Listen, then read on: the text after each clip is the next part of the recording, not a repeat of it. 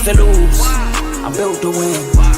Apply myself, I filled it in. No time for the doubt, they counting me out, I'm getting it in. Yeah. No time for no loss, I'm paying the cost, I'm in it to win. Yeah. Refuse. Mine, it can't be diffused. If you ain't thinking the same, then we playing by different rules. You can't see the vision, we living at different views. Until we complete the mission, keep getting up, never snooze. I walked a mile in my shoes, had the mind of a fool, chasing diamonds and jewels. Trust me, I was confused. Started minding my business and used my mind as a tool. Ended up finding my purpose and found the time to get to it. They told me I couldn't do it, they told me I couldn't make it. They sold it, could never break it. That's sadly mistaken. I need a piece of the pie, I want it so bad I can taste it. They told me like Toby, keep on running, toes they gon' take a refuse to lose, built to win. Apply myself, I filled it in. No time for the doubt, they counting me out, I'm getting it in. Yeah. No time for no loss, I pay for the cost, I'm winning to win. Yeah. Refuse to lose, I'm built to win. Apply myself, I filled it in. No time for the doubt, they counting me out, I'm getting it in. Yeah. No time for no loss, I'm paying the cost, I'm in it to win. Yeah. Refuse. Welcome back to CTC. I'm your gracious host, Carl, and I'm back with another episode. And today we are previewing the... Why did I join loop a third time? I wasn't supposed to do that. But anyway, we previewing the ACC, and it's a good thing to be here. It's a lot of work, but that means football is right around the corner. We about, what, a month, 19 days away from week 0, a great time of the year. Now, I normally don't do these alone, and I'm not alone today for this year's ACC, which, by the way, this is my 4th annual ACC preview, which is crazy to think about. But I got 2 special guests with me. The first one, he's also a part of the network. He has his own show called Dave's Doghouse. Hold on, let me see. Okay, hold on. But he has his own show called Dave's Doghouse. It's my boy Dave. Welcome to the show, Dave. Welcome back. Hey, let's get it. Hey, I'm excited. Happy to be back to talk about the ACC again. So let's get it. Yes, sir. And my other guest, another familiar face to the show, been here since the start of the show, maybe having technical difficulties. I'm gonna bring him up first to see if that may make the technical difficulties go away, because backstage there were none until we kicked them, But anyway, hold on. Oh man, we gonna see 8. Oh wait, he just left.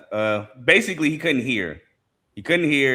So I was trying to see if I bring him up, would that change anything? Because earlier backstage while we were talking, he heard fine. So I didn't know if it was because we kicked him, to do the intro and everything, or what have you. Let me know. Can you hear me? Cool. We got my boy Ace, Miami fan, as well with Dave. Welcome back, boy. Thanks, man. I'm happy to be back. I'm happy to see you in the orange and green.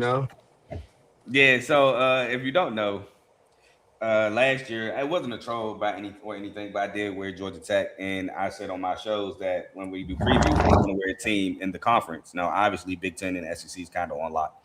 I might change one year, but this year, I ain't going to lie, it's still going to be Michigan State or South Carolina. But I'm going to switch it up. I'm going to try to switch it up. Last year, I wore Georgia Tech. They thought I was trolling with the Georgia Tech thing because of Georgia Tech's history, but it wasn't. I just like Coach Key a ton, and I like the Georgia Tech team, so that's why I did it.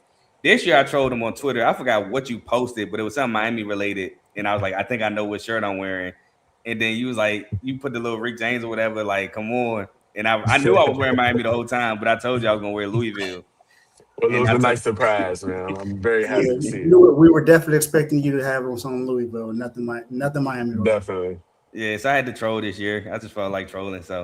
But that's no indication of what I might be thinking. Like I said, I just wear a team in the conference every year. I didn't have Georgia Tech winning the ACC last year. So who knows if I got Miami winning the ACC this year? We'll wait and see. But any words I want to say before we jump right in?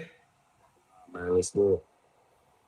All right. By the way, again, I am not a Miami fan. I'm just wearing a shirt from the conference. But we're going to jump right in to a team whose coach is on the hot seat, in my opinion. and that is the Boston College Eagles, head coached by Bill O'Brien, who will be both the head coach and the offensive coordinator, so the play caller for Boston College this year. They do have a new DC, Ted Roof. So, kind of revamping of the staff a little bit, and in my opinion, if they have a season the same, if not worse, or slightly better than last year, Bill O'Brien might be out of there. In my opinion, this is third year there, coming into the season. If he doesn't have success, I think they may be looking for a change another guard. But last year they were 2-10, 1-7 in conference play. Not a great year. Now they were in some games. They were in the Michigan State game, which is not a conference game, but that game went to double overtime, which in hindsight was pretty foreshadowing of how bad of a season Michigan State was going to have. But nonetheless, they were in that one. They were in the Cal game. Cal actually had a really good season before, I believe, Dylan Longerbeam threw a pick to lose that one. But they were in some games, just could not finish. Y'all want to say anything before we dive into Boston College? Hey, I think I might be with you when you talk about him being on the hot seat.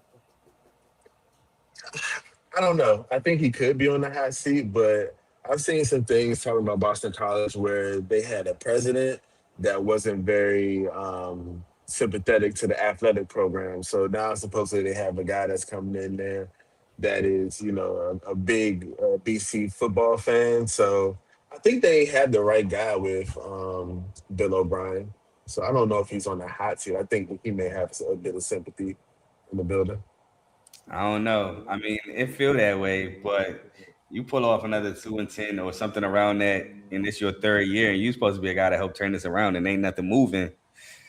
I mean, like you said, new president, but it might be a change in the guard because not only is he the coach, I think it's like when he was with Houston towards the end of his tenure with Houston, he kind of controls like the ingredients too, like the players and everything like that. So I don't know, but without further ado, Boston College, they returned one offensive starter, which is the offensive lineman Michael Coombs, and 4 defensive starters. They returned Carter Davis, defensive back, 59 total tackles, 34 solos, a sack, and 2 pass breakups. Isaiah Ferris, defensive back, 28 total tackles, 21 solos, 6 pass breakups, and a fumble recovery.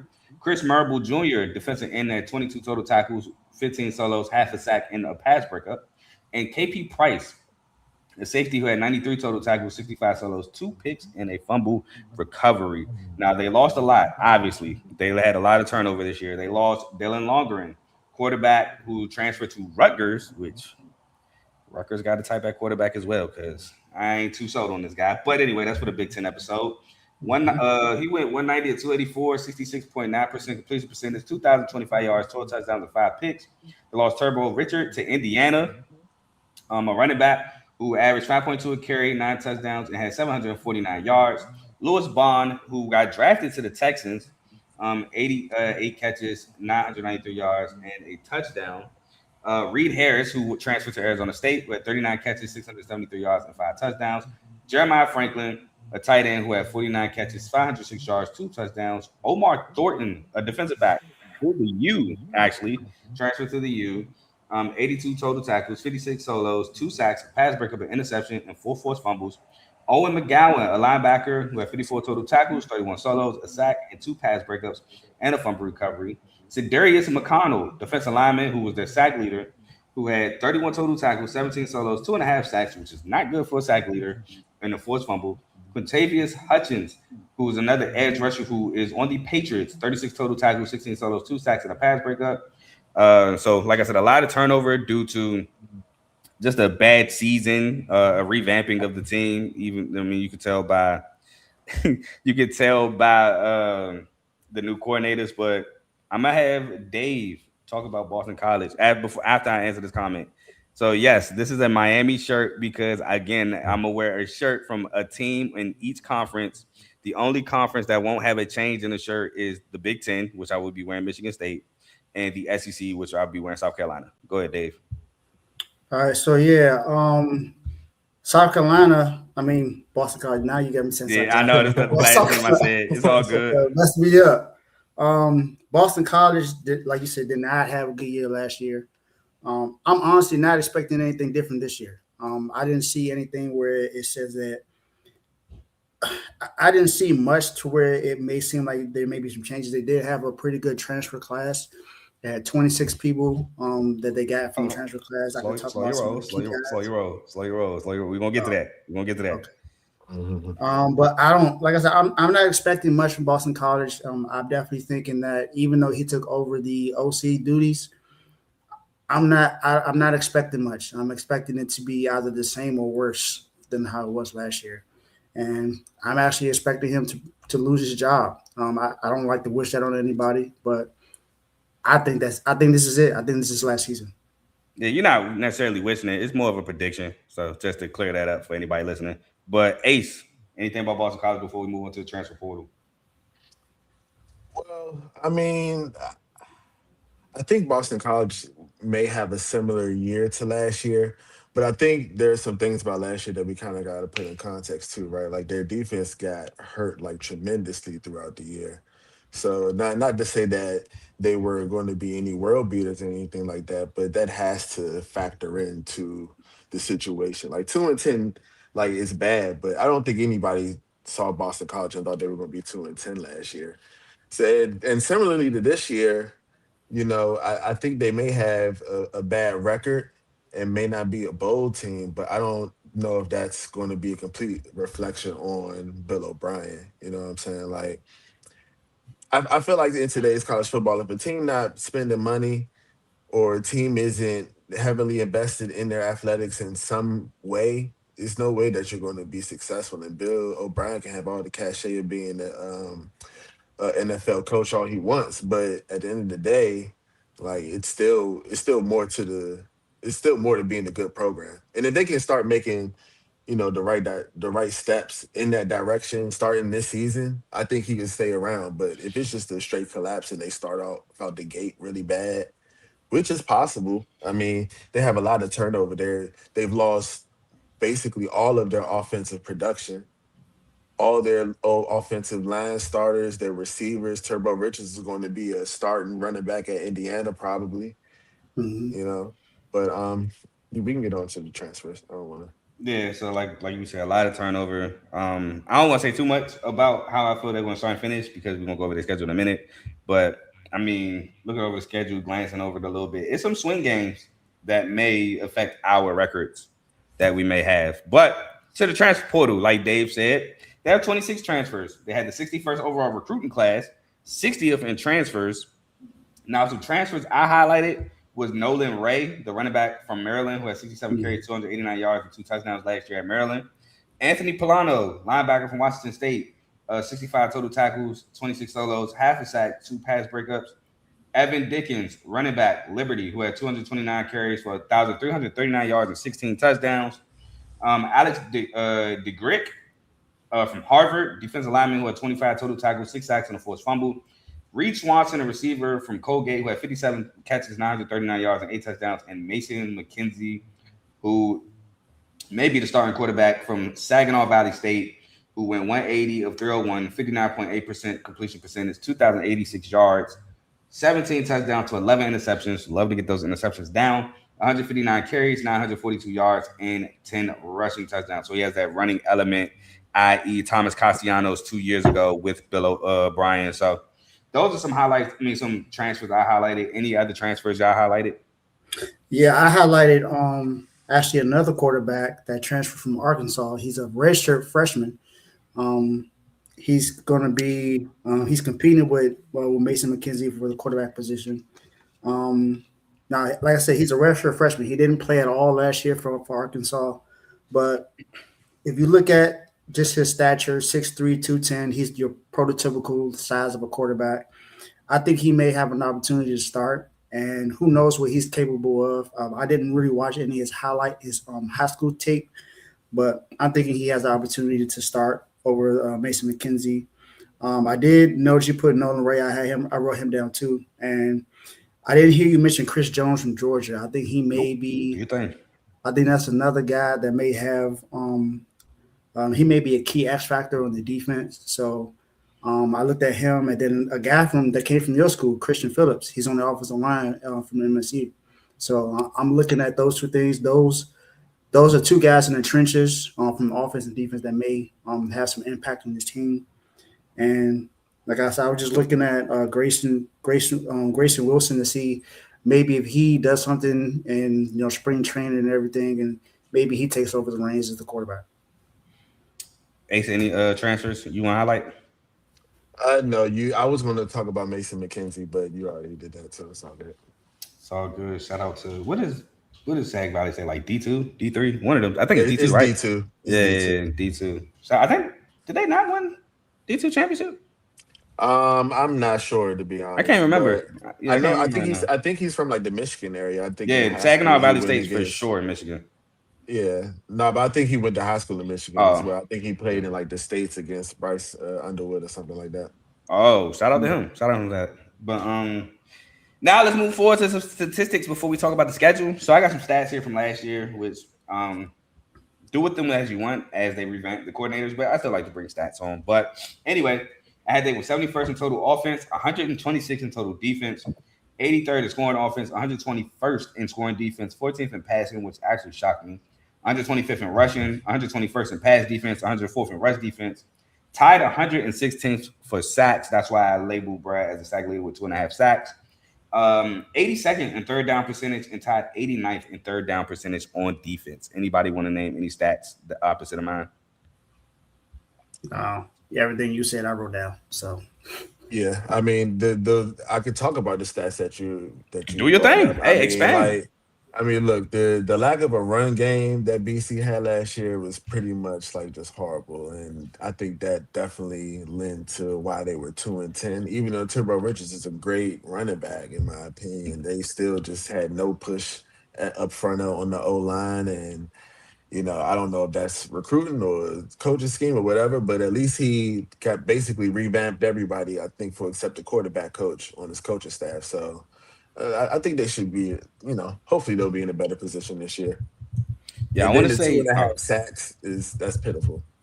Yeah, I want to say Freddie Kitchens, if I'm not mistaken, was the OC for BC last year, right? Oh no, that was North Carolina.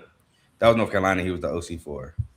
We'll talk about that later. But anyway, without further ado, it's everybody's favorite part: predicting the schedule. First game of the year is a doozy. Played at Cincinnati. I have it as a loss. Loss. That was a loss. Next, we have the red bandana game against Rutgers. Because it's the red bandana game, I gave them the win. That's exactly why I gave them the win. I gave them the loss. I'm not mad at you. I wrote a loss originally, tough crowd. But that red bandana game, that turned BC up for whatever reason. So definitely did. That is true. I just think it'll be different this year. Yeah, so I gave him the win. We move on to at home versus Maine, where I have as a win. I have a win. I have a win. Next, at home versus Virginia Tech, I have as a loss. Loss. On the road against SMU, I have as a loss. Loss. At home versus Pitt, I have as a loss. I have as a loss. I think this could possibly be a swing game, but I got it as a loss. It was a loss as well. I don't have it as a swing game. I do have it as a loss. I ain't mad at you because they are at home. On the road, against Georgia Tech, I have it as a loss. Loss. Yeah, that's a loss. On the road against Duke, I have it as a loss. I have it as a loss as well. I have it as a loss as well. At home against Florida State, I have it as a loss. I have a loss. I think this could possibly be a swing game too, depending on how bad Florida State is. So, but I have it as a loss. Yeah, I have it as a loss. I don't think it'll be a swing game though. I know they have tough games sometimes, but yeah, but I'm with Ace. I agree. It shouldn't be a swing game. If it's a swing game, that is more of an indictment, like you said, Dave, on Florida State. On the road, it is reasonable though. It is reasonable. Like it's not out of the realm of possibility. Y'all are saying that because you're Miami fans, but I mean, respect. No, this is how bad they were last year. yeah, and the year before that. There you go. On the road against Notre Dame, Loss. Yeah. We already know what's up with that. They might get blown out in that game. Might. That's a blowout for sure. At home against Syracuse, I have it as a win. They rally and get a dub. I also have that as a win. I have it as a loss. This is my swing game, though. My swing games were definitely Pitt and Syracuse. Syracuse is And for sure my Rutgers. swing game. Rutgers is another swing game, but like I said, Red Man Dan, I gave it a dump. And the last game against the Hurricanes, I have as a loss. On the road, I should say. Yeah, I know what's going on. Yeah. All right, so that brings my Boston College record to 3-9, 1-7, taking the under 3.5 wins. Yeah, I have 1-11, 0-8 in ACC play. Dang, you got the only win being Maine? Yep. Yeah, I see why you have him getting fired. Ace. Yeah, he's definitely getting fired if he only gets one win. Jeez. I have him as 3-9, and I think at 3-9 he doesn't get fired. Honestly, if he plays, if these are close games, like let's be real, like I think BC lost a couple of close games last year. Like They I can did. look up. They did. Like, They I don't think lost they a were few just close games getting last year. dog walked. You know what I mean? And to be fair, I've seen a little bit of Mason McKenzie. Like, obviously, I think he is a little bit of Thomas Castellanos, and I think Bill O'Brien would prefer somebody who could kind of spin it a little better. However, the playmaking ability's got to give them something. I like what's his name, Evan Dickens, coming from Liberty. I think he's a pretty good running back. I think the main question of this team will be, can these players adapt to the pro style offense that he kind of wants to run? First of all, can they be physical? Can they play clean football? Because that was a big problem with them as well. They weren't playing clean ball.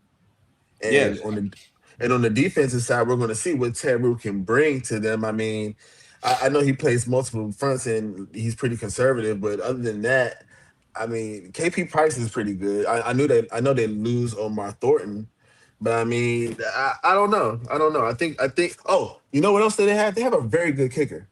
They have a very good kicker. If you have a good kicker in college, you can kind of hang around. He only missed one field goal last year, and that was in like a dome. Yeah, that's fine and all. But I'm just looking at the schedule, and that kicker may not even. I still say they 3-9. Like, I'm not saying they that kicker might not game. Against Notre Dame, he ain't gonna come into play. Against Miami, he's not gonna come into play. Against SMU, he's not gonna come into play. Duke, he shouldn't. Georgia Tech, he shouldn't. Cincy, he shouldn't. But I do feel you, and although it's kind of like how I felt about the Jets in the NFL, like. I feel like Boston College might be decent, even though I feel way higher than. Nah, they ain't have enough close games last year. I'm looking. No, I'm gonna make it make sense. Enough. I'm gonna make it make sense. I think the schedule might not the record might not indicate how good or bad this Boston College team is because of how tough the schedule can be. I mean, you got to play Notre Dame, Florida State, which Florida State ain't been the greatest, but it's still Florida State versus Boston College at the end of the day. SMU, Georgia Tech, who's been a consistent 9-10 win team of late. Miami, who just made the national championship. Pitt just had 8 games won last year. I mean, Duke just won the ACC championship. Now, they're the same team, no, but they're still your reigning ACC champs. It's kind of a tough schedule. I don't think Bill O'Brien gets fired because it is an improvement. But I do think he's kind of in the hot seat, and he got to do better than last year. Listen, I think this is the bar for them. Can you run the ball? Can you generate sacks? Can you win some close games? If you do those 3 things, you're sticking around. Third one might not be a thing to get done, but I don't think so. Physicality, I like what you said. He don't need to win. He don't need to win every close game. I'm just saying. Nah, I get you. It just needs to be. It just needs to look better than last year. Nah, I get you. I like the fact that you brought up that Boston College has to be physical. I think that is something they kind of lacked last year. Is the physicality. So it's something they missed. That's something that happened when they had Matt Ryan, Luke Kuechly, like back in those days. Shoot, Andre Williams. Granted, that's 20 years ago now, but I mean. Yeah, Andre was about 12. Yep. But it's enough about Boston College. We're going to move on to a team that I kind of like last year, and that is the Cal Golden Bears. And speaking of Golden, they returned their golden child, JKS, at quarterback, who took the country by storm as a freshman last year, spinning the ball. But Cal has also revamped. They went and got a new head coach, Tosh LaBoy, who was Oregon's defensive coordinator. They got a new OC, Jordan Somerville, coming from the Bucks. and the defensive coordinator, Michael Michael Hutchins, Hutchins. coming from the Vikings. So revamped not only the coaching staff, but kind of had to revamp the team a little bit. They lost some key players. They were coming off a 7-5, 4-4 season where they lost the Hawaii Bowl, which was a great bowl game to watch on Christmas Eve, the only game on TV at the time. It was a great bowl game to watch. If you missed it, you missed a good one. Versus Hawaii and Micah Alahado, who also took the world by storm, not only being a 21-year-old freshman, but spinning that thing at Hawaii and making a bowl game. Actually having Hawaii looking like a fun team to watch. But they returned 9 starters, 6 on the offensive side of the ball, 3 being O-linemen, and 3 on the defensive side of the ball. Like I said, they returned JKS, who had 18 touchdowns to 9 interceptions, 3,454 yards, completion percentage of 64.2. And he added on 4 rushing touchdowns. They returned Mason Minnie, the tight end, who had 35 catches for 387 yards and 4 touchdowns. Cam Sidney, defensive back, who had 47 total tackles, 28 solos, a sack, and 3 pass breakups, an interception, a forced fumble, and a fumble recovery. Aiden Manotai, defensive back, who had 44 total tackles, 31 solos, 2 pass breakups, interception, and a fumble recovery. Jaden Wayne, a linebacker, who had 25 total tackles, 8 solos, 2 sacks. Yeah, I want to talk about Cal before we get into what they lost in the transfer portal and stuff like that. Yeah, I wanted to talk about what their offense and defense is going to look like, kind of, sort of. Go do your thing. Because I wanted, I looked into Jordan Somerville, and I noticed his offense is more it's like player centered, and he tries to has explosive offenses. He also tries to make sure it's quarterback friendly, and to try to create vertical mismatches. So that's something to look for when it comes to Kyle's offense. Along with, I know we're going to talk about the transfers later, but along with some of the transfers that they had come in. And the defense, well, Michael Hutchins, like you said, he came from the Vikings. He's going to try to provide multiple fronts and a heavily disguised defense. Something that the Vikings they still do to this day. So I think he's going to try to bring that to Kyle, and it may help Kyle be a little bit better than they were last year. Yeah. So Ace, go ahead. I agree with you. Yeah. As far as Kyle, I think that, JKS is going to be the engine that makes whatever the season is going to be happen. I think they'll be a pretty good team. I'm very interested to see what's going to happen. I think that they've had some interesting transfers. I think that they have a pretty decent schedule, and they can for sure make something shake this year. Yeah, man. They actually played spoiler to SMU, which I know y'all were probably happy about. Last game of the year, which prevented SMU to go into the ACC championship game, which made Duke go, and Duke ended up winning. So they were a solid team. Now they had their faults. I would just go back to the game last year against Virginia Tech, where Virginia Tech literally ran the same quarterback run with Kyron Jones to a tune of, like, I would say every time they ran it a good 10 yards of pop. They consistently ran it. It was I think it was a Friday night game in Blacksburg. But they lost that game just because of the quarterback run with Kyron Jones alone in that game. And I believe JKS had some bad interceptions, but they could not stop that play. So got to stop the run if you're Cal, which, like you said, with Michael Hutchins bringing in those multiple fronts and disguising defenses, that could help a lot. But let's get into what they lost. So they lost Kendrick Raphael in the conference, mind you, to SMU, running back who averaged – I didn't write his average. I normally do. Don't know why I didn't. 232 yards a carry. 232 carries, my fault. 943 yards and 13 touchdowns. 34 catches, 45 yards, and a touchdown. Jacob DeJesus, who's currently on the Chiefs, 108 catches, 1,030 yards, and 6 touchdowns. Who was a Swiss Army knife, by the way. Return kicks, return punts. You could give him the ball on the ground, give him the ball through the air. Just did everything. Tron Grizel, 55 catches, 88 yards, and a touchdown, wide receiver. A huge loss, Cade Ulave, linebacker, who transferred to BYU. Yep, BYU, 97 total tackles, 42 solos, 3 sacks, 4 pass breakups. Luke Farrelly, linebacker, transferred to Ole Miss, 91 total tackles, 38 solos, a sack, a pass breakup, and an interception. Hezekiah Masses, my guy in the league on the Raiders, cornerback, 47 total tackles, 31 solos, 12 pass breakups, 5 interceptions. Brent Austin on the Broncos, cornerback, 42 total tackles, 26 solos, 13 pass breakups, 2 forced fumbles, and a fumble recovery. TJ Bush on Minnesota, edge rusher, 40 total tackles, 17 solos, 5.5 sacks, and a pass breakup.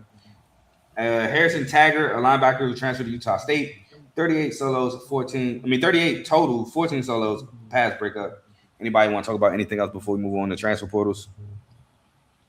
Nah, No, they lost a lot though. Like those The are some defense, key yeah, players that they lost. the very key. defense end for sure. Now, there were the 35th overall recruiting class, 14th overall in the transfer portal, which is really high for Cal. And they had 32 total transfers. So I know I didn't even write down close to 32. So I know we should have some different transfers here. But my first one I put, speaking to you, attacking vertically, Dave, was Ian Strong, receiver from Mhm. Rutgers, 52 catches, 762 yards, and 5 touchdowns. Adam Mohammed, running back from Washington, who had 106 carries, 523 yards, 4.9 a carry, and 5 touchdowns. Dorian, Thomas, tight end from New Mexico, 56 catches, 560 yards, and 4 touchdowns. Chase Hendricks, a guy I really loved at the University of Ohio, 71 catches, 1,037 yards, and 7 touchdowns. Who worked the slot for sure for them.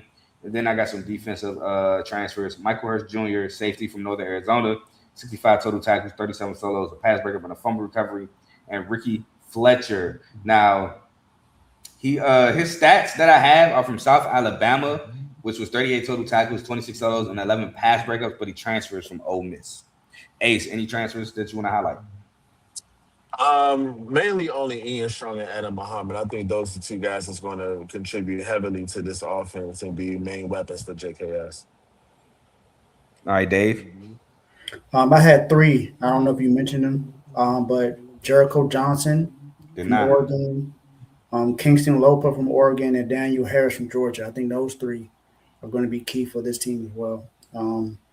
Daniel Harris comes with that SEC attitude, so I think he's going to help Kyle when it comes to that. And then the two guys from Oregon, I mean, they know what explosive offenses look like coming from Oregon, so they can help when it comes to that as well. Yep. All right, some stats I have. They were 87th in total offense, 62nd in total defense, 84th in scoring offense, tied 82nd in scoring defense, 17th in passing, 44th in pass defense, 133rd in rushing, 78th in rush defense, tied 101st in sacks, 51st in red zone offense, and 74th in red zone defense. Any statistics before we move on to the schedule? Nah, Yes, no sir. stats from me. All right. So with that being said, I ain't gonna lie. This first game, I scribbled out. I had a thing and I scribbled it out. First game against UCLA, I have as a loss. I put it as the winners first. I changed it to a loss. I have it as a win. I have it as the win as well. I ain't gonna I lie. did go back and forth on it, but I have it as a win. Yeah, What made me change? I think all of us did. I think all of us did. What made me change my mind was the fact that UCLA got Bob Chesney, and Bob Chesney is a great coach. And this is Toss LaPoy's, I believe, first head coaching job. Might be a little struggle, a little bit going against Bob Chesney, who's hit the ground running wherever he's been at. So that kind of was the deciding factor for me. But hey, again, I think it's a swing game for sure.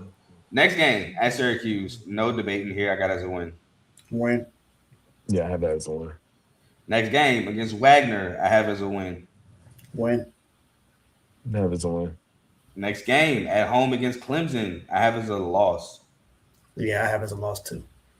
I have that as a loss as well. Next game on the road. This was another tough one to me. On the road against UNLV, the former home of my boy Anthony Calandria. I have as a win. I have as a win. I have it as a win. I was tough. I like when dang. He used to coach at Florida. He coached at UNLV now. I can't remember his name, bro. I'm so mad I can't remember his name. He used to coach at Florida, bro. Somebody help me out. I'm sorry. Dan? UNLV head coach. Mullen. Dan Mullen. Ron Mullins. Dan Mullen. Yep. I like what he's doing at UNLV. And it was a tough one, but I picked Cal to win it. Virginia Tech, I have as a win. I have as a loss. Virginia Tech is a win. I think Virginia Tech going cross country. It's going to get them. Not only that, the fact that they lost that game the way they lost it, I think it's heavy on some of those Cal players' minds. So I got them going in revenge. I got that. I think I know we're going to talk about Virginia Tech soon, but I think James Franklin coming over is going to change a lot of things for Virginia Tech. So, we're gonna get there because I like James Franklin, Virginia Tech a lot. I do like that. That was a big reason for me to changing that because I originally had put that as a win for them, but then I had to remember about James Franklin and I looked at everything else. I was like, no, I think Virginia Tech takes that game. I'm not mad at you for respect it. that. Yeah, I respect that. I'm not mad at you that being your logic. Do I Wake agree? Forest. It's Yeah, we definitely disagree, but I'm not mad at your logic. I feel like that's a swing game for sure. Wake Forest, I have as a win. Win. At SMU, after they upset them, they traveled to them. I have SMU winning. I'm sorry. Kevin Jennings is there. I know he wants revenge. I have as a loss. I have as a loss too. I have SMU winning, so that's a loss. All right, next. At NC State, I have as a loss. I have as a loss too. I also have as a loss. I think that's going to be a fun battle to watch JKS and CJ Bailey on the same field. At UVA, I have as a win, but this is a swing game. I have as a loss. I have that as a loss as well. I think this is a tough game to choose. UVA does have a lot of turnover. Chandler Morris is finally out of college. I think he tried to fight for another year and he got denied. But yeah, I think UVA has a tough little quarterback battle too. We'll talk about that later on. But yeah, I just went with Cal. I think UVA is dealing with a lot. But I don't think it's a swing game. Yeah, I think UVA is going to be solid this year though. Stanford, I have as a win. Win. And Pitt, I have as a win at home to finish the season, senior night. I have a win too. I have a win as well. So my final record for Cal, I have them going 8-4, 6-3 in conference, taking the over 6.5 win total. I have them at 7-5 and 4-5 in conference play. So you have the over as well. I have them at 8-4, 6-4 in conference play. Whoa, you got an extra game. I do. You said 6-4. Wait, I have them losing to 5-4. My bad. All right, but you still got the over 6.5. So we all have the over 6.5 win total. All right, so Cal looking to slightly improve of last year.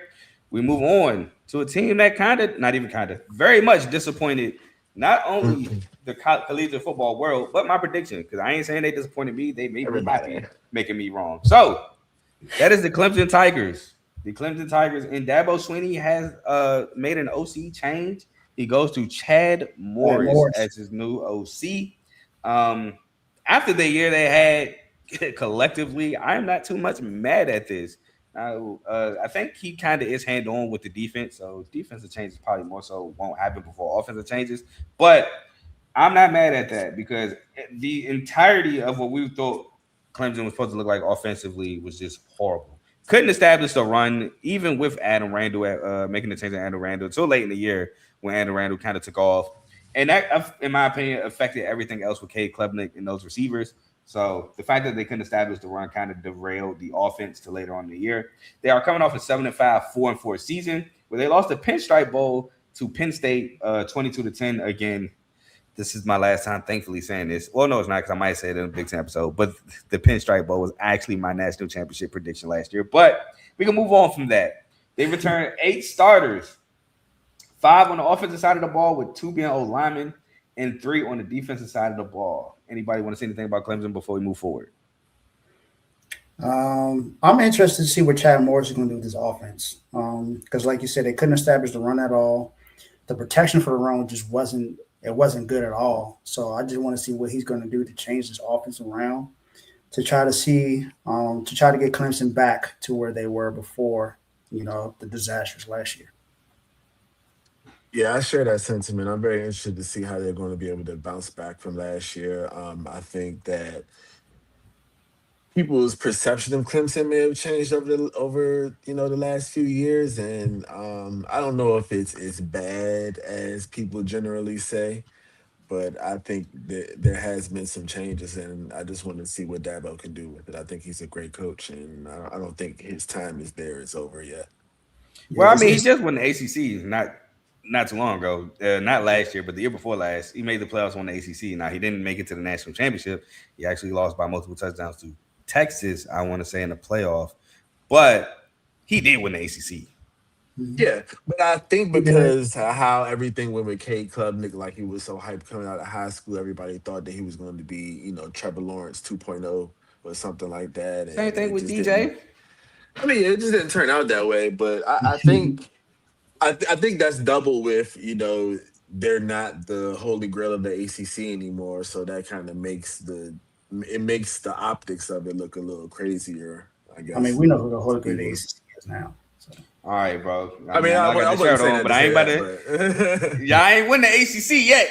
Y'all the best team in the listen, ACC, but we never had, y'all haven't but made the championship game yet. It still boggles my we made mind how it. We y'all made it. We blow made it. it. We made it. We made it. Clemson The dog. last y'all made it, I'm talking about recent. The last time y'all made it was what?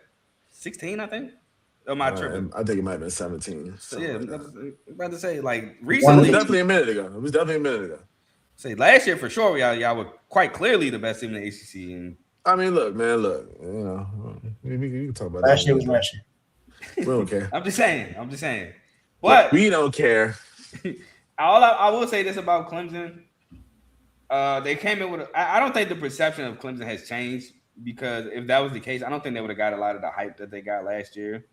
I will say they haven't been national championship contenders since Trevor Lawrence. I will say that. Well, I think I the might take it perception back. has I'm about to changed from say, last year to this year. I think it has well, changed a little that bit. yeah, I don't think people got them winning the ACC or making the national championship this year. No, some might have them winning the ACC though. I could be wrong. I might have them winning the ACC. Who knows? But Clemson fans. Carl, you don't have Clemson in the ACC. I know you don't. we don't know this. The show is far from over. But I will say this: I do think people look at Clemson as a power in the ACC, and I will look at Clemson. People, I will say, I think people look at Clemson as a team that should make the playoff every year, if not every other year. So, Yeah, especially if we go to there's 24. really like a top four in the ACC right now. If you really look at it, Yeah, it's like 14. SMU. SMU, I would say with a Louisville, gap. Miami, and TCU. Go ahead, Ace. Do it. I want. It's I the know top where. four I with a already know where gap. you're going with this, though. I want to hear your top four with the gap. I know where you're going with this. I just want Four, to hear like you the say top it. four of the ACC. All right, I'll say it's Clemson, Louisville, SMU, then us. I see. I knew that's where you were going. I had to hear you say it. I knew that's where you were going.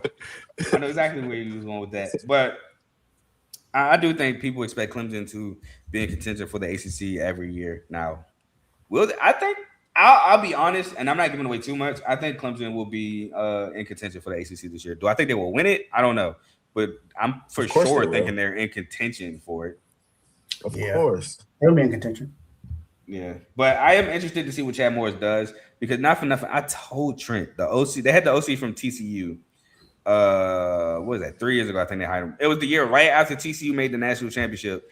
They took him from TCU, and I told Trent, I do not give that OC any credit for the year that Max Duggan or TCU had, because they started off trying to play Chandler Morris against, was that Colorado, I think?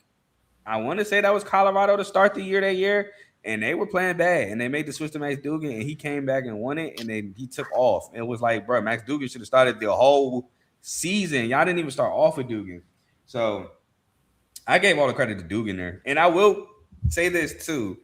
He does get credit for the year with Cade Klubnik the year before, but was that really him, or was that Cade Klubnik? Because that looks like an outlier. A bit. The 36 touchdown, 6 interception year looks like an outlier. So was it really? Yeah, it does. But I mean, but how much changed from those years? Like I think there were like it was some Not coaching they changes brought or everything something. back.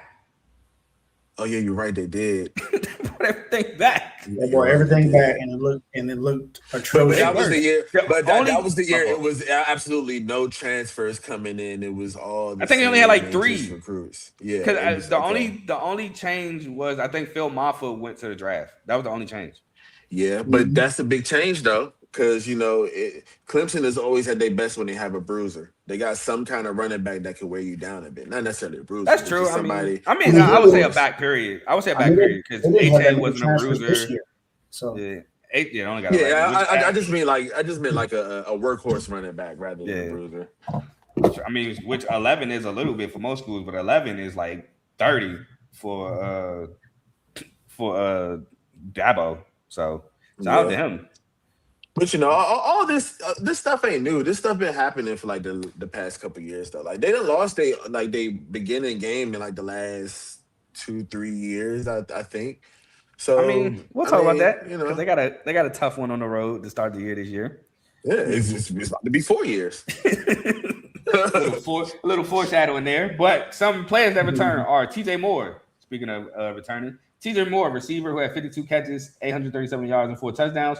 Bryant Wesco, a receiver who had 31 catches, 537 yards, and 6 touchdowns. Sammy Brown, 106 total tackles, 51 solos, 5 sacks, 5 pass breakers, a pick, a forced fumble, and a fumble recovery. Just a dog. Will Help, defensive end, 47 total tackles, 20 solos, 7.5 sacks, 2 pass breakups, and a forced fumble. Ashton Hampton, a cornerback who had 45 total tackles, 35 solos, a sack, 8 pass breakups, and an interception. Now, they lost a lot this year. I mean, a lot of production. They lost Cade Klubnik, who got drafted to the Jets.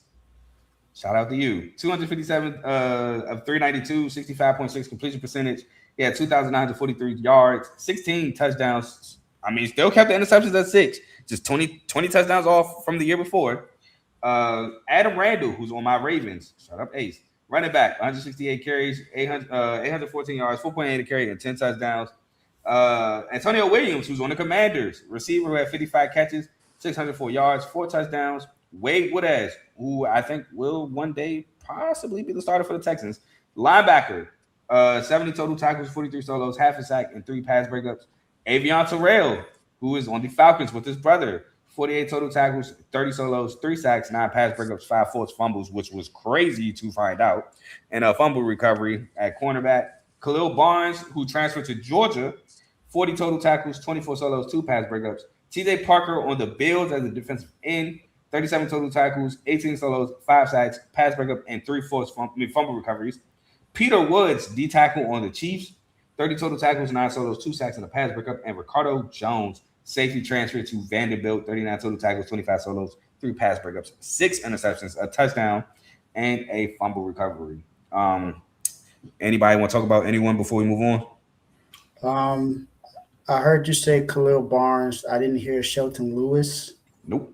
Stephylan Green. No. Or Parker Fulgham. I think those are 3 other departures that were key losses for them as well. Nope. Did not talk about them. Shout out to you. Ace, anything? No departures.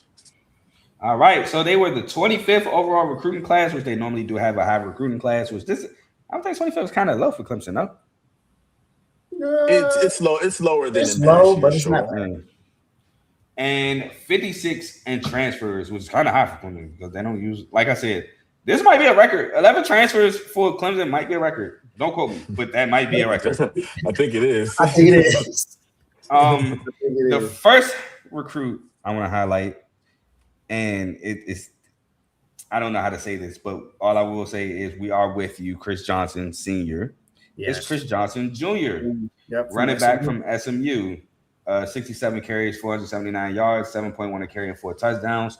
Our prayers are with your father as he is going through his battle with ALS for sure.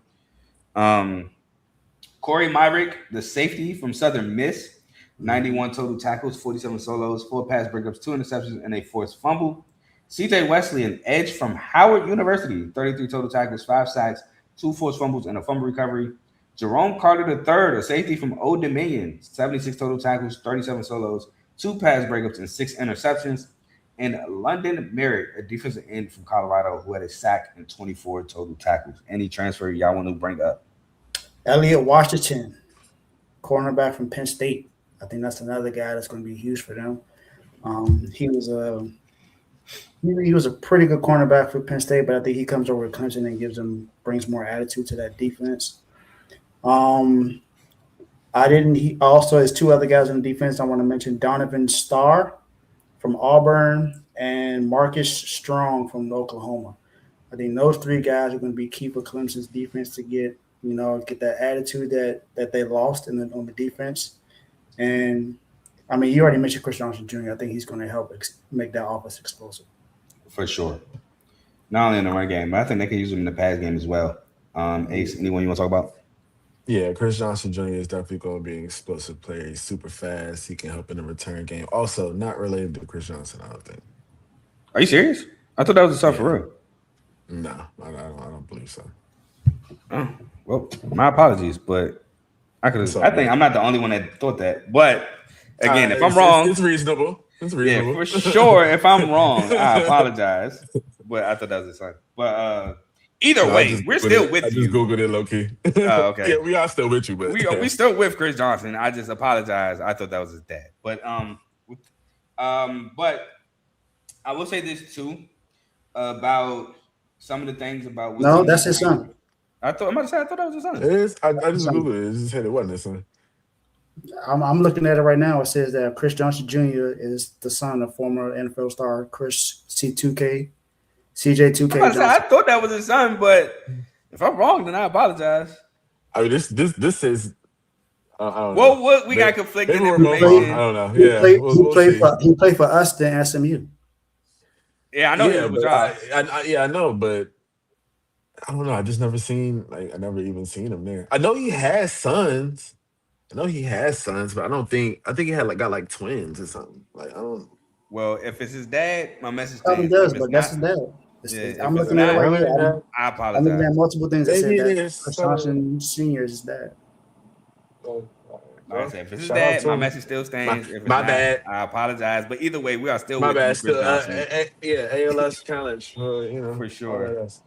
But I will say this: I think Clemson offense will be a lot better with the talent coming in, because not only do they retain 2 receivers from last year who I think will do well, but like you said, they have their workhorse, and I'll say they have their CJ Spiller or I had his name in my head, but I can't remember. Travis Etienne. They'll have their guy like that. But defensively, I think they got some guys that can help create turnovers, which Clemson loves to do, which any defense loves to do, is create turnovers, but especially Clemson. So I think for sure this is a good transfer portal class for them, and will help. The returner was once a transfer, so he has staying power with the transfers he get. But I had Clemson was 63rd in total offense, 55th in total defense, 71st, in scoring offense, tied 31st in scoring defense, 22nd in passing, 118th in pass defense, which is terrible by Clemson standards, 105th in rushing, 16th in rush defense, 113th on third down percentage on offense, 14th, however, on third down percentage on defense, so they got off the field very efficiently. Tied 50th on first downs and 105th in red zone offense. So a lot of their struggles came with not getting a lot of first downs, not converting red zone trips into touchdowns, and not being able to run the ball. Anything anybody want to add before we get to the schedule? Not at all, my guy. I'll say this. I do want to say that. Go ahead, Ace. Go ahead. I was going to say this, Ace, that those some of those 100 rankings, don't that sound familiar to you? It definitely does, for sure. Not too long ago either. Yeah, exactly. But, just 2 years ago. Y'all just told me to pass the pass, and here I go blast the pass. But go ahead.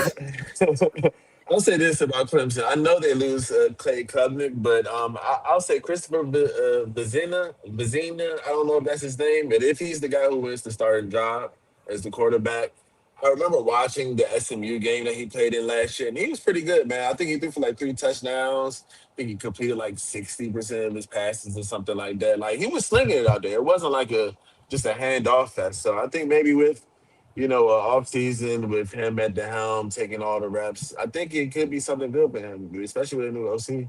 Yeah, I ain't mad at the thought process. I was just about to say with a new OC too, definitely could be a lot different, change of life there. So we'll see. Again, not like I'm hoping for it, but if it happens, it happens. But we'll move on to the schedule. First game, Death Valley at LSU. They both, funny enough, are the Tigers. Both call their stadium Death Valley. I have them losing at LSU.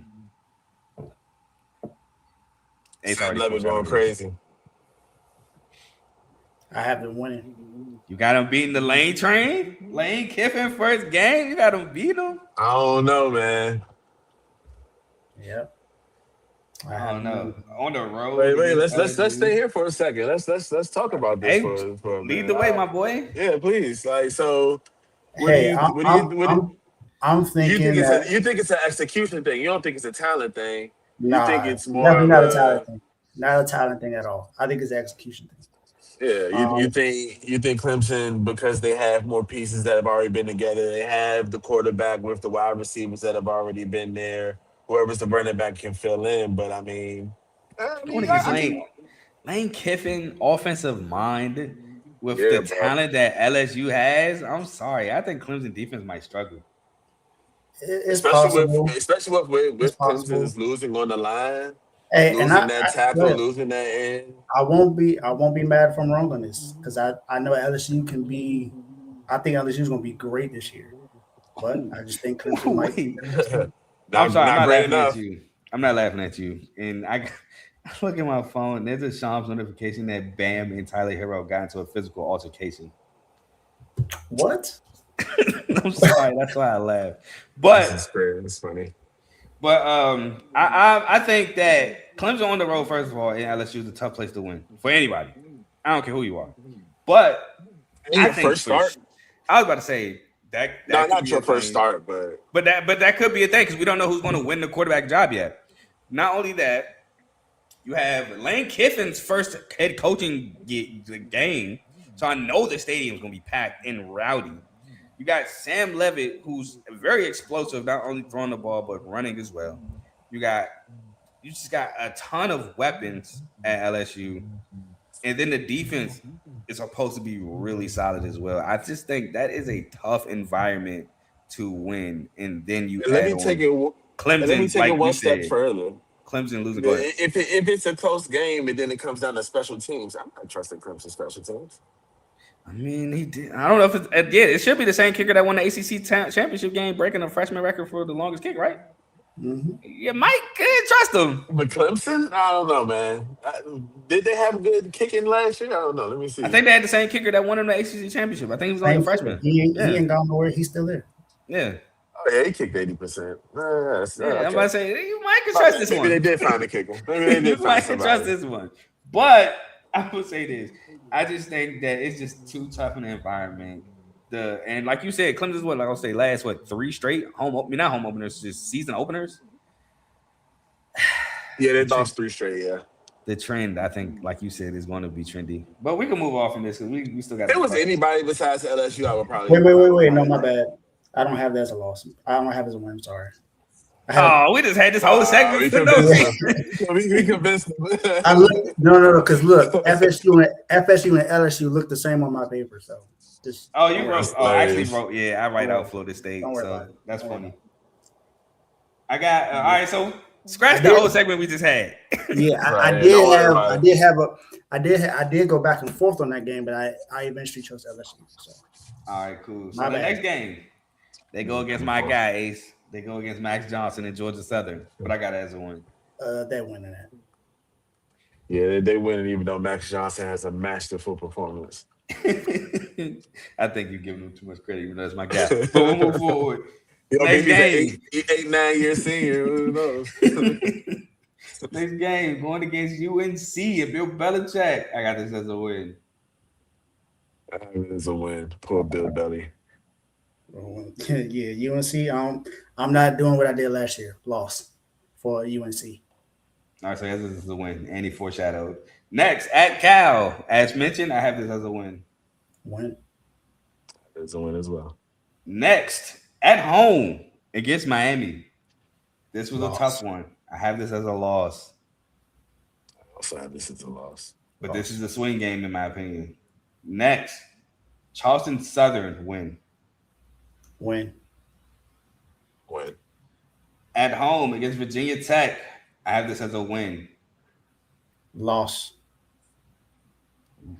I have them beating Virginia Tech. Ooh, you're really high, James Franklin. I can't wait for that segment now. Yeah. Next game, at Florida State, I have as a win. Win. But that's a tough environment for Clemson to win in. I want to acknowledge that. Next. Sure. On Halloween, too. Yeah, that's definitely. At Syracuse, I have this as a win. I have some things to say at Syracuse segment. Yeah, I got it as a win as well. Have it as a win. Next game, at home against Georgia Tech. I love me, Coach Key, but I have this as a win for Clemson. Win. A win. Final ACC opponent on the road against Duke. I have this as a win. Win. win. Now, mind you, they did lose last time they played at Duke. That was with Riley Leonard and Mike Elko, but still. Yeah. And last game, the Battle of the Palmetto, which is why I be throwing hate Clemson's way. I have this as a loss against at home against South Carolina. Yeah, I have as a loss too. Yeah, I have this as a loss as well. My boys, North Sellers go crazy. Please.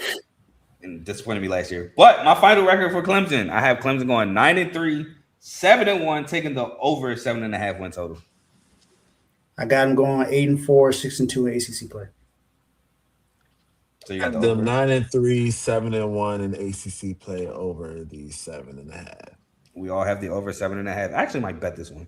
I tell y'all, last year I took like 6 of our over unders and lost by 1. I can believe that. Which was that one? I think it was Iowa State because they got hurt, all them injuries. Okay. I was so hurt about that. But we move on to Duke. The Duke Blue Devils, your reigning ACC champs, coming off of a 7-5, 6-2 ACC record, which is why they made the ACC championship game because of the 6-2. Ignore the 7-5 for anybody that's kind of new to college football. But they did win, like I said, in the ACC championship game, 27-20 in overtime against Virginia. Then they won a shootout of a Tony the Tiger Sun Bowl against Arizona State, 42-39, in which you know who was in the game, and that is how I blank on his name. He's the turnover machine.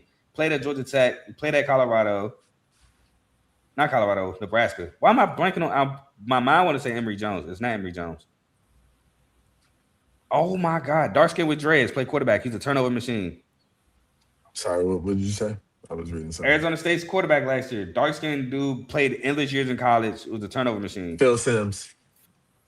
Is it Phil Sims? Jeff Sims. Jeff Sims. Phil Sims was that Alabama quarterback. Yeah. Jeff Sims. Quarterback that ain't do nothing. Nah, Phil Sims is the dude that played with the Giants. Nah, but I thought there was like an Alabama quarterback, like man. I don't remember Phil Sims. Who was from Virginia.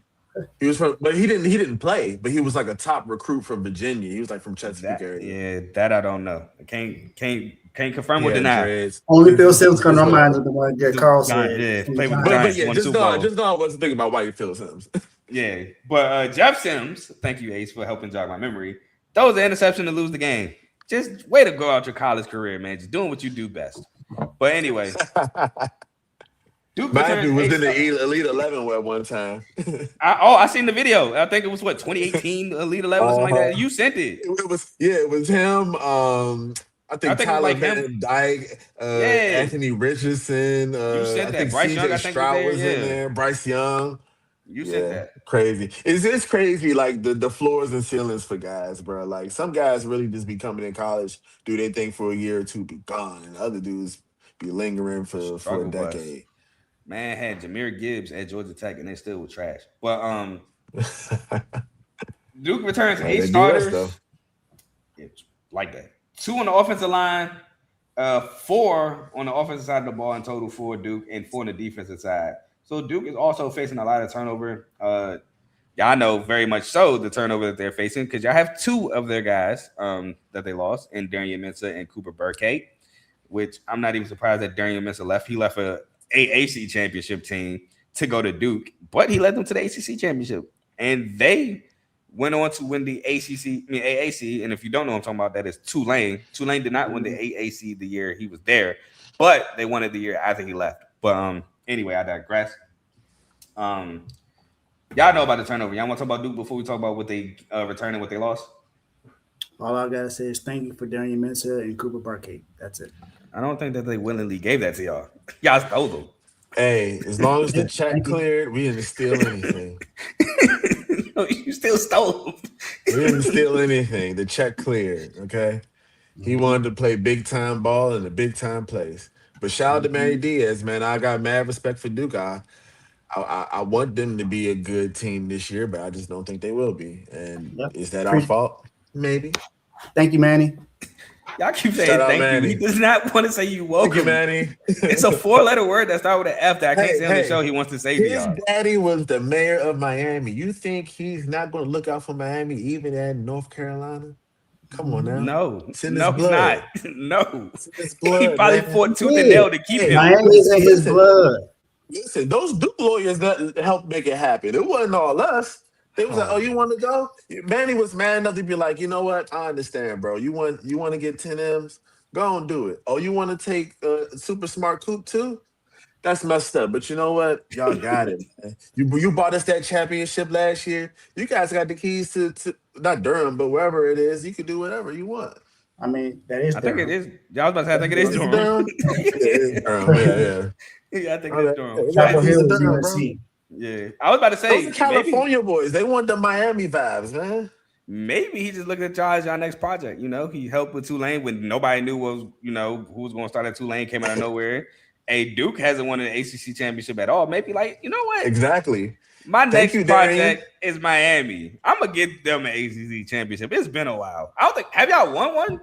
No, I know y'all were. never. I don't think y'all have. I'm about to say I know Never y'all won were in the one. Big East and y'all were really good, but I don't think y'all won one at He's ACC. never won one. And you know what? I think he's an upstanding gentleman for that. Like, what a guy to want to be a creator, to take on the challenge and just make something new. All right, y'all Yeah. segment ain't up yet. Enough about y'all. We talking about Duke. And when they do return, it's Nate Shepard, a running back who had 1,100 yards, so 1,132 to be exact. Absolutely. Took the job from Anderson Castle, who I really like out of App State.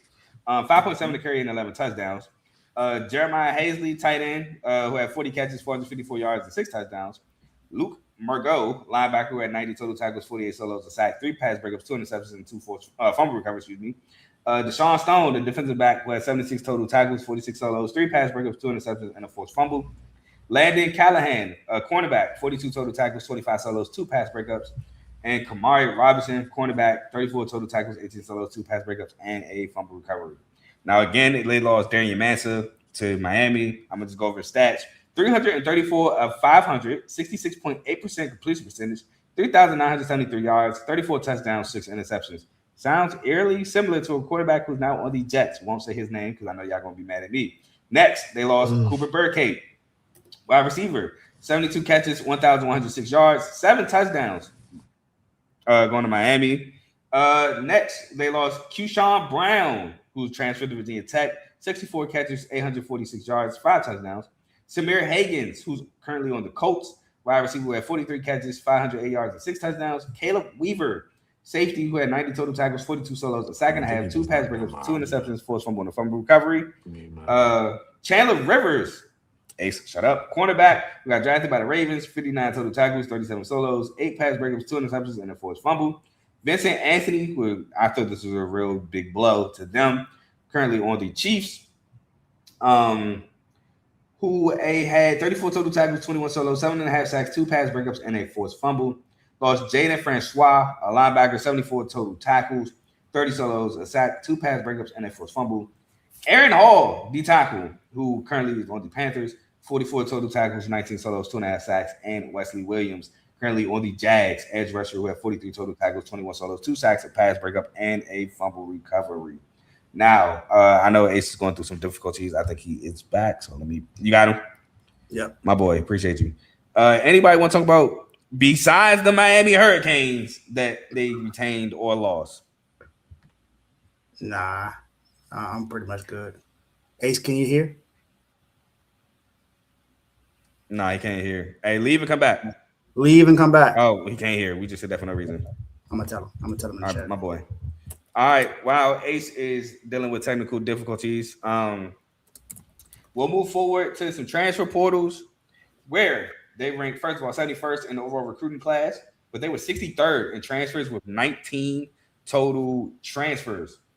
A transfer that I want to highlight is CJ Campbell, who transferred to Rutgers originally, but he lost his job to Antoine Raymond, who, can you hear us, Ace? Yeah, we live. Bet. CJ Campbell originally went to Rutgers, but Antoine Raymond had a heck of a year. So CJ Campbell is now looking for his next destination. I don't know why he chose Duke with Nate Shepard here, but at Duke. At Rutgers, he had 22 carries, 119 yards, and 5.4 a carry. But at FAU the year before, he had 165 carries, 844 yards, 5.1 a carry, and 11 touchdowns. They bring in, I don't know if y'all watch, because y'all like to get nasty in the group of 5. Like, I like to get nasty. I don't know if y'all watch Walker Egypt, quarterback from San Jose State, but he's kind of nice. I did watch him. I did watch his highlights and stuff, and I watched I watched like 2 or 3 games. He Kind of nice. nice. Yeah. Nice. Walker Eaton, 232 of 393, 59% completion percentage, 3,051 yards, 17 touchdowns, and 9 interceptions. Javon Nicholas, a receiver from Charlotte, who has 60 catches, 740 yards, and 5 touchdowns. Patrick Smith Young, a safety from North Texas, who has 73 total tackles, 44 solos, 3 pass breakups, and a fumble recovery. Dylan Flowers, a cornerback from Western Kentucky, who I actually really like a ton at Western Kentucky. 33 total tackles, 26 solos, 4 pass breakups, 4 fumble and fumble recovery. I think Diaz and this staff is really going to like Dylan Flowers as a man corner. But any transfer y'all want to talk about? Jared Richardson from Penn. I'm surprised you didn't name him. That's another guy I think is going to help out. But this offense, especially with Walker being the quarterback, I think he's going to be able to open up the playbook with having Jared Richardson as one of his receivers. Ace? Yeah, I think Javon Nicholas and Jared Richardson are going to be pretty key in helping. What's that wide receiver name? Quashawn Brown. I think they're going to be. Quashawn Brown is not at Duke. Well, I think that means that they're going to have an even bigger role at Duke this year. So yeah, those guys will be very key. Quashawn Brown transferred to Virginia Tech. Mm-hmm. Yeah. Yuck. But yeah, they should have big roles. With Walker Egypt at quarterback, who should win the job, who should be the starter, by the way. But these are some stats from your ACC champs: 25th in total offense, 119th in total defense, which is not really Duke standard. 16th in scoring offense, 98th in scoring defense. 10th in passing, 132nd in pass defense. 88th in rushing, 66th in rush defense. Tied 13th in turnover margin, and I had tied 12th for first downs. So really an offensive school last year, which is kind of the opposite of what Duke DNA has kind of been recently. And I'm not saying Duke had no offense recently because they were good offensively with Riley Leonard. Riley Leonard. And who was there after Riley Leonard? It was a year in between Riley Leonard and Darian Mensah because Leonard went to Notre Dame. I'm blanking. It was from Wake Forest. No, he went to Notre Dame. My bad. It might have been Mitch Griffiths. Is that who you're talking about? That wasn't what I was talking about. But I can't remember who it was. They had a run game. From the 2024 season? Yeah. They had a run game as their offensive. Like they were one of those teams that played really good defense and ran the ball with Riley Leonard. Oh, it was Malik Murphy. Malik Murphy from Texas. Thank you. Malik Murphy. Yeah, with Malik Murphy, they had a really good run game. So last year was kind of the opposite. Star Thomas. Yep. Last year was kind of the opposite. Well, not really, because they had a run game. They just had a bona fide passing game. They had a bona fide passing game, which was like the first time in kind of some time where they had one.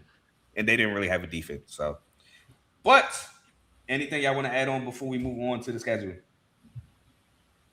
No, I think you said it all, man. Like you said it pretty well. This team, very prolific offense last year, even though it wasn't always the cleanest football. However, they made some things shake, man. They won some close games, i.e. the ACC championship. They got some, lucky bounces, and it was a success. Yeah, did they beat the mess out of Wake Forest to make the ACC championship game as well? Like their last home game? I believe so, yes. I know it was the last game of the season. I just can't remember if it was at home or not. But yeah, because they beat Wake Forest to not only make the ACC championship, but to win the state of North Carolina. Yeah, because they had beat North Carolina the week before that. Yep. But Duke has a rematch with Tulane. I got them winning that rematch. So do I. As do I. At home, by the way. Next, they go on the road with another rematch against Illinois. But I have this as a loss. I think they lose again. I think they lose too. I have that as a loss. Start ACC at home against Stanford. I have this as a win. Win. I have that as a win. Then I believe this is their final. Yeah, this is their final non-conference game at home against William and Mary. I have this as a win. Win. A win. All right, next game at Georgia Tech. I have as a loss. Loss. I have that as a loss. Then back home against UNC. I have this as a win in their rivalry game. I have that as a win. Then they go on the road. They go on the road to take on Virginia. I have this as a loss. Same. A loss. Back home against Boston College, I have this as a win. Win. Yeah, that's a win. Then on the road to Tobacco Road, where they take on NC State in their rivalry game, I have this as a loss. So do I. As do I. Then they go down south to play the Bandits of Miami. I have this as a loss. Loss. Yeah, loss. Then their senior night at home against Clemson. I have this as a loss. Sorry, seniors. Loss. Those poor seniors. But those seniors get a chance with a rivalry game to upset somebody else's senior night on the road against Wake Forest. I have this as a win. Win. That is a loss. I was about to say we all got the same thing, and that Ace messed it up. Sorry. I have. You think they lose to Wake Forest? I think Wake Forest is a solid team. I'm not mad at that. And it's a rivalry game. Yeah. And at Wake Forest.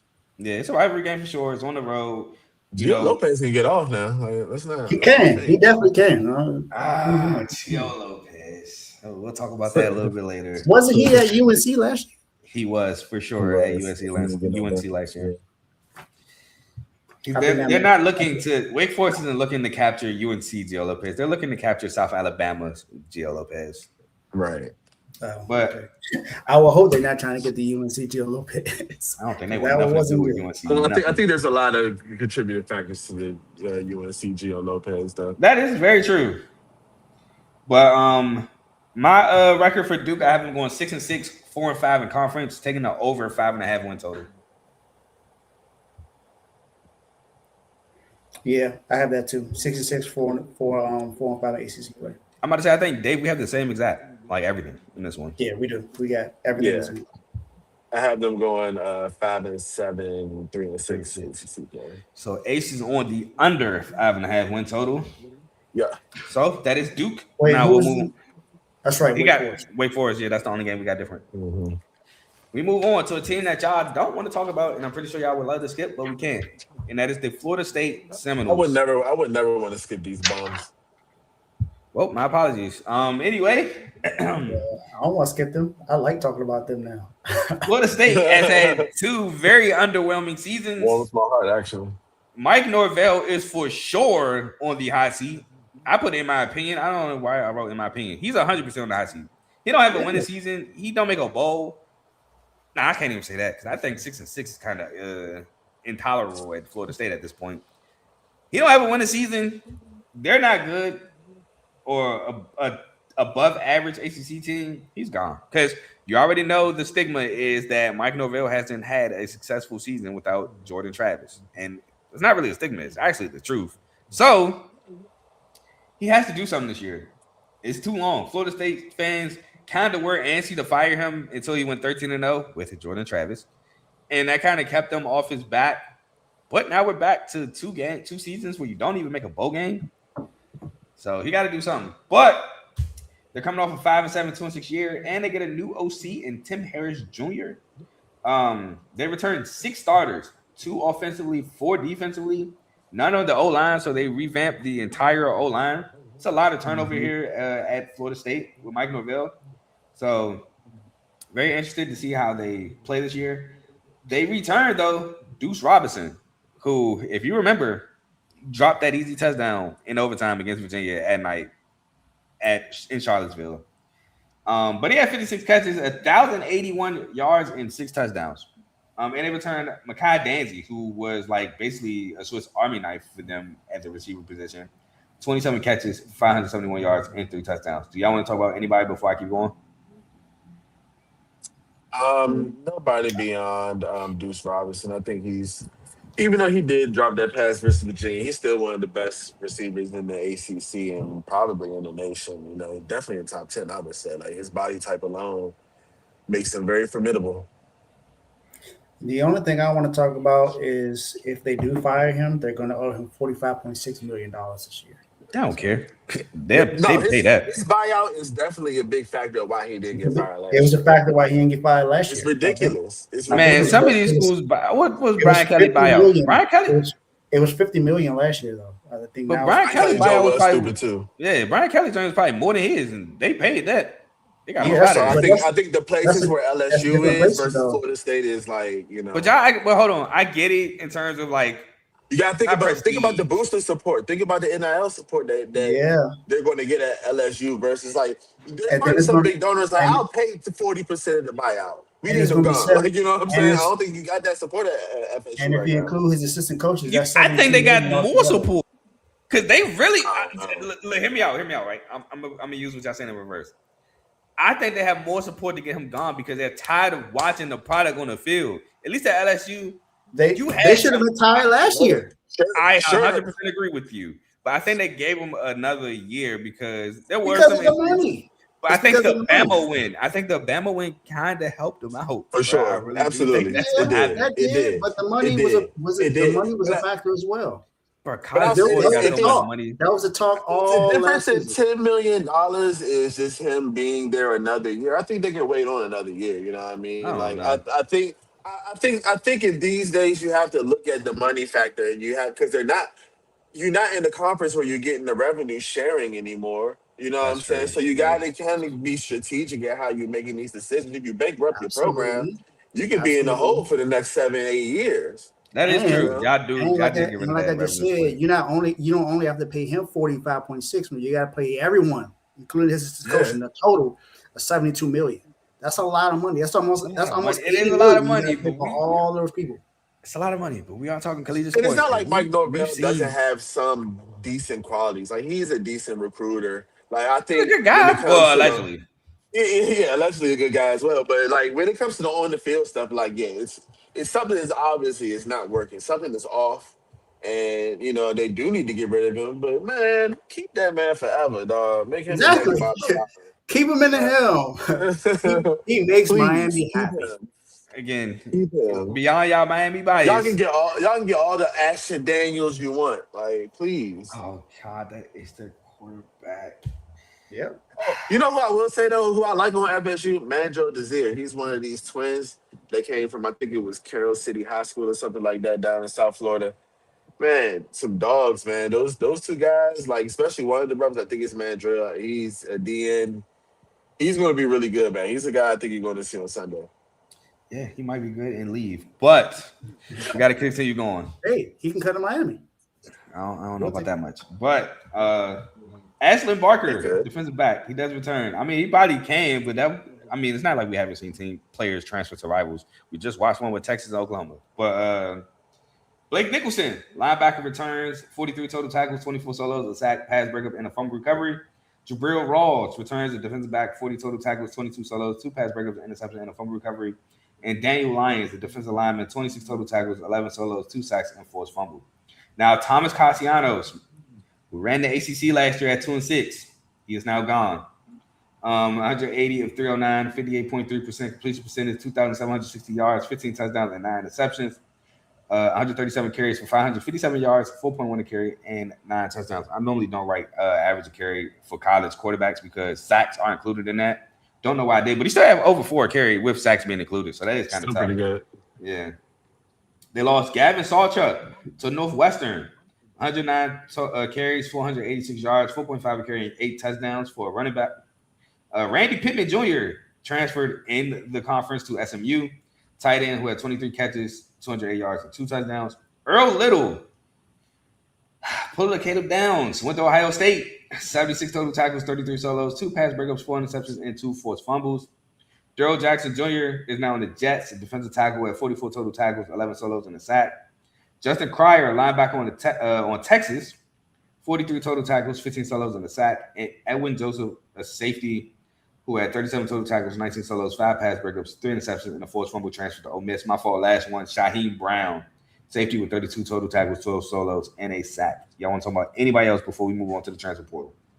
I think losing Earl Little Jr. is definitely going to be a big hit for their defense. If there was anybody on that joint that was kind of like the heart and soul and the guy that they kind of rallied around, it was him. Now, I don't think he's going to go to Ohio State and have like a Caleb Downs kind of season. I don't think that at all. Malachi Tony was cooking that guy as a true freshman, should have been playing high school football. But that's neither here nor there. I do think that Daniel Lyons is pretty good. I think he'll contribute heavily to that defense that will need help because they are going to go through it. They don't have the easiest schedule in the world. I think if they had an easier schedule, it would definitely help with their confidence. And if it's one thing that we've seen about these Florida State teams in the past few years, when they don't have confidence, they don't play good and they quit on each other. Yeah. Can't agree more. Other than the fact that Aaron Little is really talented, and I think he was a really talented player on a not so talented defense. So I would love to see what he does with Matt Patricia as DC in Ohio State. So I do want to see that. But if we don't have anything else, we'll move on to transfer portal.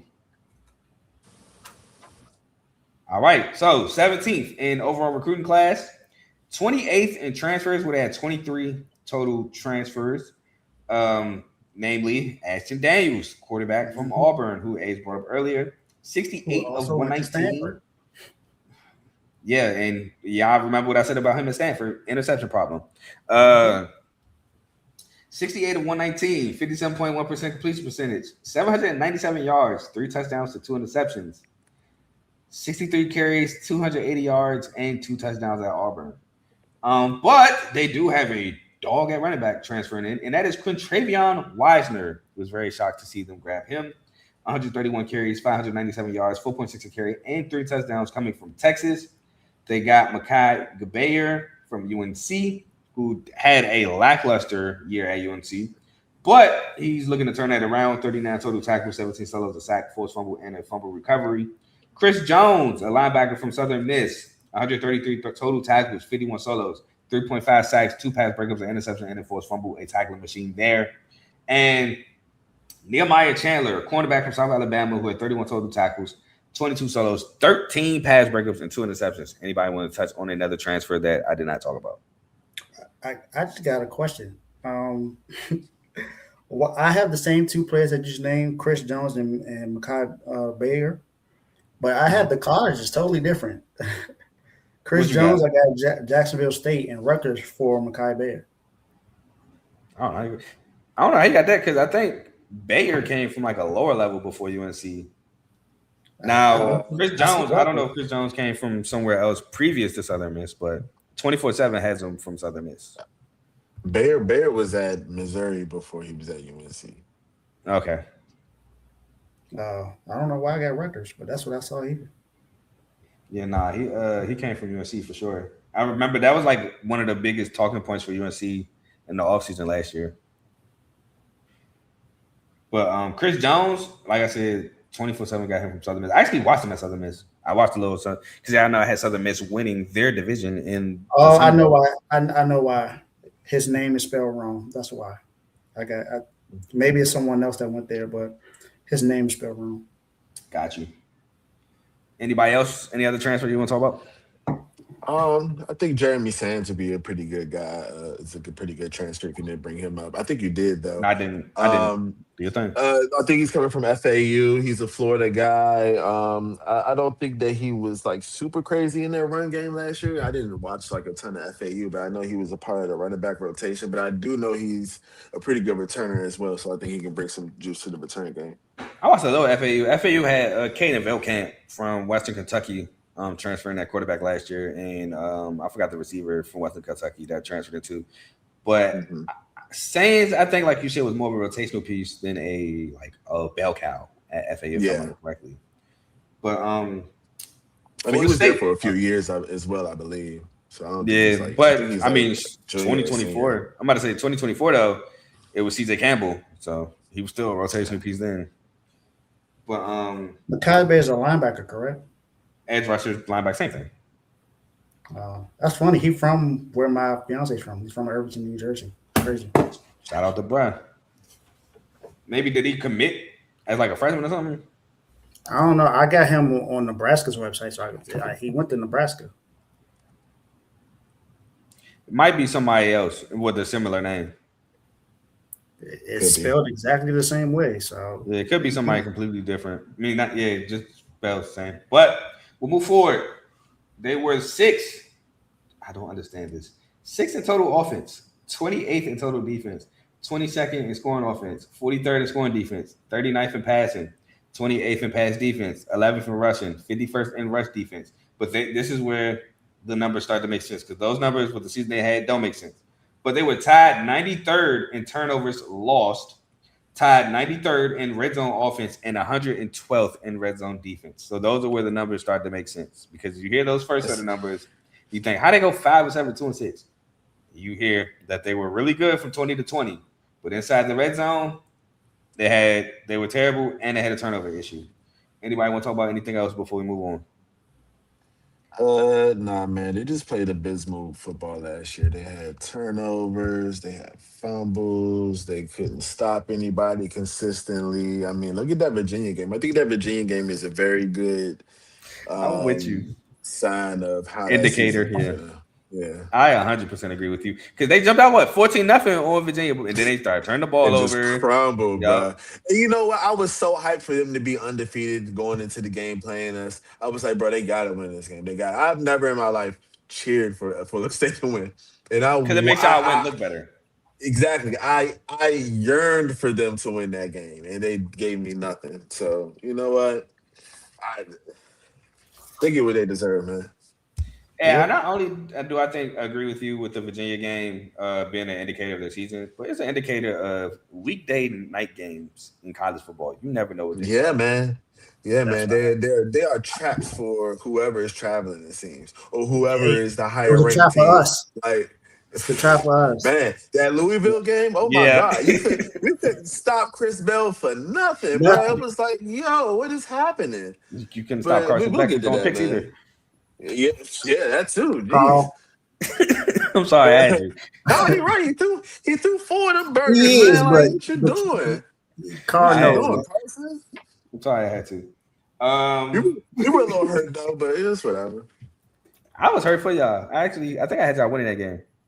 But we'll move on to the schedule where they start off with New Mexico State. I had this as a win. Win. Then they go to start ACC play. They stay home, at Doak Walker, and they play not Doak Walker. That's the name of the award. Doak Campbell. They play SMU. Mhm. I have this as a loss. Loss. Loss for sure. Then now they travel to Bama at Tuscaloosa. I have this as a loss. Loss. Loss. I think Bama blows them out for revenge. I'm not going to speak on this game after what happened last year because last year I was talking crazy and it was Florida State actually pulled it off. Hey, remember, but this is the thing. Thomas Castellano was the one talking trash at first. Exactly. He called his shot and he hit that jump, Yeah, man. he Like they were did. probably so hyped for that jump. Like it Man, makes sense. It's so funny. Like they had the perfect 3 weeks. Like that 3-0 start, they felt on top of the world. They was putting up 60 points against the FCS team and all that stuff. Like put up 70 versus East Texas A&M, 66 versus Kent State, and then it all man just went, crumbled looked up their down. schedule. I did. I got it right here. I got it right here. Tumbling down. 77, 66. It then lost in double overtime. It then proceeded to lose the next 4 games. Dogged Wake Forest, lost to Clemson, dogged Virginia Tech, and then lose the last 2 games. Then Florida puts up a 40 ball on you at the end. Didn't they play NC State last year? Wasn't that kind of close? No, they lost by No. 10 points. It was 21-11. What did you even do to score 11 points? That was kind of close though. I think NC State had to score. It late must to have. make it 10 Yeah, points. it had to have because I remember that game being kind of close. But enough of reminiscing about the downfall of Florida State. We gotta get through this, y'all. Virginia, I have this. No, Central Arkansas. At home, I have this as a win. Win. Yeah, I have it as a win. All right, at Close. home, revenge against Virginia. I have this as a win. I have as a win. I have them losing to Virginia. Hey, do you, big dog? I ain't gonna ask y'all for no rebuttals in this segment. At Louisville, I have this as a loss. Loss. Now they played y'all last year at Doak Campbell. They got y'all this year at Hard Rock. Y'all still Hard Rock, right? Y'all still with the Dolphins, sharing with the Dolphins. Yeah, we Yeah. still at Hard Rock. Yeah, Mhm. still got Hard a couple Rock. more years. I have this as an L for FSU against Miami. Loss. BTA. All right, then they go to Clemson. I have this as a loss. Loss. Loss. At Boston College, I have this as a win. Win. That's a win. At Pitt, I have this as a win. Win. At home against NC State, I have this as a win. I have it as a loss. I have CJ Bailey getting off. I had this as a loss admittedly, but I got CJ Bailey cooking them. I ain't gonna lie, being in Doak Campbell, I gave them the win. It should be still a crazy home field advantage. I don't know, man. You got Florida boys coming home. That's true. You got Ashton Daniels as a quarterback. I don't know. That's true. Yeah, if you ask me, if you put in the battle between Ashton Daniels and CJ Bailey, I'm definitely choosing. I'll take it. But isn't there a rumor that Ashton might not even win this battle? Isn't there a rumor like they got a freshman that might win this? I think there's a rumor that they have a freshman that might actually win this question. I have to see it, and if that happens, that gives me even more reason to be like, no. While we're talking, some freshmen do be balling. Search it up. Yeah, I think there's. I hope they do. But the last game of the year this ain't gonna be battle for a state championship because I haven't moved Miami. But at home against Florida, I have this as an L. Yeah, I think Florida putting up another 40 ball. Jaden Ball going crazy. Oh, it's between him and Kevin Sperry. He's a returning sophomore. Oh, I know it's a rumor that he might not even win this, but yeah, I have them losing to Florida. What you got, Dave, for the Florida game? I got them losing to Florida too. All right, yep. So I have Florida State actually making a bowl game. I have them going 6-6, 4-4, but the under is 6.5 win total. I got them 5-7, 3-5 in ACC play.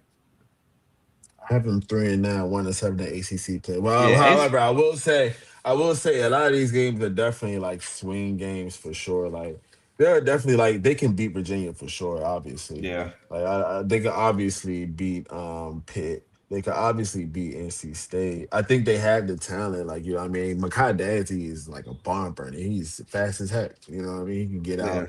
Deuce Robinson, he throw that back shoulder. He can do whatever. If the run game is going and Ashton Daniels can be at least somewhat accurate, like the offense can be pulling. You know what I mean?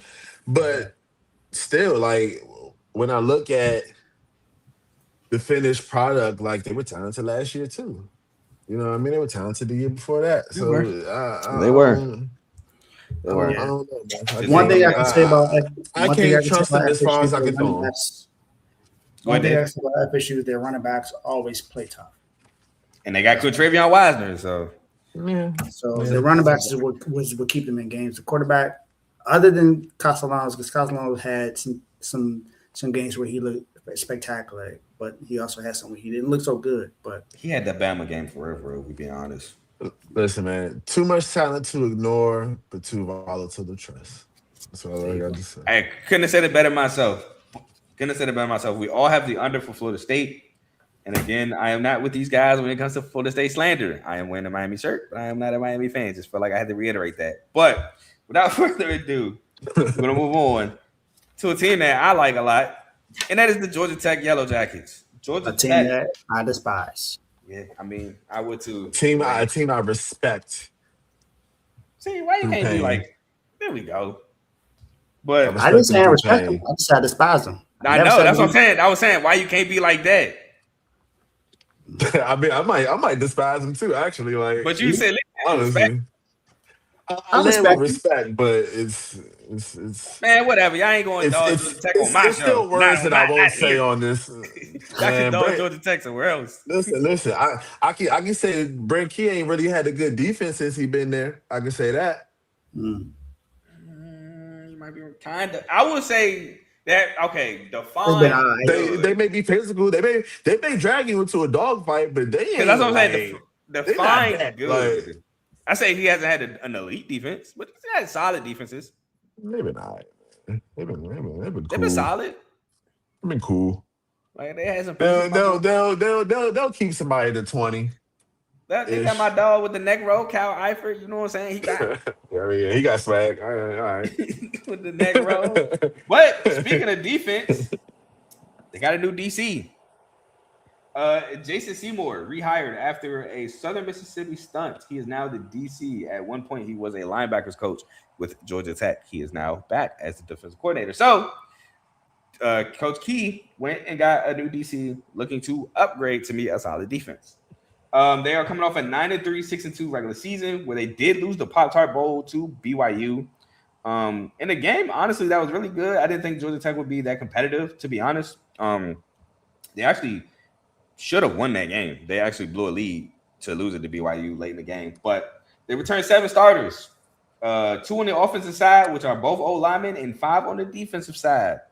They returned, like I said, Kyle Aford, linebacker, who had 77 total tackles, 33 solos, a sack and a half, 2 pass breakups, and a forced fumble. EJ Lightsey, a linebacker with 76 total tackles, 39 solos, and a pass breakup. Zachary Toby, DB, who had 30 total tackles, 17 solos, 2 pass breakups, and a fumble recovery. Amontre Bradford, linebacker, who had 19 total tackles, 9 solos, 2.5 sacks, and a pass breakup. And AJ Hoffler, defensive lineman, who had 17 total tackles, 9 solos, and a sack and a half. Now, they lost a ton. Again, another team facing a ton of turnover. They lost Haynes King. Yes, he's finally gone to the NFL. He's on the Panthers. 252 of 361, 69.8% completion percentage, 2,951 yards, 14 touchdowns, 6 interceptions, 185 carries, 953 yards, and 15 touchdowns on the ground for Haynes King. And I thought it was weird last year. They didn't really let Haynes King push the ball down the field like I'm normally accustomed to. They ran the mess out of him, though, last year, too. But I move on. Jamal Haynes, who is now on the Bengals, 124 carries, 531 yards, 4.3 carry, and 5 touchdowns with 33 catches, 257 yards, running back. Eric Rivers, currently on the Bucks, a receiver who had 46 catches, 658 yards, and 2 touchdowns. So pissing me off, man.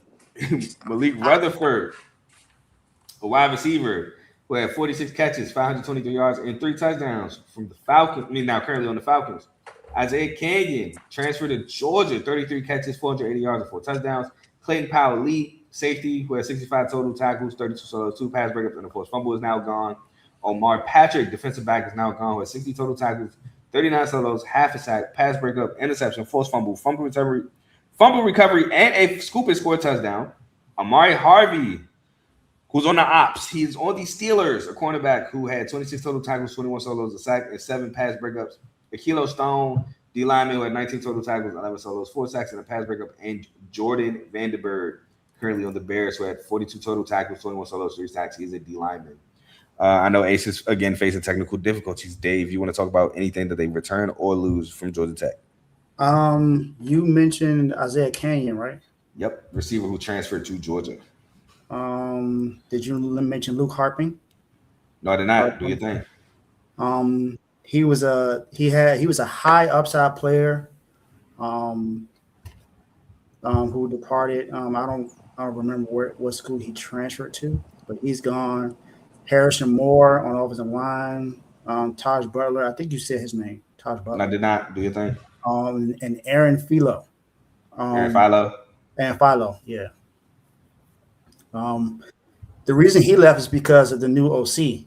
You know, George Godsey comes in as the new OC for Georgia Tech. So that was a huge reason why Aaron left. So I think those are some key losses. Key additions. Did you talk about Jalen from Alabama? You on the transfer portal? I'm not on the transfer portal yet. Oh, okay. Well, I'm gonna wait till we get there to talk about that then. Ace, we good? Yeah, we good, man. Sorry about that, guys. It's all good, man. It's all good. Technology. Anything you want to add before we move on to the transfer portal? No. I think it's interesting that they lost Aaron Philo. I think a lot of people definitely thought that he was going to be the future at that position for Brent Key. So since we're going into the transfer portal, I think him getting Alberto and Mendoza is pretty interesting, and it's going to see what he can do with him at the helm. It's going to be a lot different than Haynes King back there. I think it's kind of like, we're all interested to see how good Alberto Mendoza is, especially since Signetti was trying to keep him, So I don't know. Georgia Tech is one of those teams. I think they'll be good because I like the coaching, but as far as what it will look like, that's up in the air. Yeah, Dave talked about how he left because the new OC, George Goodson, is taking over for Georgia Tech. Mm-hmm. The guy that used to be at the Ravens, if I'm not mistaken.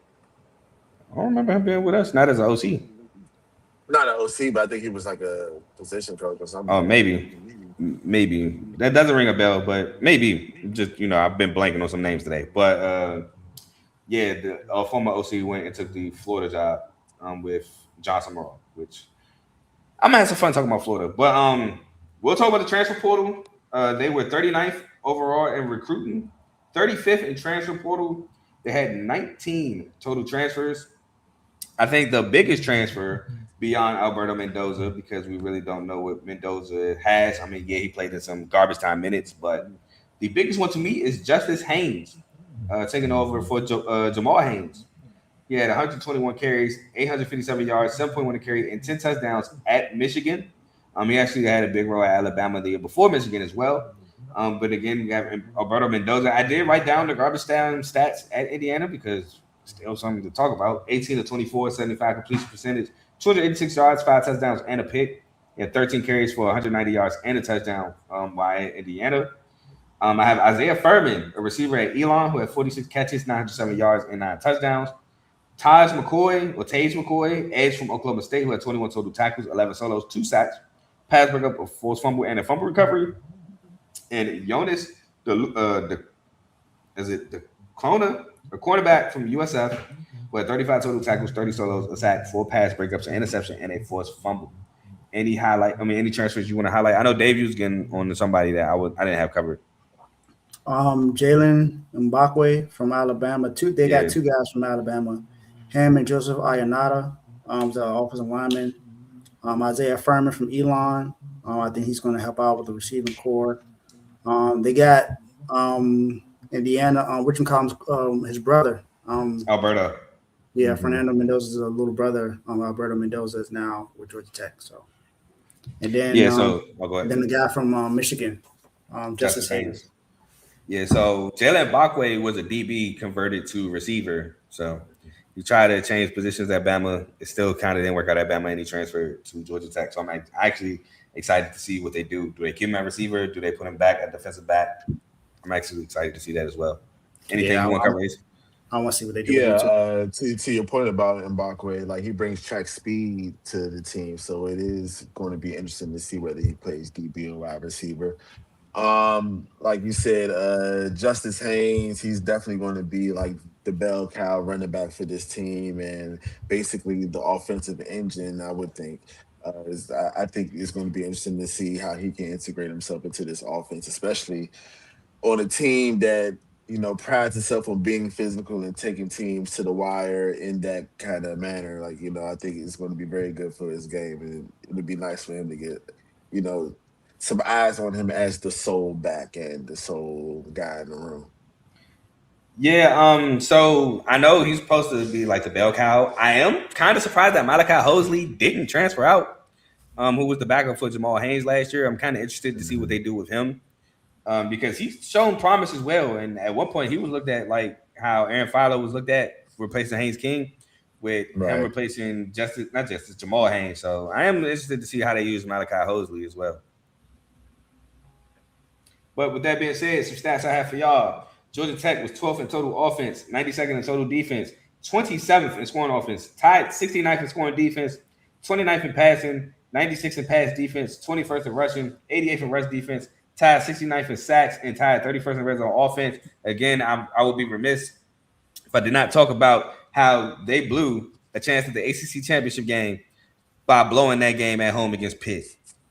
That game where Haynes King threw that pick six with a chance to tie, that might haunt Georgia Tech fans for a while. Anybody want to talk about anything else before we get to the schedule? No. I do think replacing. Said I wish we played them this year. Oh, hey. I can't help you with that one. I know where that's coming from. Go ahead, Ace. But I think, like you said, replacing Haynes King is going to be a very big thing, depending on how their season goes. And also, like they don't have a easy schedule. Like their non-conference games are real tests this year.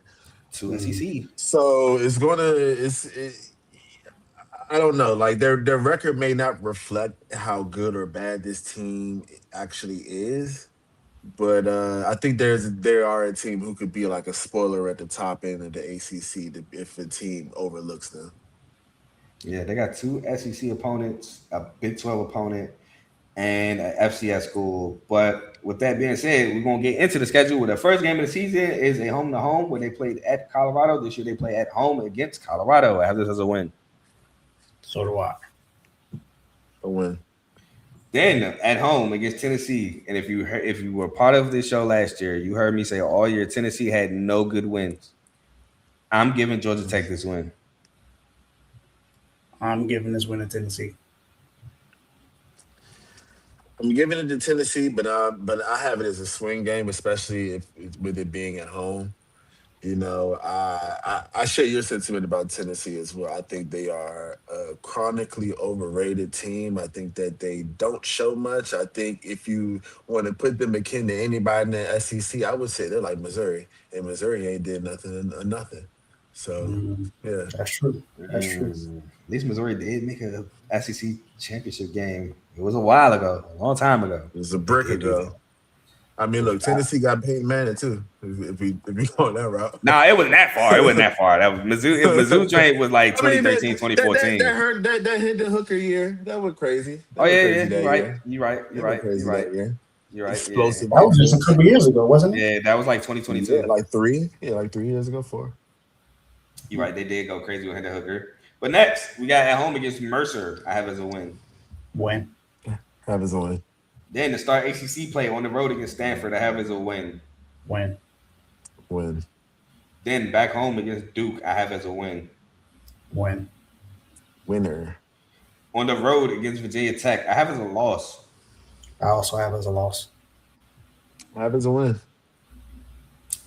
I don't blame you, but I'm really excited for Virginia Tech out with Dave. Boston College, I have as a win at home. Same. Have as a win. On the road against Pitt, I have as a win. Same. I got that one as a loss. I think they won. Pitt. I'm not super high on Pitt, but I think. Wait, I'm about to say he's got. I ain't been paying attention. He's got a couple Pitt wins. I got a couple. I got a couple Pitt wins. Like I got Pitt going decent. I don't have them being like. You know what I'm saying? We'll get there. We will get there. We're not that far off. Definitely not. Next, at home against Louisville, I have as a win. I have as a loss. Yeah, I have as a loss. Now, Louisville, I will say I'm high on Louisville. I'm high on Louisville too. At Clemson, I have as a loss. Loss. I have that as a loss. Then at home against Wake Forest, I have as a win. Win. Then everybody loves it. That Georgia Tech rivalry. I think that's the good old fashioned hate, if I'm not mistaken. I have like this as a loss at Georgia.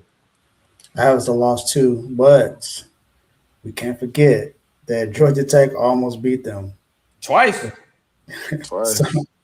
So and now they're gonna have some Mendoza magic. Who knows? It can definitely swing the other way. But last 2 years, that game has been super good to watch. The first year of the last 2 went to 7 or 8 overtime.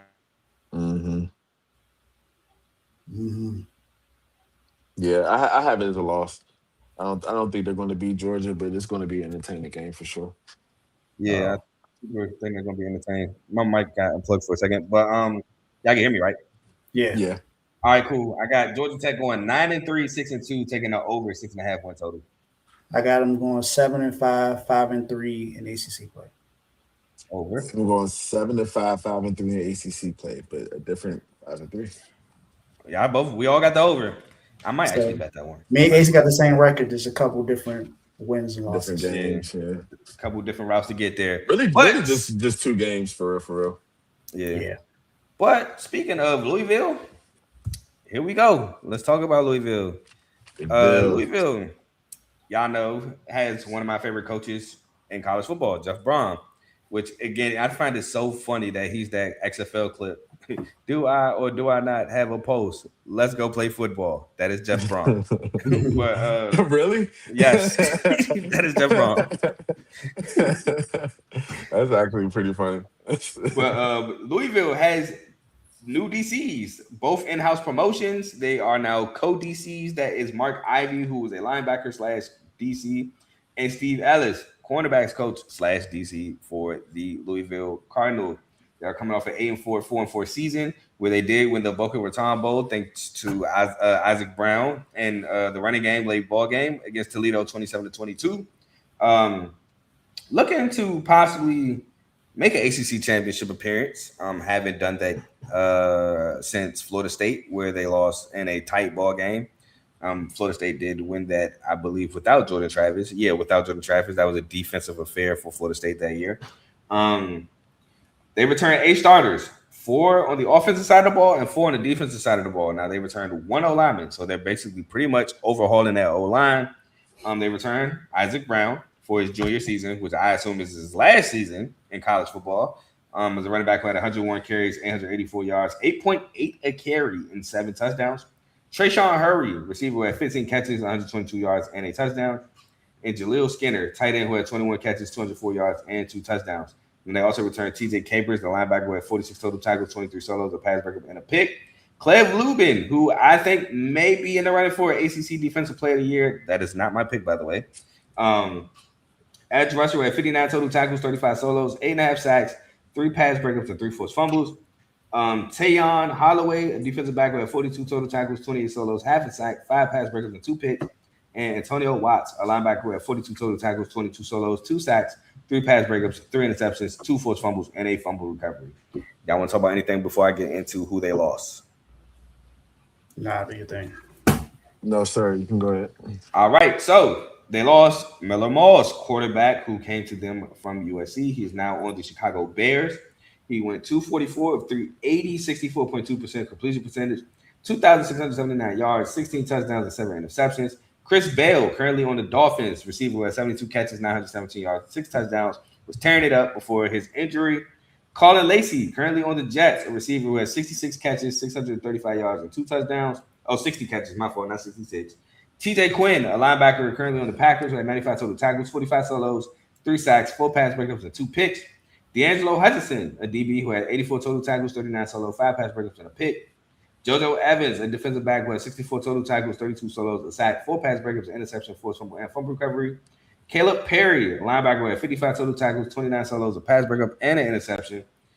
Corey Gordon, defensive back who had 53 total tackles, 27 solos, and 2 pass breakups, who transferred to Kansas. And Wesley Bailey, an edge rusher for the Rams, who had 39 total tackles, 17 solos, and 6 sacks. Anything before we go to the transfer portal? I'm good. Sir, I think you hit all the key guys. All right, now 28th in overall recruiting class, which is really good. 13th in transfers. They had 34 total transfers. I ain't gonna lie, I ain't got that many written down, but I don't either. One big one. And Jeff Brom is a quarterback whisperer. For those who don't know, is Lincoln Kehoe, transfer from Ohio State, who had some garbage time numbers of 11-14, 78.6% completion percentage, 139 yards, and a touchdown. Obviously, didn't play much with Julian Sayin, being the starter quarterback for Ohio State. But quarterbacks kind of thrive under Jeff Brom, or at least they get the best out of them when under Coach Jeff Brom. So I'm interested to see what he can pull out of Lincoln Kehoe. Trey Richardson, a receiver from Vanderbilt, who's super fast, 46 catches, 806 yards, and 7 touchdowns. Tyler Thompson, an edge from UNC, who had 26 total tackles, 17 solos, 7 sacks, a pass breakup, and 2 forced fumbles. Keon Eniger, defensive back from Iowa, 73 total tackles, 43 solos, 4 pass breakups, a forced fumble, and a fumble recovery. And Jared Smith, the second D lineman from Kentucky, who has 27 total tackles, 18 solos, a sack, and a forced fumble. Y'all got any transfers y'all want to highlight?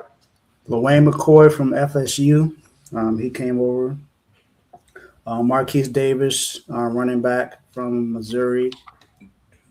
And Casey Henry, who's an offensive lineman and came from South Carolina. And then there's 2 other two DBs, DJ Walker from Kentucky and Caleb Beasley from Tennessee. I think all those are some key players that they got as well. Ace? Yeah, I think the main ones who come to mind are definitely Lincoln Kehoe from OSU and Trey Richardson from Vanderbilt. I think that those are the 2 guys that they're going to be looking to make a connection to affect the offense this year. Yeah, I'm interested. I'm actually really interested to see what Lincoln Kehoe does in this Jeff Brom offense. But With some stats I had, excuse me, 69th in total offense, 16th in total defense, 46th in scoring offense, 38th in scoring defense, excuse me, 75th in passing, 25th in pass defense, 59th in rushing, 23rd in rush defense, 102nd on third down percentage on offense. That's converting on third downs, tied 21st in red zone offense and 56th in red zone defense. Any stats before we move to the schedule? No, you got it Yes, all. sir. All right, first game of the year is a banger in Nashville, Tennessee versus Ole Miss. I have it as a loss. I do too. Yes, have that as a loss. Next game at home against Villanova, I have it as a win. Win. Easy win. A win. Next game, now this was a tough one. At home against SMU, I gave the win to SMU. I have it as a loss. I get it when SMU too. I have Louisville winning this. I'm not mad at you. I just think I'm not Kevin either. Jennings is the more veteran quarterback. Lincoln Keyholz, yes, he has a test in Ole Miss with Pete Golden in that defense, but Kevin Jennings is tough to stop both on the ground and through the air. Sure. But I think for me with this game, I'm looking more at Isaac Brown and seeing what he's doing. I think Isaac Brown is one of the best and most underrated running backs in the nation. I think that guy is extremely explosive, extremely powerful in the way that he runs, and he's just a dynamic player, man. He brings so much to this offense, and his big playability is going to be key for their success this year. Very true. That's why I said I think this is his last year at Louisville. So I think he's for sure going to the draft after this. 100%. So very true. Wake Forest at home, I have as a win. Win. I have that as a win. At NC State, I have as a win. I have as a loss. Ooh. It's tough to play at the NC State. I actually have it as a loss as well. Ooh, y'all really that? Look, I like NC State as much as the next man. They did lose a ton of receiver talent, and I think that's why I have Kevin Jennings out dueling CJ Bailey. I like some of the incoming receiving talent I, that they got I, too. I bet. Yeah, Good trainer. I bet. We'll We'll get to that. I think there's some familiarity there. I think I think with time CJ Bailey gets better, and I think that the fault in the game in the play of NC State isn't always on CJ Bailey. I think Oh, sometimes 100% it's what's agree with around you. him. Even though they've lost a lot around him as well. So that's not to be. But we'll get there. We're not far. When we get the NC State call, you're gonna be surprised at something I say about CJ Bailey. Okay. Florida State, Nah, I'm I nervous. have as a win. I have as a win. I have it as a win. At Syracuse, I have as a win. I have as a win. A win. At home against Stanford, I have as a win. I have as a win. A win. On the road against Georgia Tech, I have as a loss. I have we as a win. talk about this. Yeah. I have it as a win. At UNC, I have this as a win. I have as a win. That is a win. At home against Pitt, I have as a win. I have as a win. And That the is a Bluegrass, the rivalry with Kentucky, I think it's called the Bluegrass rivalry, but I know it's a rivalry nonetheless. At Kentucky, I have as a win. They've kind of been dominating this rivalry lately. So I got a win. Excuse me, I have it as a win. Bless you. So I got Louisville going 9-3, 7-2, taking the over 7.5 win total. Yep, same. 9-3, 7-2. I have them at 10-2, 8-1. So you got Louisville really going for that ACC championship push. I ain't mad at you. I do have them in the ACC championship actually. Oh, my fault. Because they beat SMU. My fault, OG. That's right. You did have them be SMU. Okay. My fault. I got them. Respect it. I ain't mean to expose your pick because we picked that. No, it's good. And listen, man. I just think that this is going to be a very balanced team. I think it's going to be a very balanced offense. I think Cleb Lubin is going to be in the running for the best defensive player in the ACC next year. Me too. I think that they're just going to have a very aggressive front at their defense. I think that aggressiveness is going to go both ways, and I think it's all going to land on how Keen holds up as the primary running back. And I mean, not running back, quarterback. And I kind of lean more into Jeff Brom putting it together than that, man. I truly do. You know how I feel. Hey, Purdue ain't been to a Big Ten championship yet, and Western Kentucky has not won a conference championship since. Yeah, man. Hey, so I think I can predict what you're going to have for SMU too. You Same probably record. could. He just snitched on himself. Same record, but Probably could. Louisville owns the tiebreaker. But Yeah, pretty much. we've Yeah, come Pretty I much. figured it out. we've come to that time where I relinquish the mic as the lead, and Ace and Dave, y'all pick who goes first, but y'all take over. We are on the Miami Hurricanes. Oh my We goodness, got 45 minutes. It's all right. Man, we're already 2 lovely. hours in. I don't know who you think got 45 minutes. Well, we are here to talk about the runner-up in the national championship game with the Miami Hurricanes, who could have won if it wasn't for a turnover by No, wait, what was the turnover? If it wasn't a turnover, none other than Carson Beck, of course. What was it though? Did he fumble? Don't worry He about got that. he got fooled. He thought the wide receiver. He thought the cornerback was going to sit, and he went back. And you know what I mean. If he put it to the pylon, maybe it wouldn't have been the pick, but he There you didn't. go. So That's what it's called. It's called an interception to lose the game. My fault. yeah, that's what it was. Carl, That's you exactly what it was. a It's okay. We can relive it. When the last time Michigan State been in? Hey, brother, this is not about the team. It's about the We taking shots at our players. team then. No, I'm taking a shot at your quarterback, not the team. Former not quarterback anymore. Former. Hey, man. He is now quarterback for the Arizona Cardinals. And much salute. Much respect to the So Cardinals. the Miami Yeah, get that Hurricanes money. Miami Hurricanes didn't have a lot of changes in the coaching staff. There was just one, that one main one. The running backs coach we had a change in the running backs coach, and now it's Fabian Upshaw. It's now our new running backs coach. But everyone else is pretty much the same. Kevin Beard is still there. Mike Vitti, Jason Taylor, of course. I mean, he's going to have that defensive line ready. Shannon Dawson, Corey Heatherman. Shout out to me. I got to say that because last year I predicted that we would have a top 50 defense, and it was actually a lot better than that. So, shout out to Corey Heatherman, and he brings an attitude to the defense. That's something that Miami has been missing for a very long time. So, definitely proud of that. And, I mean, last year our offense was still pretty good. Defense changed. Defense got a whole lot better. Malachi Tony came out and was spectacular last year. Won the ACC Freshman of the Year. Ruben Bain, we had some key losses with Ruben Bain being gone, Akeem Massador being gone. Georgia Trader is now at Louisville. NC State. Yes, right, NC State. Sorry. Emory Williams is gone. I mean, I can't really say it's a He's key at loss. ECU. So. Raul Aguirre is a linebacker that we lost as well, but we had some really interesting incoming. Ace, you want to go ahead and talk about some stuff too? Yeah, I mean, obviously losing Ruben Bain and Akeem Massador are going to be the two most glaring things about the different, as far as differences in our team this year, as well as losing four of our starters on the offensive line. That's going to be very key, and it's going to be something that a lot of people are going to look at. However, if we want to talk about what we bring back arguably the best running back room in the nation. We bring back Malachi Tony, the most electric player in college football.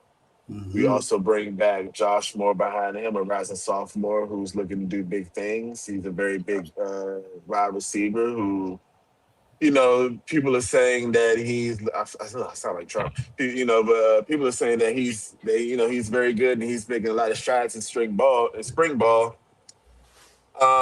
With tight end, we bring back what is his name? Elijah Lofton, who people hope has a better season because tight end has been a position on our offense that has been a bit lackluster in the past seasons. Especially since we had Elijah Arroyo for sure. Yeah, Arroyo, but he kind of came out of nowhere, low key. But he didn't. Elijah Lofton is more of a blocking, like H-back kind of tight end, where Arroyo was more of a wide receiver. But that's not to say that Lofton can't, put a little wiggle out there. But I think one thing that's very underrated about our team, we bring back so many good defensive backs. Our secondary is going to be amazing. Like I think that we have one of the best, if not the best, defensive back rooms in the league. If you want to talk about Omar Thornton at safety, who's going to be stepping into, I want to say maybe that nickel spot where Keontae Scott was Beyonce. playing a lot last year. Um, we have Fitzgerald, who is a ball hawk, who will be playing safety. Zachariah Poisey, a former freshman All American, before he transferred to Miami. He's going to be in this. That's another thing. All these guys are going to be in their second year under Corey Heatherman's defense. So you Mhm. may ask, what is the soft spot in our defense? You could argue with our linebackers, but we're going to have Chase Smith coming back for I think his 6th year, and he's been the guy who athletically people have always thought highly of him, but injuries have kind of held him back. We got Mo Toure, who's going to be the heart and soul of that defense, an 8-year senior, a guy who's seen it all. But also, I think one thing that's kind of underrated about him, this is going to be his first year playing like linebacker in consecutive years. When he was at Rutgers, he played linebacker, but he also played edge a lot as well. So I And he got think, hurt. and he got hurt multiple years. So I think those things are going to help make it a lot more cohesive with him. And I think, now we'll be able to get certain calls where, maybe the depth of the linebackers can be affected a little more rather than just affecting the whole call. I think it's just going to be a lot more nuance in this defense. And I think it'll do nothing but help us, man. We got Damon Wilson from Missouri, who is a super dog. Like he's going to go crazy. I think Marquise Lightfoot on the other side is also going to be a name that a lot of people hear about. I mean, man, I can go on and on to be honest. I didn't even talk about Cooper Barkay. I didn't even talk about Vajarius Jacobs. I ain't talk about Cam Vaughn. I ain't even talking about JJ Dunnigan, who's looking to be like a freshman that will make an impact similar to Malachi Tony. But on the other side of the ball, he's a 6'1" track speed, 220 something safety who you will hear his name. I promise you. You are. We And got he, Damari Brown coming back from a lot of injuries, and a lot of people say Damari Brown is our best corner, even though we have Ethan O'Connor who was playing a lot in the playoffs in the championship game. We have OJ Frederic, I was who's about to say, I was waiting on y'all to mention him. a long Mhm. rangy cornerback at that, who should probably have a lot more picks than he has at the moment. You know what I mean? I think Facts. he's a guy who has the round one cornerback archetype that the NFL likes to see these days. I think all of our cornerbacks have that. Honestly, like we have very tall, rangy guys, and we have guys who could play man up. We have guys who could play zone. I'm blanking on somebody else right now, but we have Xavier that Lucas. legit. Xavier Lucas, another guy from Wisconsin, smart guy who's seen a lot of ball. We have legit 4 corners that we can play out there, and then we have at least 3 safeties that we know we could probably move around in different spots. Like this team is going to be great. It's going to be great. Yeah, this team is definitely gonna be really good, man. I know you mentioned the offensive line. We have the top rated offensive tackle that came to our class, who's going to be starting, Jackson Cantwell. I think he's going to be Mhm. huge for the offensive line. One thing I could say is our offensive line. I'm not even worried about the offensive line. I think the offensive line is going to be fine. Our offensive line coach really does a great job at getting those guys prepared to be out there on Saturday. So I'm not too worried about that. What I will say is something that you had mentioned, Ace, when we went and got last year when we went and got Carson Beck out of transfer portal. You said you want to make sure that we don't become a transfer portal team. You don't want At that to quarterback. happen. Yeah. I think that happens after the season because Darion Coleman, quarterback out of Florida, I'm hearing a lot of great things about him, and I'm seeing him. He's even been in spring training, like helping with the guys, and I think he's going to be huge for us the next season. I think he's going to be really good. Gavin Mueller, another tight end out of Illinois. I think he's going to be really good. It's another tight end. I know his last name is Briggs. I can't remember his first name, but Briggs, I think, is another guy who may shine. He reminds me not his game, but just his Israel size. Briggs. Yeah, Israel Briggs. I think he's going to be really good too. So he reminds me of just his stature and the way and his speed. He reminds me of a little bit of George Kittle, kind of sort of, just the way that he runs and the way he can pass, catch, and block. So he reminds me of him just a little. I'm not saying he's exactly like him because he's not, but he reminds me of the way he plays, and I'm just excited for this year. I think this is going to be a really great year for Miami, and I mean, you want to get into the transfers? Shoot, he already did. Yeah, we did. But to your point about, I know we might be Oh, getting a yeah, little ahead of ourselves, but to your point about not becoming a transfer reliant team going forward, I think that is something that they were very conscious of, especially after this past offseason. They've been working to do that. Aside from Darion Coleman, who I am very high on, I think that he's going to be very good. I mean, he has a quick release. I think the only knock on him right now is just that he's young. You know, he's kind of skinny. The weight room hasn't set in on him, and hopefully he can get like a red shirt a year this year. And because we don't necessarily need him. I mean, there is a drop off. Now this is the thing. There are two key vulnerabilities on this team this year that I see, and I think that is the center position and the quarterback position because we don't have the depth there that we have at other positions. We have Mhm. extremely great depth at wide receiver, at Yeah, defensive back, at at even edge.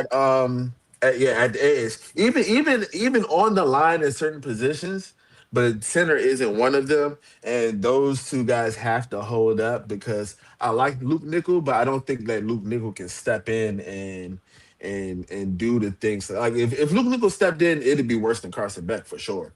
Like Yeah, it'd be like damn near Jake Garcia out there. You remember them Oh, days, you know what I mean? oh yeah, God.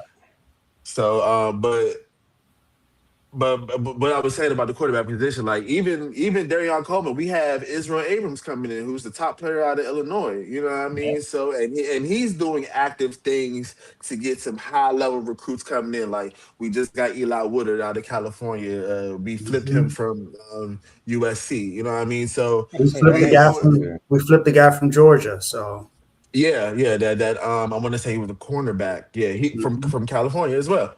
So I think that this team is doing a great job of going into certain markets and plucking out those special players.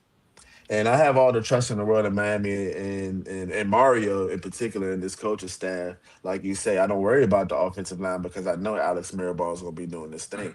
And Yeah, also I know that these guys are going to be battling in the fire through practice. This is why Miami has physical practices. This is why when they bring recruits to their visits, they make them watch the practice and say, hey, is this what you want? Is this something that you could be up for? Because the standard in Miami today is not the standard of years past. Like staying at the practice and being on the jugs ain't nothing. Like you really got to be there 5 in the morning working, you know what I mean, leaving at 7 and coming back the next day and doing it. And I appreciate that change. Like it's been a long time coming. So like when you look at things that Mario may have done in years past, not to excuse it, like the thing with Georgia Tech and the running the ball. Like now today I can see the mentality of what he was trying to instill in the team, even though it didn't work. And I hmm think that it's one of those things that like in the moment, because it didn't work, it looked crazy because it was crazy. Still looks But he crazy. wants he wants those but it was crazy, but he wants those guys to be that kind of crazy that we don't care if it's still time left. We're going to still impose our will on this team. And that's the thing that made us feel like a team of destiny last year in the playoffs because they had that chip on their shoulder. And I think that we still have enough guys to keep that core and that chip on their shoulder the same. Because no matter how you slice it, Mark Fletcher is the heart and soul of this team. And as long as he's there to be the verbal leader as well as leading by example and playing hard and doing these things and not forgetting those harder times in 2013, in 2024, it'll help us ultimately in this year because I think that we are in the middle of both. We had a crazy great offense in 24. We had a crazy great defense last year. This year we're going to be in the middle of both of those, and I think that I think we're going to average over at least 35 points a game, and then probably keep people around 20, if not lower. Very lofty expectations, man. I will say, no matter how you try to slice what Mario did, it's crazy. No matter how you look at it. No, yeah. Look, I ain't excusing. I'm just saying that today I I will can never see understand it. Nope. the. That's what No, I'm no. saying. I would never Listen. see or Listen. understand. I get what you're saying. I get what you're saying because Take a schematically knee. it was dumb. It was stupid. Schematically it was stupid. However, I think if you're trying to instill a mentality in some young men, I do think it's something to say about just playing all the way through the whistle, and you may not have played the correct play in that moment. I'm just saying it just speaks to how he wants to put a dog in somebody, and I think it's showing its dividends now. And also, I think that Mario doesn't make those same mistakes that he has. I think That I that will agree with. he's kind of redeemed himself in a way. Like, granted, there may have been some questionable things like clock management at the end of the Texas A&M game, sure, or there was like this thing going into the half in the Natty. But I mean, aside from that, I mean, those are things that every coach kind of does for real, and it just depends on the win or the loss whether you talk about it. All right, y'all. Y'all say what I had to say before I get a couple words in and we move on to the schedule. Yeah. Sorry. I said No, this is y'all time. This is y'all time. We just blew you. No, you got a Miami shirt on. You can say something nice. I don't hate y'all. I told you my shots are more for Carson Beck than y'all, 100%. But sure. I'm gonna say this: y'all are 100% national championship contenders, in my opinion, this year. I think like what you said about y'all holding teams to under 20 points while putting up a ton of points is absolutely correct. Y'all should be in contention for the ACC, but that's kind of remaining to be seen because I just don't get it with y'all. But I'm high on y'all, super high on y'all. I think Darian Mensah is a significant upgrade than Carson Beck. Cooper Bearcat as a number 2 receiver, or if you want to say a number 1, and Malley as a jack of all trades receiver is significantly better than Keelan Marion and Malachi Tony. Mark Fletcher having that playoff run success is 100. I think he's going to be better than last year, and again, attribute that to the success he had in the playoff. O-line, I'm not sure if I can say that y'all are going to be a better O-line, but hey, man, y'all know more than me at this one. I definitely wouldn't say better, but I wouldn't say better, but I think say serviceable. I think serviceable, sure. Okay, I'll say good. I'll say good. Respect. But the thing that really takes y'all to the national championship contender to me is the amount of production that y'all return on the defensive end with Heatherman, like y'all said, that's y'all DC. Because Heatherman, man, he has proven time and time again that he is a top DC. Now, not the best. It's 2 names I got in front of him. That's Jim Knowles and Matt Patricia, which are very great DCs in their own right. I mean, Matt Patricia's a Super Bowl DC. But he's up there with those guys. It's just what I've seen from Coach Heatherman. So I kind of mirror a lot of y'all sentiments with Miami. Maybe foreshadowing my record for y'all, but if that's, I know y'all touched on the transfer portal. I will say this: Cam Vaughn is a great addition. I mean, he was on Jack State 2024 when they won the Conference USA Championship. I think his production wasn't a indication of Cam Vaughn performance, even though he did drop a pass that led to one of my former coworkers' brothers throwing a pick. But it was more so the quarterback play of West Virginia, which was the reason why Cam Vaughn had the season he had. But he still didn't have a bad season. Like, but it's not compared to his Jack State season. It's not good. But I think he has a resurgence with y'all. I do love the Venjarius Jacobs pickups. Stole them from South Carolina. I think he's going to be able to do a lot more with us than y'all. Yeah. I mean, I think Darian Mensah is the better quarterback than Lenore Sellers. I know I feel like Lenore Sellers is being very overrated in terms of the NFL draft. And this is coming from a South Carolina fan, so it is what it is. But and Omar Thornton is definitely a huge upgrade to a defense that really didn't need this upgrade, but for sure will take it. I think he's going to be one of those guys that is going to help his draft stock a lot. Yeah. Similar to Jacoby Thomas last year, similar to Keontae Scott. Like a lot of knocks on those guys, similar to Omar Thornton, is that they can't really cover. So, and I think that is a valid thing when you talk about Mo Toure, but that's not who I'm talking about at the moment. But Monterey might be about in there in terms of at this point. Anyway, he might be an undrafted free agent. I mean, he's kind of older. Well, not even kind of. yeah. He is older. But with that being said, we can get into the schedule, and I'm gonna ask y'all this before we get into the schedule. Does either one of y'all have Miami going undefeated? Yes. I do. I knew that. I just had to ask for the people. So just say what game you got us losing. I would have y'all going undefeated, but for some strange reason, y'all always drop a game that y'all should not drop. And this year's game, I have y'all dropping, and y'all are gonna hate me for this. Notre Dame. Yes, I knew it. at Notre Dame. That is the game that I have y'all dropping that y'all should not drop. I'm not mad at that. I'll say this. This is if we only lose to Notre Dame, fine, so be it. That affects nothing going into the playoff. If we lose, if we beat Notre Dame and we lose, like say we go 10-2. That's a bad season. The theme the last 2 years was 10-2. For sure. But that's a bad season for us, depending on like if we lose to Louisville and we lose to I'm sorry. Y'all don't play Louisville this year. Yeah, I'm looking at the wrong. Y'all don't have it, bro. Y'all should not. If we lose to Clemson and we lose to Notre Dame, we're not that affected going into the playoff or going into the championship if that's where we're going. But if we lose to 2 ACC teams and beat Notre Dame, then we got a problem. I was about to say the only game in the ACC that I think y'all can lose is Clemson. Other than that, y'all should erase the rest of the ACC games y'all play. But also, the one of the main reasons I think we're going to go undefeated is because we'll have time to settle into the offensive line, the offensive in itself. Like we're going to have a couple weeks before we get into. Stanford, Florida A&M, Wake Forest, Central Michigan before Clemson. Yeah, and even then after that, like even going into like maybe if we overlook North Carolina or something, maybe if we're lackadaisical going into Pitt or maybe Duke the week after Notre Dame, like those could possibly be little jumps. Maybe little trap games. Yeah, maybe like I don't think Stanford because that's going to be the first game of the season, even though we're going across the nation. College, and I think it's on a Friday. Like we have a lot of weekday games earlier in the season.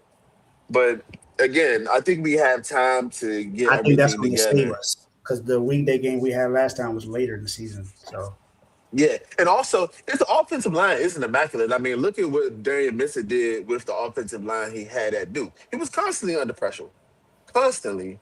That's the upgrade. And he got legs, more weapons. You know what I mean? So, he has legs. He takes care of the football. That's why I think it's an upgrade. Mally done put on weight. Hopefully he won't have no fumbling issues this year. Yeah, because didn't he almost lose one against Ohio State? Yeah, almost. That don't bounce right back in his hands. I think it was two. Two he almost lost. I think one of them almost got to Caleb Downs. I think Caleb Downs might have knocked it out, actually. Yeah, he did. He put his head right on that jump. Yeah. But again, we got so much, and then we got young dudes too, Milan Paris, Dalen Upshaw. Like we got some dogs, man. I ain't gonna drag it. I think the general consensus is that we not only all have the over 10.5, but ACC championship should be at play for Miami. Yeah, absolutely. It's all on who they playing. That's all. So I got them going 11-1, 9-0 in conference play. Dave and Ace has them going 12-0, 9-0 in conference play. And spoiler, that is my one ACC championship team. The next one, you'll find out later. That's my team that wins the Natty. So I could have figured that. My Natty episode is weeks down the line, so can't give you that right now. But we'll move forward from Miami to UNC. So a high and a low of the conference. Now, UNC, this is where Freddie Kitchens got the can, and he deserved to get fired here because offensively, they were horrible at UNC last year. And now he moves on to Bobby Petrino, who actually has a lot of success as an OC. So hopefully for Bill and UNC's sake, the offense looks a lot better under Bobby Petrino. They were coming off a 4-8, 2-6 season. They returned 6 starters. 2 on offense, 4 on defense. They returned Damon June, a running back who had 84 carries, 464 yards, 5.5 carry, and 2 touchdowns, and Jordan Ship, a receiver who had 60 catches and 671 yards and 6 touchdowns. Defensively, they returned Jaden Patterson, a DB who had 34 total tackles, 23 solos, 5 pass breakups, and an interception. Caleb Cost, a DB who had 45 total tackles, 32 solos, 5 pass breakups, and an interception. Leroy Jackson, a D lineman who had 36 total tackles, 14 solos, and a pass breakup. And Melkart Abu Jadu, a D lineman who had 47 total tackles, 24 solos, 10.5 sacks, a forced fumble, and a fumble recovery. Now, they lost a ton, obviously. Ton of turnover here at UNC. They lost Gio Lopez to Wake Forest, 170 of 261, 65.1 completion percentage, 1,747 yards, 10 touchdowns, and 5 interceptions. But he also had 133 yards and 3 touchdowns on the ground. Kobe Paysour, a receiver, had 35 catches, 438 yards, and a touchdown. Javarius Green, who transferred to Boston College, 13 catches, 150 yards. Jake Johnson, who transferred to Auburn, a tight end who had 16 catches, 144 yards, and a tight end. Kamari House, a linebacker who transferred to Arkansas, who had 78 total tackles, 45 solos, a sack, a pass breakup, an interception, and a forced fumble. Andrew Simpson, a linebacker who had 61 total tackles, 32 solos, 5 sacks, a pass breakup, an interception, and a forced fumble. And Will Hardy, a DB who had 53 total tackles, 25 solos. Mekhi Gabayer, who had 39 total tackles, 17 solos, a sack, a forced fumble, recovery, and a school big scorer who transferred to Florida State. Marcus Allen, who is currently on the Vikings, 35 total tackles, 28 solos, half a sack, and 8 pass breakups, a cornerback. And Thaddeus Dixon, another cornerback on the Giants, who had 20 tackles, 14 solos, and 6 pass breakups. And they also lost Max Johnson, going to Georgia Southern. Anybody want to talk about anything else before we move forward? No, sir. All right. Go ahead. No, I was just about to say, I think this is going to be a team that struggles again. And I 100% agree with you. That foreshadowed me. But 22nd overall recruiting class. So a really great job recruiting from Bill Belichick. Can they put it together, though, is the question. 52nd in transfers with 20 transfers. Now, here's a reason why I'm not so high on UNC. Billy Edwards Jr. transfers in at quarterback from Wisconsin. He barely played at Wisconsin. He actually got hurt, crazy enough, in the Maryland game, the school he came from before Wisconsin. So I have his Maryland numbers in 2024. He went 273 of 420, 65 completion percentage, 2,881 yards, 15 touchdowns, and 9 interceptions. I'm not the greatest fan of Billy Edwards. And not only that, I get you got a new OC and there's difference in philosophies, but there are night and day different quarterbacks. If that was the case, you might as well just try to recruit and keep Max Johnson if you're going to have Billy Edwards. But I feel like Max Johnson was probably a low scoring. Got hurt against Minnesota while in a UNC uniform, got a new head coach. He's shown that you're clearly not his guy. So it makes sense why he got up out of there. Peyton Steelman, a linebacker from Richmond who had 120 total tackles, 52 solos, 2.5 sacks, 5 pass breakups, 2 interceptions, 4 fumble, and a fumble recovery. Derek McDonald from Syracuse. These are his 2024 numbers. He had 51 total tackles, 26 solos, and a forced fumble. Mason Humphrey, a receiver from Lehigh who had 35 total catches, 651 yards, and 4 touchdowns. And Donovan Boylett, an edge rusher from Richmond as well, who had 48 total tackles, 18 solos, 9 sacks, 2 pass breakups, and a forced fumble. Any transfers y'all want to highlight? There's another quarterback, the guy from Texas A&M, Miles O'Neill. Yeah, I did see that. Oh, my fault, Dave. I do have to say this. They did also recruit Teron Dickens, but Teron Dickens had to leave. Mm-hmm. He is no longer at UNC. He is now at NIU, Northern Illinois. I think there was something about eligibility reasons. I don't know if it's academics, whatever, which is funny coming from the school that got in trouble for falsifying academics. But Teron Dickens is now at Northern Illinois. Go ahead, Dave. Yeah. Another one's a running back from LSU, Caleb Johnson. So he's another one. Then they got a tight end from Ohio State, Jelani Thurman. And another one from Texas, Jordan Washington. And there's a defensive lineman from Penn State that they got, Jalen Harvey. I think those guys could come in and make some kind of impact, but I'm with you guys. I don't think it's that much of an impact this year. All right, Ace. Yeah, I think as well on the defensive line, Tavares Brown from Florida. I think he's another good transfer that could come in there and contribute to that defense. I definitely want to talk about Teron Dickens as well. I didn't know why he transferred, but I think that's a horrible fumble by them. I think you should have did whatever it took to keep that guy there because he's by far when you look at the quarterbacks on the program. I mean, he's definitely the most athletic when you look at his stats, I mean, yeah, he played in like what was it, D2 I or think FCS. FCS? Western Carolina, I think it's FCS. Yeah, but I mean, the guy threw for what 38 was touchdowns, I it? think, 2 picks. 38 touchdowns, 2 picks. I mean, come on now. Like this Dude, guy you can't was keep that guy. completing over 70% of his passes. Like that's not somebody that you let walk. I get he's 5'11". I get that he may not be the biggest guy on the field, but I mean, you want a baller, man. You don't Trinidad Chambliss ain't the biggest guy on the field, but he a Went baller, man. crazy. And he And was D2 or yeah, I D3, Fair just State. yeah, Fair State is D2. Yeah. I just don't But understand. I just don't it's Bill understand Belichick. why Bill Belichick. Exactly. I don't understand why he took this job. I don't understand why he's here. Like you were the best, arguably the best coach in NFL history. Now you're just pissing all over your legacy to be at in down I Tobacco mean, Road I in don't North think it, Carolina and Chapel Hill. I don't Like think it has anything to do with his NFL legacy, but no, his maybe not his NFL entire, legacy, but his entire coaching legacy, absolutely, yeah, because Yeah, man, I it it is mean, looks not, crazy. it It is like I looks not said, like crazy he's doing because right now. it looks like you're running a dysfunctional program. like Like there was yeah. all this control and this aura and mystique around how the way the Patriots did their things, they did it the right way. It's all business. It's all about football. But when you come here, you got your ex girlfriend everywhere that you are.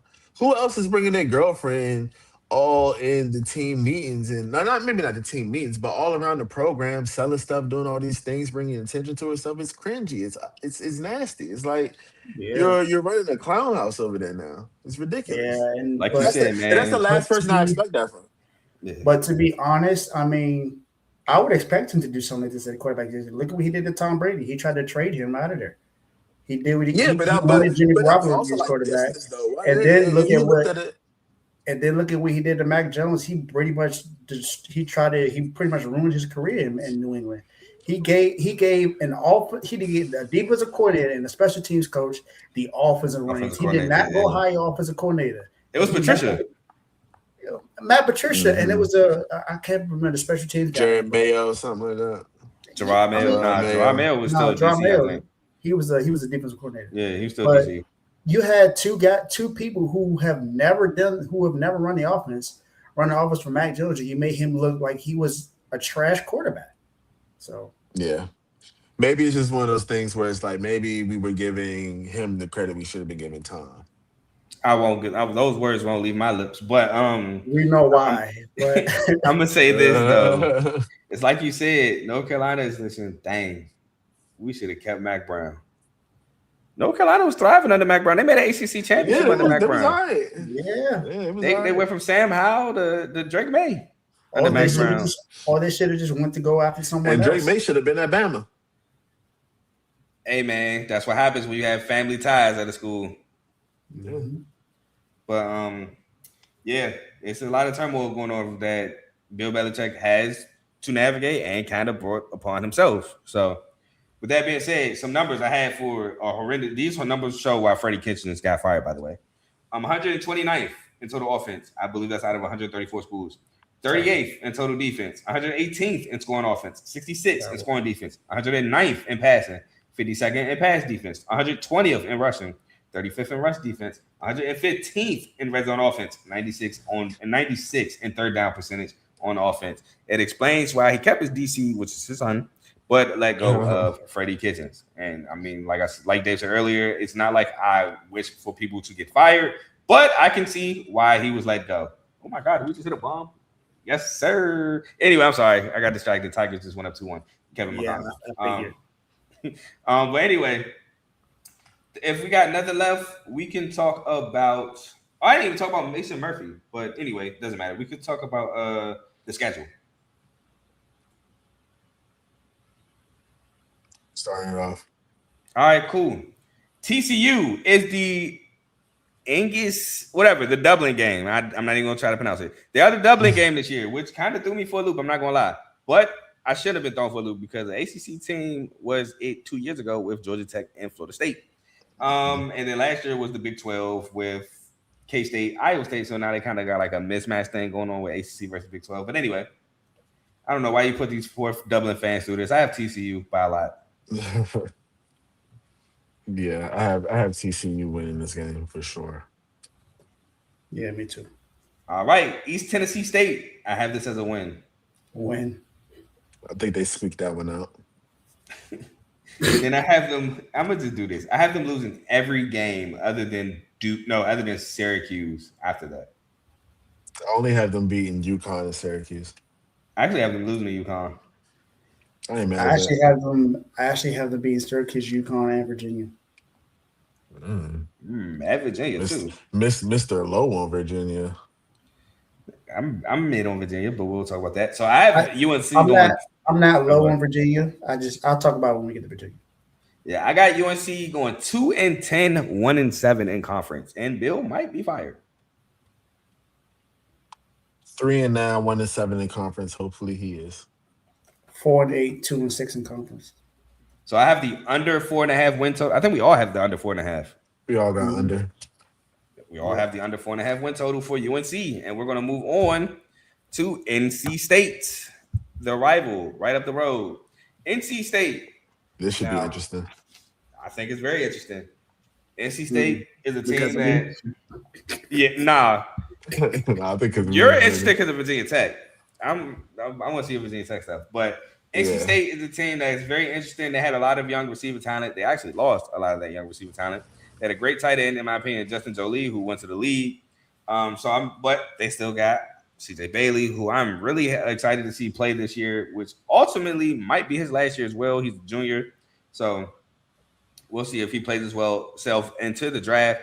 Again, I don't know if y'all know this, but I've been saying it. This upcoming draft class is overrated, in my opinion.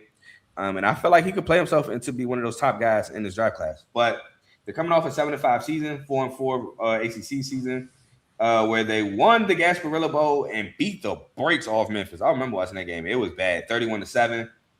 They returned 8 starters, 5 on the offensive side, but 3 of the 5 are offensive linemen, and then 3 on the defensive side. They retained mainly, like I said, CJ Bailey, went 273 and 397, 3,105 yards, and 68.8 completion percentage, 25 touchdowns to 9 interceptions, and oh my God, Riley Green just went deep. Then 89 carries, 215 yards for 6 touchdowns. Oh, he didn't go deep. 6 touchdowns.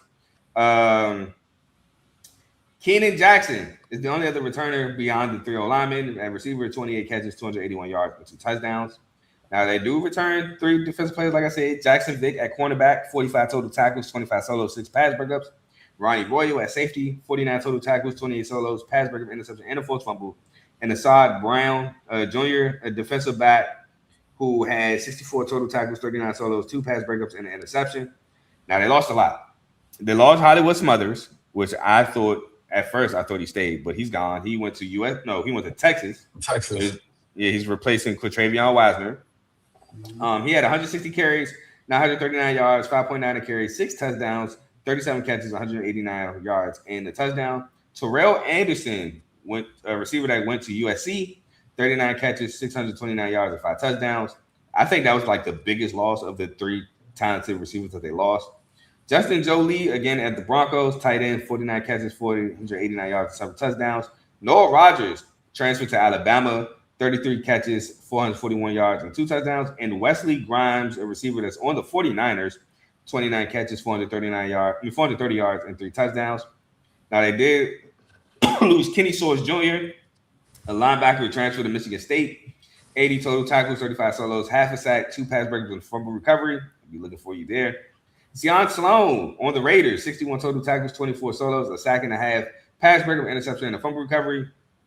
Caden Fordham, linebacker on the Bucks, 143 total tackles, 61 solos, 3.5 sacks, 3 pass breakups, 2 interceptions, forced fumble, and a fumble recovery. Devon Marshall, cornerback on the Jags, 50 total tackles, 34 solos, 15 pass breakups, 2 interceptions, and a forced fumble. Trey Thomas, a defensive end who had 24 total tackles, 7 solos, 4.5 sacks, 4 fumble on the fumble recovery. Brandon Cleveland, a defensive tackle on the Raiders, 36 total tackles, 12 solos, 2 sacks. And Sebastian Harsh, a defensive end on the Texans, 41 total tackles, 15 solos, 2.5 sacks, 3 pass breakups, and a fumble recovery. Anything y'all want to talk about before we move on to the transfer portal? No, I said I was going to say something that you made that about CJ Bailey that might surprise you.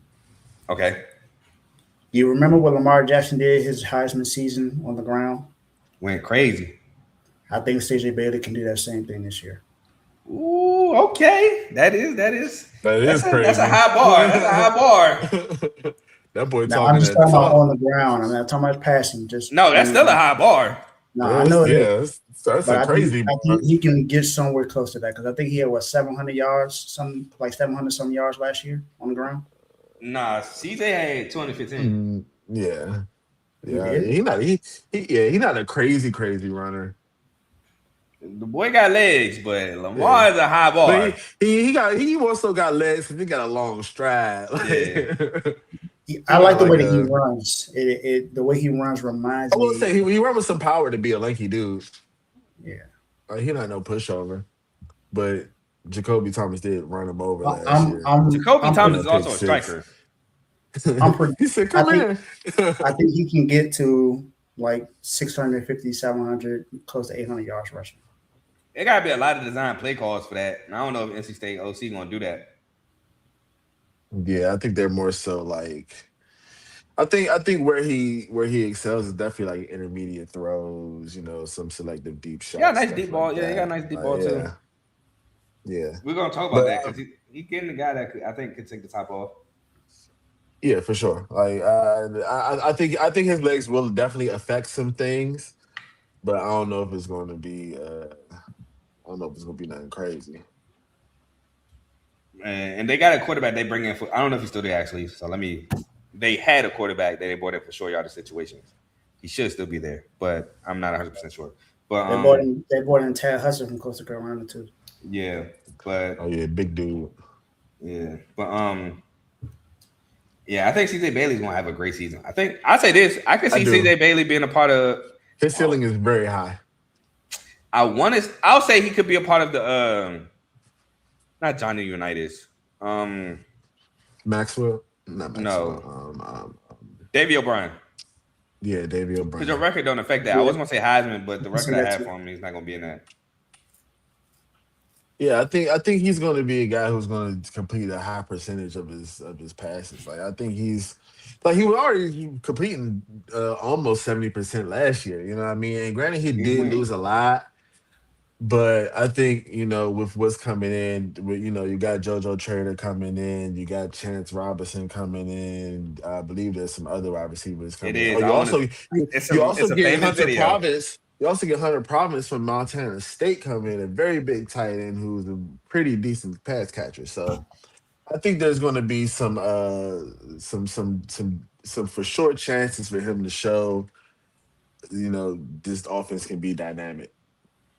So I'm glad you brought it up. Yeah. They had some staff realignment too on the defense too. Glad you brought up the transfer receivers. It's one famous receiver that has that famous video of him allegedly having a touchdown but went out of bounds. And that's Victor Sano, the receiver from Buffalo. That is another transfer receiver. Yes, that is him. No. That is him. That is him. He is at NC State. Nah, son. Yeah, 62 catches, 815 yards, and 8 touchdowns at Buffalo. But that is him. He is not allowed in my program. That is him. FBI needs to arrest this man. No. But bro can ball though. Bro is a baller, bro. He got some and he can wheels. take the top off. He could have scored that play. What happened? That's what I said. Victor Snow's a guy for NC State that could definitely take the top off potentially at NC State. Bro. But that was him. That was him. I don't like it. Wow. I don't like it, bro. I don't like it. And I do like the fact that they went and got Davion Goss from UNC to replace Hollywood Smothers, because I think the year previous to last, he had a pretty. I think he was looked at to be the number one back before Damon June took over. So he gets a restart, and he gets to go to a rival to restart his career. He had 61 carries, 259 yards, 4.2 a carry, and 3 touchdowns at UNC last year. Harvey Dyson, edge rusher from Tulane, who had 8 sacks. So, and then they got Raul Aguirre from Miami, looking to help bolster that middle linebacker spot. So I do think that NC State could be a little problem. Some stats I have from NC State: they were 64th in total offense, 109th in total defense, tied 44th in scoring offense, tied 82nd in scoring defense, 47th in passing, 130th in pass defense, 81st in rushing, 52nd in rush defense, 126th in third down completion, third down percentage on defense. So basically, if you got a third down against NC State, you were converting. Tied 68th in red zone defense and tied 19th in red zone offense. So the defense was definitely the Achilles heel of NC State. But with that being said, if y'all don't have any more stats, we can go to the schedule. Yeah, sir. We can get to it. First game at UVA. I ain't gonna lie, this took me a minute to pick, but I ultimately gave NC State the W.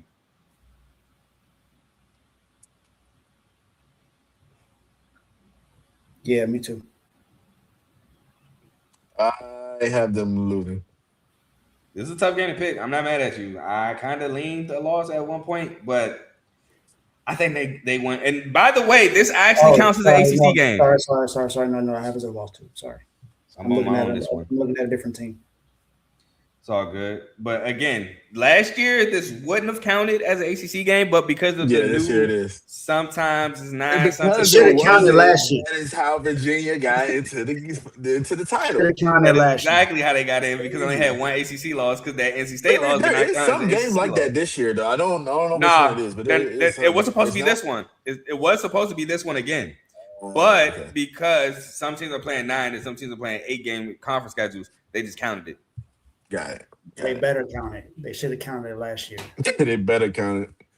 Yep. So this one counts this year. Richmond at home. I have it as a win. Win. I was a win. At Vanderbilt. I'm gonna trust you, Clark Lee. I'm gonna trust that it wasn't Pavia. I got this as a loss. I got a loss too. I got it as a win, man. I trust that it was Pavia.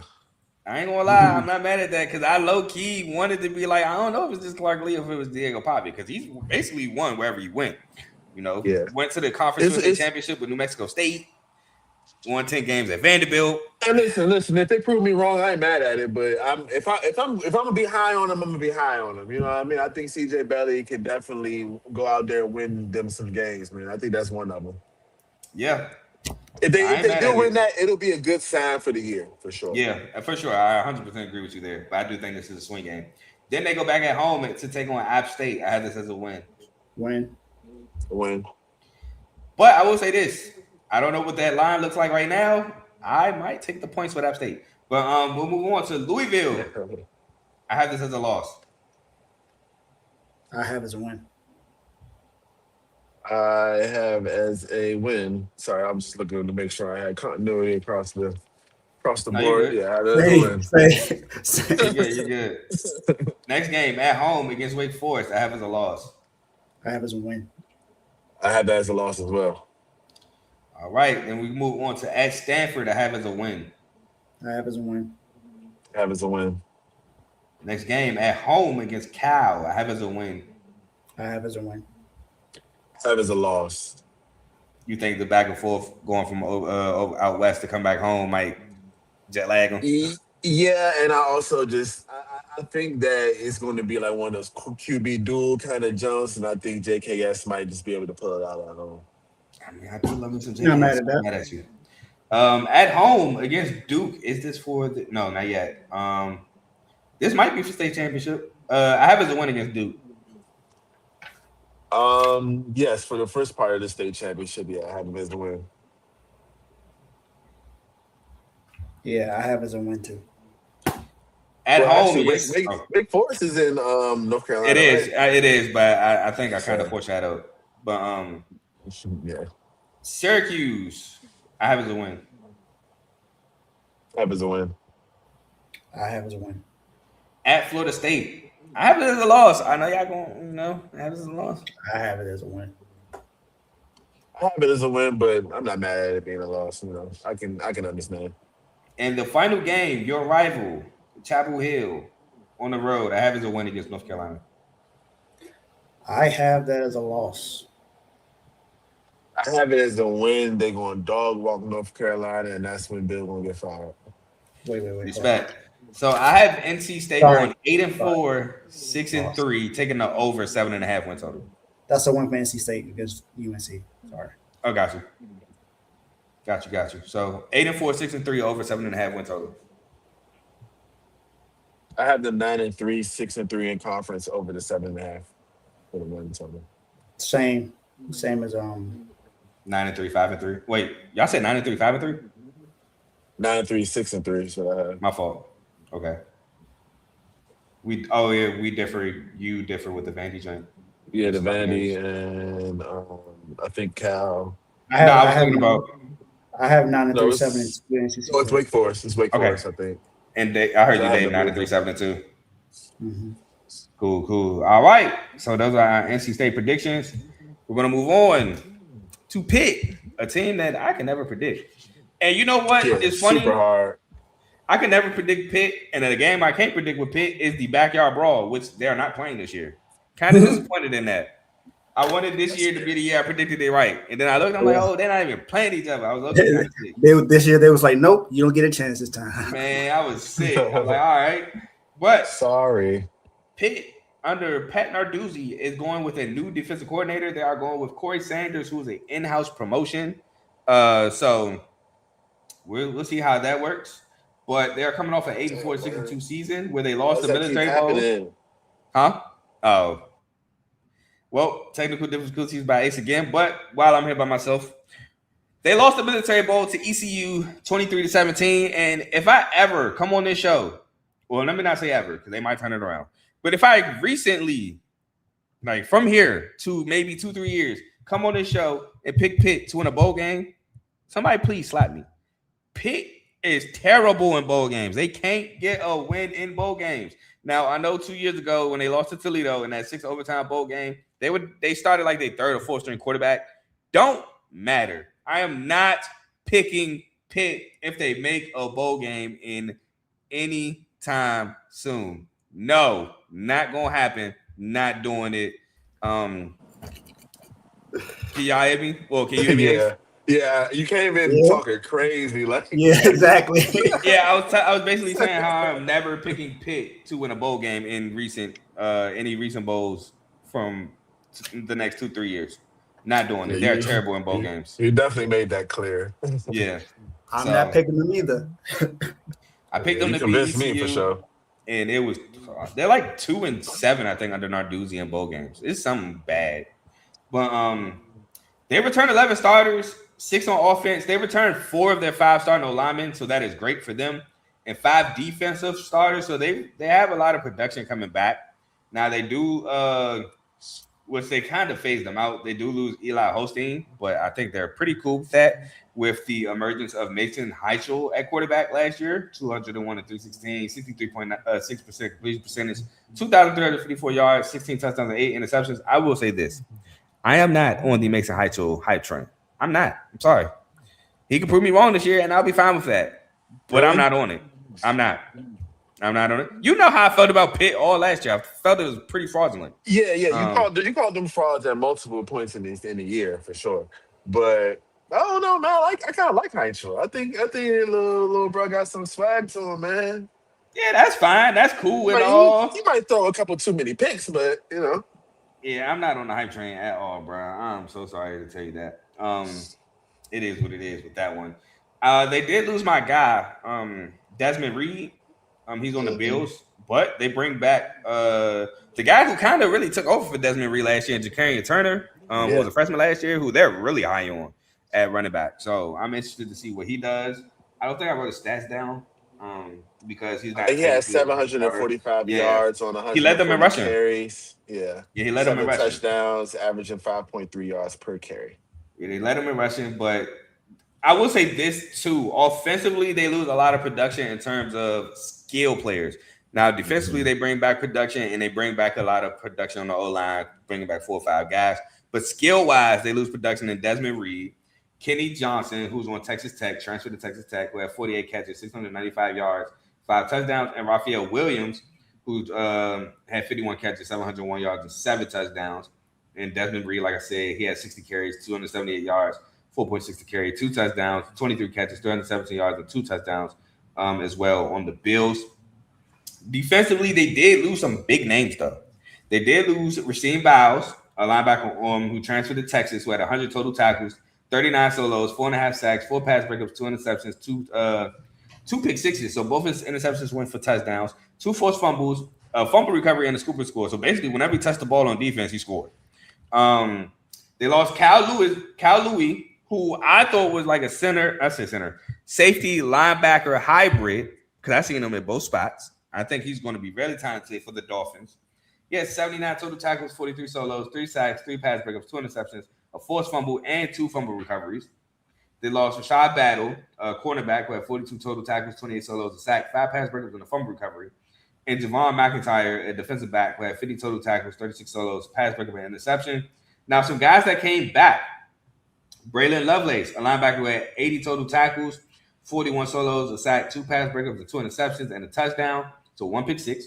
Cruz Brookins, a defensive back who had 53 total tackles, 28 solos, 2 pass breakups, and 2 interceptions. Isaiah Neal, a defensive lineman with 36 total tackles, 18 solos, 3.5 sacks, and a pass breakup. Jimmy Scott, a defensive lineman with 18 total tackles, 9 solos, 4.5 sacks, pass breakup, forced fumble, and a fumble recovery. And Sean Fitzsimmons, a defensive lineman with 25 total tackles, 8 solos, and a sack. Anything anybody else want to talk about before we talk about the transfer portal? No, like you said, I think they bringing back Heinzel, of course, is going to be big. Having Turner coming back is going to be big. I think Lovelace is a very talented linebacker and will continue to show that, even though his other 2 people in the linebacking core have been gone. I do think that Raheem Bowles is a huge loss. Like, that is a huge loss that is going to be hard to replace. However, I do think that, Pitt plays a perpetual spoiler in this league. You know what I mean? And I just want that to be known, that colors my vision and how I think about this team. Yeah. Shout out to you, Rockin' Rant 1. Hey, guys, first time seeing the channel. Great job on the preview. Keep it up. Go Canes. Again, I'll leave this up for them, but I'm not a Canes fan. But subscribe to the definitely channel. Please subscribe to the channel. We appreciate you being here and listening to this 3-hour long episode so far. Probably gonna be into the 4th hour. I'm trying to move a little bit quicker, but we still got some teams to go over. But in the transfer portal, first of all, Pitt had the 58th overall recruiting class, 90th in transfers, only 16. Appreciate it. He said it's done. Got to pay it forward. Absolutely, we appreciate you paying it forward.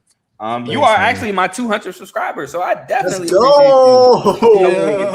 you. Let's go, CTC. Definitely appreciate you for sure, because 200 was a goal of mine by the end of the month, and you helped me get there. So definitely shout out to you. And stick around for, Dave has a show, the main show, and everything like that. We appreciate you being in the R2L community. But that being said, only 16. Yes, sir. Only 16 transfers. But I would like to say this. I do like this one, even though he's probably going to be a backup role.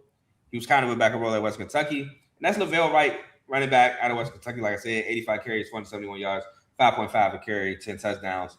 Think he's going to be a nice little change of pace for Ja'Carrion Turner. I also like Malik Knight, played with Turin Dickens, so he's played with a guy that can spin it, even though, again, not really on a Mason Hightail bandwagon, but he's played with a quarterback that can spin it. 47 catches, 774 yards, and 7 touchdowns. DeMarco Ward from Memphis had 63 total tackles, 40 solos, 2 interceptions, 2 touchdowns, and a forced fumble. Alex Sanford Jr., linebacker from Purdue, who had 47 total tackles, 18 solos, a pass breakup, and a fumble recovery. And Rayon Strader, a cornerback from Miami of Ohio, but he transferred from Auburn last year, but he had some good stats while Miami of Ohio. So another guy that came from the group of 5 who's trying to get his footing at the Power 5. I say Power 5 now that the Pac-12 is back. Some people don't even respect it, but I'm going to give him the proper respect. But he's trying to find his footing there. Any transfers that y'all want to highlight? Did you mention Carson Kent from Oklahoma? Nope. Do your thing. I think that's a tight end that can help this offense.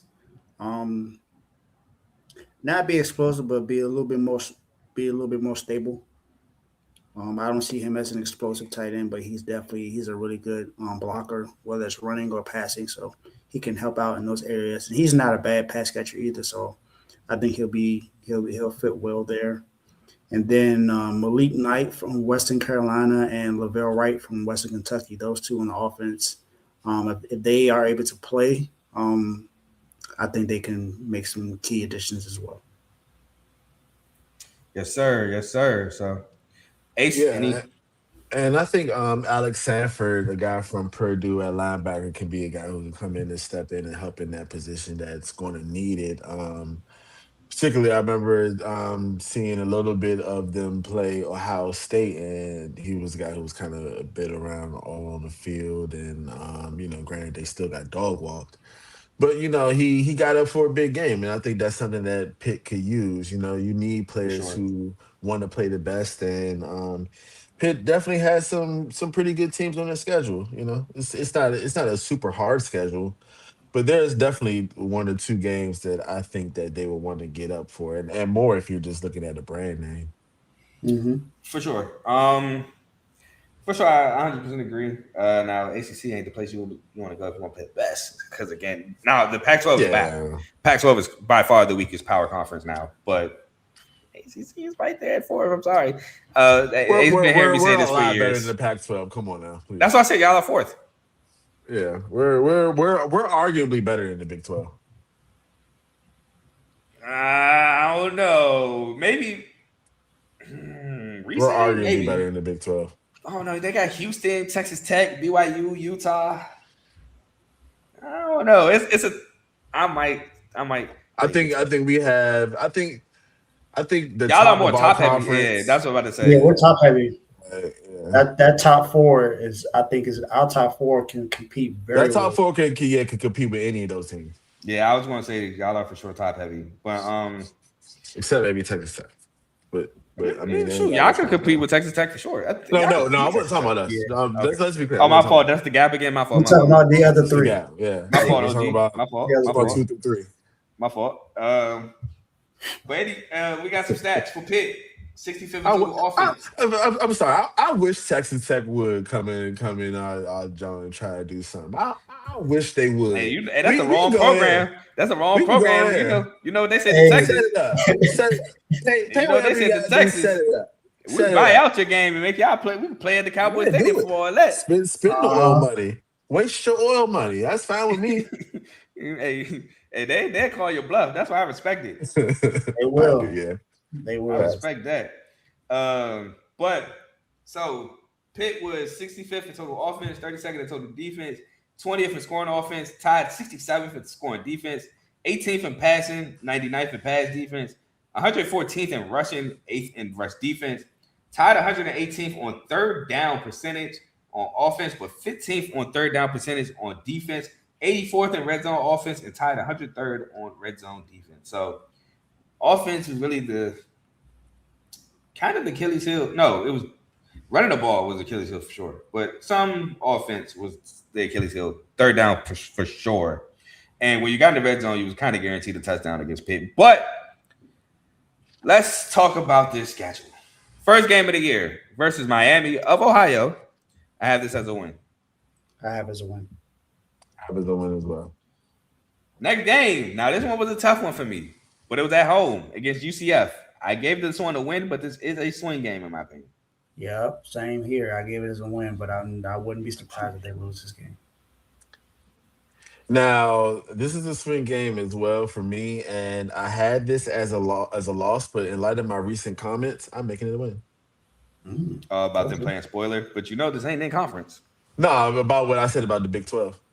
Oh, that is true. Okay. Okay, that's right. Rep the ACC. Even though I like Scott Frost. I like Scott Frost very much. So I don't even off the top. I can't remember who UCF starting quarterback is going to be. I didn't Alonzo Barnett. Oh yeah, that's right. Alonzo Barnett from JMU. Yeah, because I didn't like their quarterbacks at all last year. It was Taven Jackson and Cam Fancher, which Michigan State has Cam Fancher now, but he's not going to play. Next. At home against Syracuse, I have it as a win. I have it as a win as well. I have it as a win. Then we have at home against Bucknell. I have as a win. Easy W. Dubsky. On the road against Virginia Tech, I have as their first loss. Loss. Virginia Tech, I have as a win. Okay. Okay, interesting. At home I ain't against UNC. UNC. UNC I have as a win. win. I mean, win. Sorry. On the road against Boston College, I do have this as a win. I have as a win too. And the Also rest have of the that as a win. games, Everything else at is Miami, yeah, I have them losing at Miami, losing at home against Georgia Tech, losing at home against Florida State, losing on the road against Louisville and Cal to lose 5 straight. Yep, I had the same thing. I have them beating Georgia Tech and Florida State. Oh, so you got Florida, you got Pitt going 8-4 again then. I have more 9-3. Ooh. I have them losing to Miami, Louisville, and Cal. Wow, you are really high on Pitt. Yeah, you're really high on Pitt. I haven't gone 6-6. Listen, bro. That dude Pat Narduzzi is hard to call it sometimes. Oh, trust me, as a guy who hasn't gotten the Pitt season right, I feel you. I'm not saying it ain't like, and to be clear, I had them at 8-4, but it's just the UCF. I know. Mm-hmm. So, but again, I think that they place. I think that if you're a team that's on the bubble, like a Florida State, possibly like a Georgia Tech could be this year, like a Boston College, like a North Carolina, like Virginia Tech possibly could be this year, Syracuse. These are teams that Pitt are more than capable of beating. Not even just beating, more than capable of dominating some of these games because we've seen them dominate similar games in the past. And that's the only thing that I'm keeping in mind. That's why I said, like, when I look at them, it's colored by, I know these guys can play spoiler in this conference, and they have. And I may be giving them a little bit of cachet just based off of, things in the past. But I don't think it's I feel you. They could beat Cal. I can see them beating Cal, but it is on the road. They have to travel across the country. And I can see them being Florida State. I do have them losing, though, the Cal. Yeah, I can see them being Florida State. And I can see them being Virginia Tech. I guess those are 3 swing games that I can see going the opposite direction. But with that being said, I have them going 6-6, 3-6, taking the under 7.5 win total for Pitt. Yeah, I have them 6-6, 3-6 ACC play. I got a 9-3, 6-3 ACC play. Again, can I finally get a Pitt season correct? Because I'd be way off. And I know I'm now in the middle, so it's kind of hard to be way off. But right. It is what it is, bro. But we're going to move on to a team that a lot of us are probably high on, and that's the SMU Mustangs. Well, we know what we know what Ace's record is. Yeah, we do know his record. Yeah, we ain't got to go over it. It's fine. No, we will. But I'm going to say this. They came off an 8-4, 62 season where they won the Holiday Bowl 24-19 against Arizona. They blew the Baylor game for sure, where they could have won that one.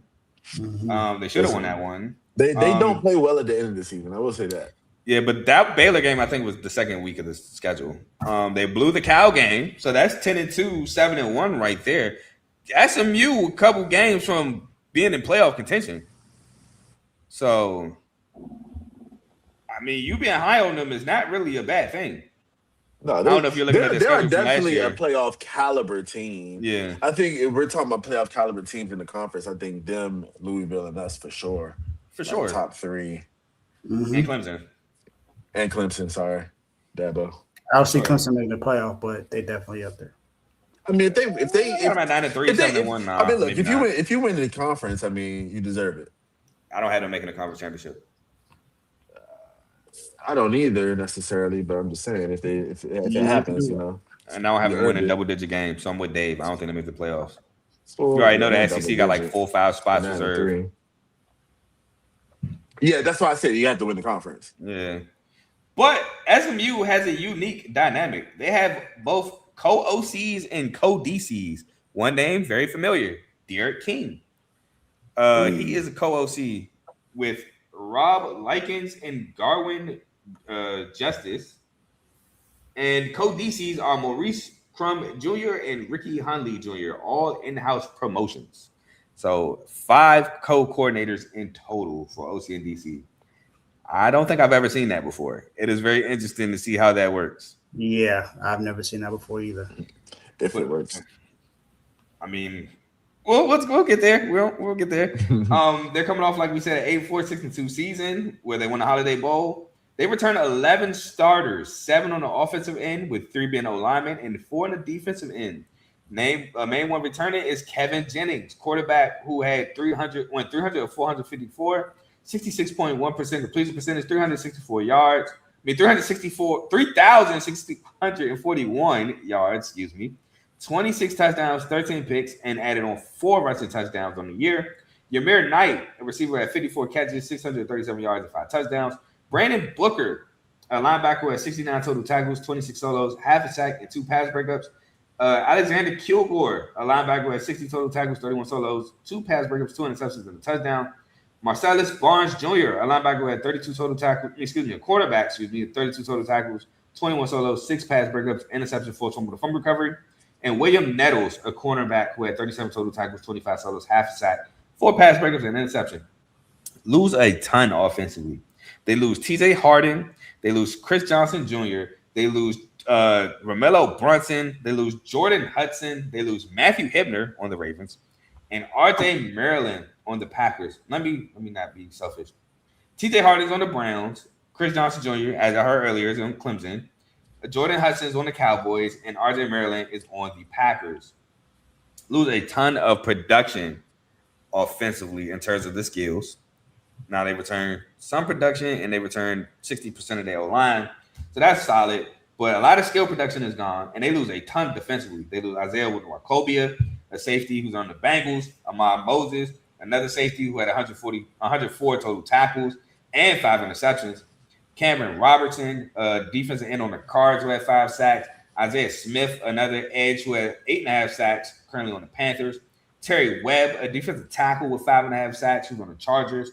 And Deuce Harmon, a cornerback with 7 pass breakups, currently no longer with SMU. Anything that y'all want to talk about that SMU has lost or returned? Yeah, I think obviously they lose a lot, receiver wise with the Romello Brinson and the crew.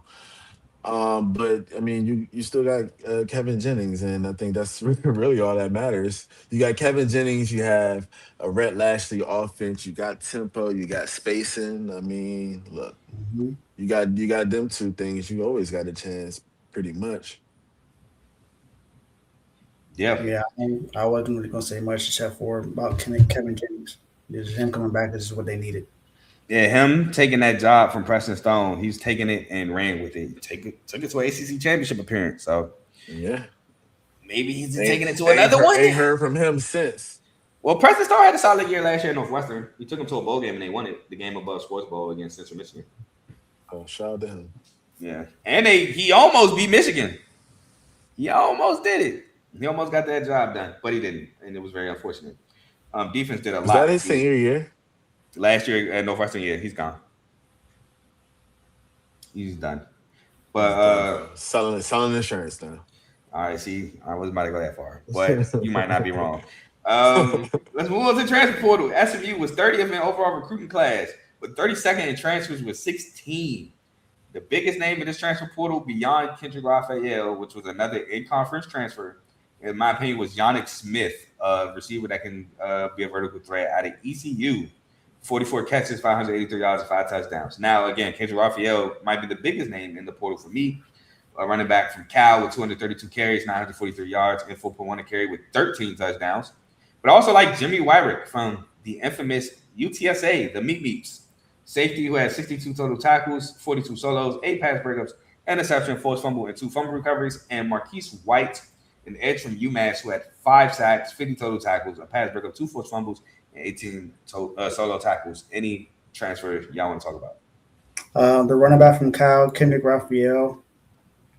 Jalen Hale from Alabama, Jarvis Lee from South Florida, and Jamal Anderson from Clemson. I think all 4 of those will be key additions to this team for SMU. Ace. Yeah, like you, Carl, I'm very high on Kendrick Raphael and Yannick Smith, but I also think that Theo Orstrom coming from Texas A&M at tight end, I think he was a very highly touted recruit coming out of the transfer portal this cycle. And I think he will add a lot to this offense because he's a pretty good receiving threat, pretty tall, pretty big, and And can affect the game. they're replacing two tight end threats in Hibner and Maryland, so they definitely need tight ends. And Red Lashley is going to put them on the floor. I mean, also on the floor, on the field. For Thinking of sure. basketball, thinking of Andy Enfield. But anyway, Yeah. 31st in total offense, 88th in total defense, 26th in scoring offense, tied 31st in scoring defense, 12th in passing, 133rd in pass defense, 95th in rushing, tied 19th in rush defense, tied 19th in red zone offense, but was 5th in red zone defense, and tied 23rd from team sacks. All these numbers indicate a playoff team. Just could not win the necessary games to be a playoff team, and it's very unfortunate. Under Red Lashley, had multiple, could have been 3 years straight at a championship game. All you had to do was take care of Cal.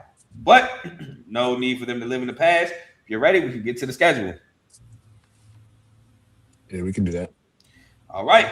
First game of the year is at Florida State. Now, Florida State did beat Bama. First game of the year in Doak Campbell, but I have this as a win for SMU. Matter of fact, hold on. I'm going to do this, and then if y'all don't have this, I'll read the rest of the schedule. I have SMU winning every game except for Notre Dame on the road. Same here. I have them winning every game except Notre Dame and Louisville. That's right. You did say that you had them Louisville having a tiebreaker. So I have SMU going 11-1, 9-0, taking the over 8.5 win total. So does Dave. Dave has them 11-1, 9-0, and you have them 10-2, 8-1. Yep. So this is my other ACC championship team. Me and Dave have the same ACC championship game. And Ace, I meant to say this earlier and completely forgot. You're going to jinx Miami to play Louisville in the ACC championship game? I want it. I want either of them. It don't matter. It don't matter. Both of these teams we lost last year. So yeah, but Louisville is different. Like, it's something strange with y'all in Louisville. That's why I want them.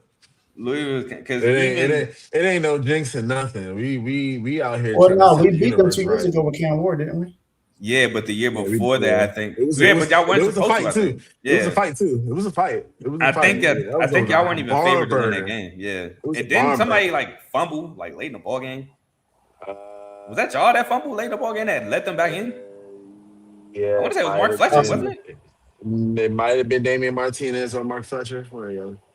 Yeah, y'all games be weird. That's what I'm saying. You want to change y'all? Yeah, our games are insane. Our games literally give me high blood pressure. But yeah, so we're all high on SMU this year. Yeah, I won't tell y'all. Not high enough. Well, we are. Because of you. Me and Dave are. I'm plenty high on them.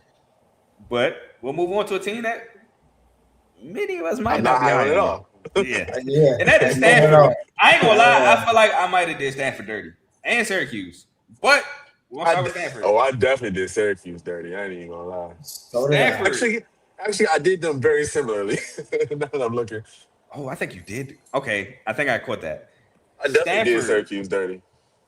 Has a new head coach, Tavita Pritchard. This is Andrew Luck's pick. And this is more than 1 year of a contract. They have new OCs. Terry Heffernan. He was UAB's O-line coach last year. And Chris Richard, who was the Jags defensive back coach, but he did DC. I forgot. But he was a DC somewhere. I should have wrote it down, but I forgot.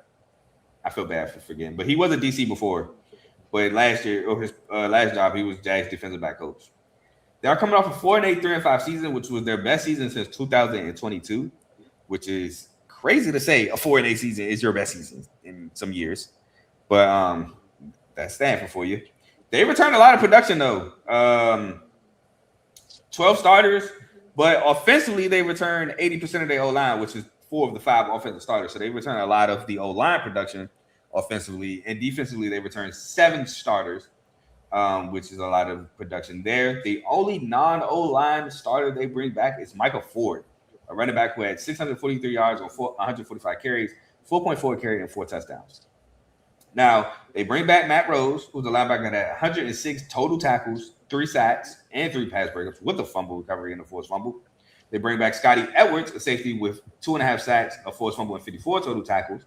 Josiah Galvin, a linebacker with 50 total tackles, 2 pass breakups, and 2 forced fumbles. Jay Green, a safety with 38 total tackles and 6 pass breakups, and a scoop and score with 2 fumble recoveries.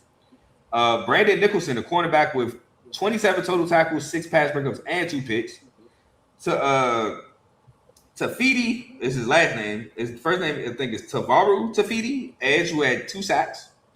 Ernest Cooper, another edge who had 3 sacks, and they lose a ton. They lost Ben Branson, who had more interceptions than touchdowns, 10 picks to 9 touchdowns. They lose CJ Williams, who's actually on the Jags, who had 749 receiving yards and 6 touchdowns on 59 catches. Sam Roche, who I was actually high on, who had 49 catches, 545 yards, and 2 touchdowns, currently on the Bears.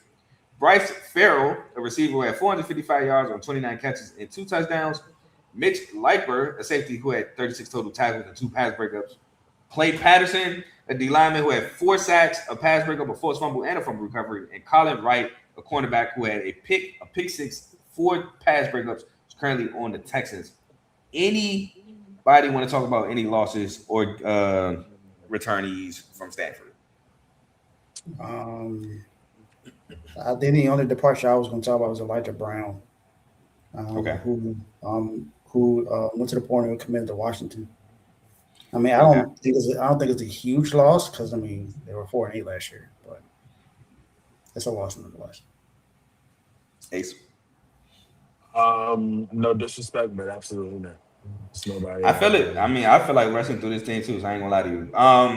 They were 57th in the overall recruiting class, 130th in the transfer portal, only having 6 transfers. Nico Brown is probably the biggest transfer beyond Davis Warren, who I am so off the. Stanford has a type. Davis Warren is a quarterback who had 9 interceptions to 7 touchdowns at Michigan in 2024. Like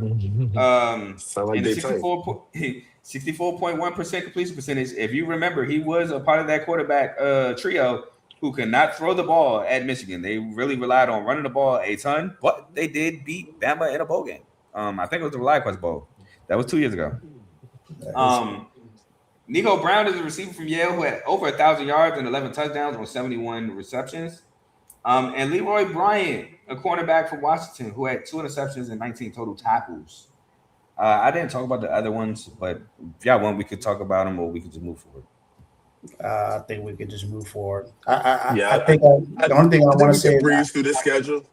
Yeah, I know why he chose Stanford because he wasn't going to get a starting position in UCA or MSU. Yeah, that's why. Yeah. Listen, I think the Stanford's whole issue is that you're too smart.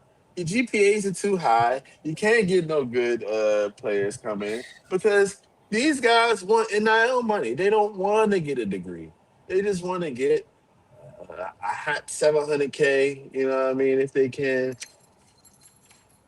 Yes. And you know what I mean? They don't want to worry about having a 4.6 GPA. It's too much. Man, they want Jim Harbaugh back so badly at Stanford. It's okay. You'll be all right. Oh, that's never happening. Yeah, that's never happening again. You lost that one, buddy. But let's get into the schedule. I'm going to name the teams they play, and then I'm going to just say the record I have. So they play, first game is at home against Hawaii. Then they play the U. Then they go on the road against Duke. Then they at home against Georgia Tech. On the road against Wake Forest. On the road against Notre Dame. At home against Elon. At home against NC State. On the road against Louisville, Virginia Tech, and Cal before they finish at home against SMU. I have them going 1-11, 0-9. The only win I have for them is Elon. I even have them losing to Hawaii. I got to beat Hawaii and Elon. I got them going 2-10. I had them going 3-9 because I was nice and gave them a Wake Forest win.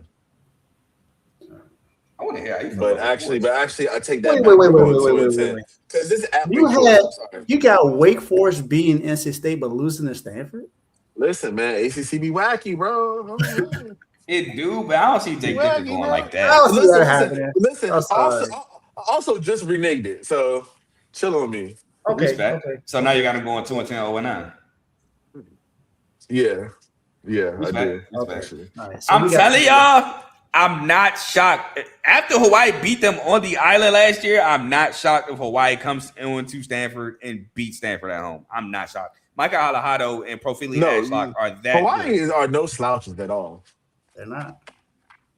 I'm They could I telling definitely you. might, be. I might, I They could might definitely be switch 2 it and just 10. because you said that, but I'm gonna keep it for now. But I'm telling you, I think I'm not shocked if Hawaii wins. But with that being said, we're all on agreement. We're taking the under 3.5 wins for Stanford. absolutely, Don't do absolutely. it. All right, and we're gonna move Please forward stop. to another team who I feel like I did dirty, and that is the Syracuse Orangemen. And I know I had something to say here. I'm gonna say it. Fran Brown, I like you, dog, but the I antics. like you as a person. I don't know how him as a much I like person, him but as I a like coach what I anymore. listen. I like what I used to like what I heard from Fran Brown. You know, the sound clips and the talking points he had. That's The what I like. antics, the antics has to stop, man. The Calvin Russell thing was not a great look. My God, the Calvin The Russell Tucci thing is not a great look. Nope. I still will defend I can him. forgive you for that. I can forgive him for that. Yeah, The I will Calvin defend Russell him thing, for the man. sprints. I would defend him for the sprints against UConn after they should have lost that UConn game. I'm not 100% mad at that. Yeah. And I've seen coaches Yeah. do that before. Yeah. Maybe not at that level, but I've seen coaches do it. But dog, you are becoming harder and harder to defend, bro. And I mess with you, bro. I really do, as from what I hear. But with that being said, Syracuse is coming off a 3-9, 1-7 season. So a big drop off from the season that they had the year before with Cal McCord. And I think a large part of that was because of the injury to Ricky Collins. Not Ricky Collins. Was it Ricky Collins or Stephen Jelly? I think it was Ricky Collins that got hurt and Stephen Jelly took over. But he knew it was coming too. That's a crazy part. I did. I wanted to catch her, but here's my issue, and I'm kind of jumping a little bit forward. They're bringing in Malachi Nelson. The Malachi Nelson experiment has not worked anywhere yet. Now, again, they're bringing in another quarterback, Amari Odom, who just won the Conference USA Championship with Kennesaw State. But if Malachi Nelson beats out Amari Odom, I have no faith in the Syracuse offseason whatsoever. And if they don't come out and say that Amari Odom just flat out dogged Malachi Nelson in this quarterback battle, I'm going to have no faith in the Syracuse season whatsoever. Now, he did bring in a new DC. Vince Chris, I don't know how to pronounce that. It's one of those names where the spelling might be a little crazy, but it's Kehres for those who like want to Cress. know. That's what I think it's like Cress. Who was previously the Toledo at he was the DC at Toledo under Coach Jason Candu, who then left. I think he took the UConn job, if I'm not mistaken. No, Jim Moore Jr. took the UConn job. I can't remember what job he took. But he left Toledo nonetheless. And yes, he left. He didn't get fired. They returned 7 starters, so a lot of turnover here at Syracuse. The 2 offensive starters are both O-linemen, and the 5 defensive starters are Gary Bryant III, who's a linebacker with 57 total tackles, who I believe led them in tackles. Antoine DeSauris, I know I butchered that, 54 total tackles and 2 forced fumbles. Chris Peel, a DB with 43 total tackles, but 7 pass breakups. Demetrius Samuel Jr., a DB with 43 total tackles and 9 pass breakups. And Cornell Perry, a DB with 38 total tackles. Again, they lost both their quarterbacks and Steve Angeli. No, I think Steve Angeli is actually still on the roster. But they lost Ricky Collins. They lost Ricky Collins to Kennesaw State, so they basically traded Ricky Collins for Amari Odom. He had 6 touchdowns to 10 interceptions and a 53.6% completion percentage. Yassine Willis is now gone. He's at Kansas. He had 558 yards and 4 touchdowns. I believe he led them in rushing.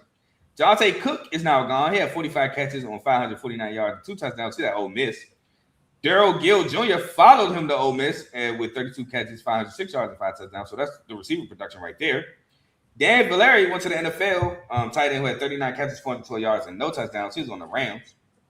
And then they lost Justice Ross Simmons, a receiver who had 312 yards on 20 catches and 5 touchdowns. Deuce Chestnut, a DB who had 47 total tackles and 3 pass breakups, and a forced fumble, gone. Kevin Jabity Jr., D lineman with 5 sacks on the Steelers. David Reese, a D lineman with 2.5 sacks, gone. And Dennis Jacquez Jr., D lineman with 2 sacks, gone. Anything y'all want to talk about before we move to the transfer portal? I think that it's interesting that Malachi Nelson did go there. And like you said, it's been very telling that he hasn't worked out anywhere yet.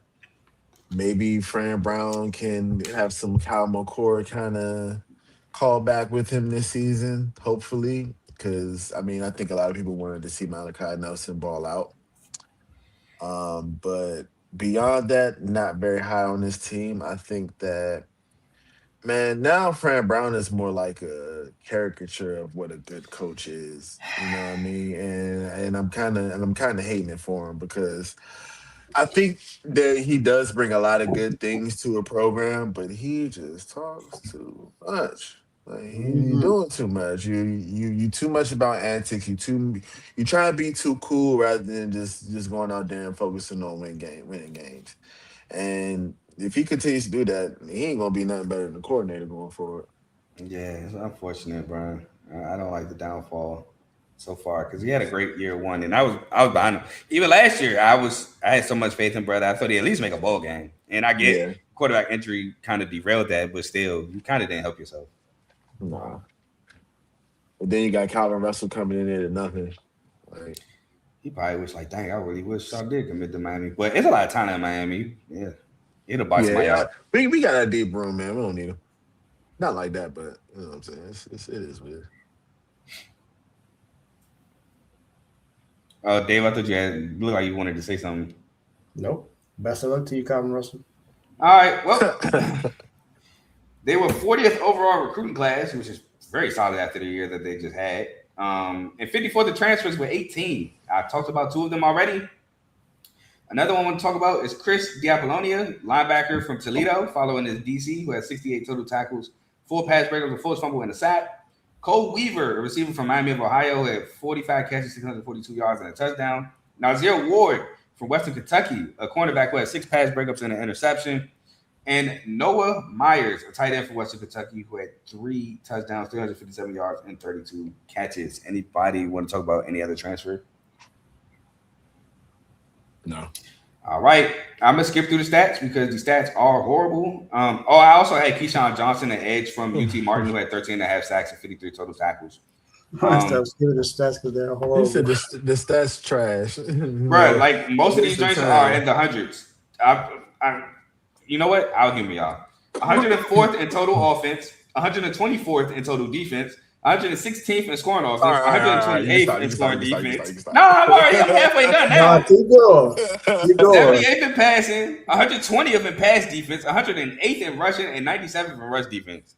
You said 78th in passing. There you go. That was the best statistic, yes. Best one. The numbers were horrible. But with that being said, I'm going to do it like I did Stanford. I'm going to read the games, and I'm going to just tell you my record. Played first game at home against New Hampshire. Then they go at home against Cal. On the road against Pitt, UConn, and UVA.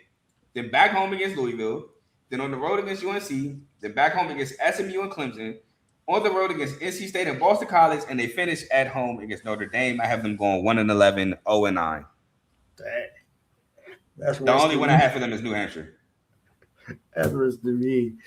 I got them going 3-9, 1-8. I also have them going 3-9, 1-8. What is the one ACC win y'all have for them? Boston College. Boston College. I gave that to Boston College because they were at home. Yeah, but I'm not mad at it. So that I ain't mad at it. I ain't mad at it. I mean, they both stink. I have the under 4.5 win total. We all do. We all do. I got to beat New Hampshire and UConn. I got UConn winning that game. UConn gets revenge. They should have won at the RCA Dome. Did not. They get it done in UConn. I don't know, man. Is Skylar Bell gone?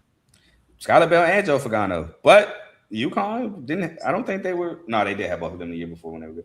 I mean, hey, look, bro. These searches ain't good. So not necessarily. I mean, hey, if there's anything I agree with you on, it's that they are not good. So I can see it.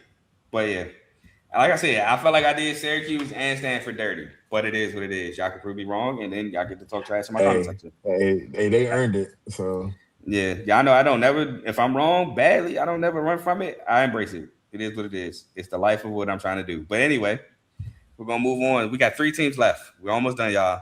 We got UVA next on the board. UVA is coming off of a ACC championship runner-up, where they lost 27-20 versus Duke and OT, like I explained in the Duke segment. They went 10-2, 7-1. probably UVA's best season in a very long time, to be completely honest with you. They did win the Gator Bowl 13-7 in a very defensive battle against Mizzou. Did not see that coming in that ball game, but they got it done, having an 11-win season. Tony Elliott had a great year as a head coach. They returned 8 starters, 3 on the offensive side of the ball, which are all line, and 5 on the defensive side of the ball. Was very shocked they brought back Cam Robinson. I thought he was done, but he is back. He had 64 total tackles, 21 solos, 2 sacks, a pass breakup, 2 interceptions, which were 2 pick sixes, and a fumble recovery. Ethan Mender, a safety who had 3 pass breakups and an interception. Fisher K-Mac, a defensive end with 4.5 sacks, 4 pass breakups, a forced fumble.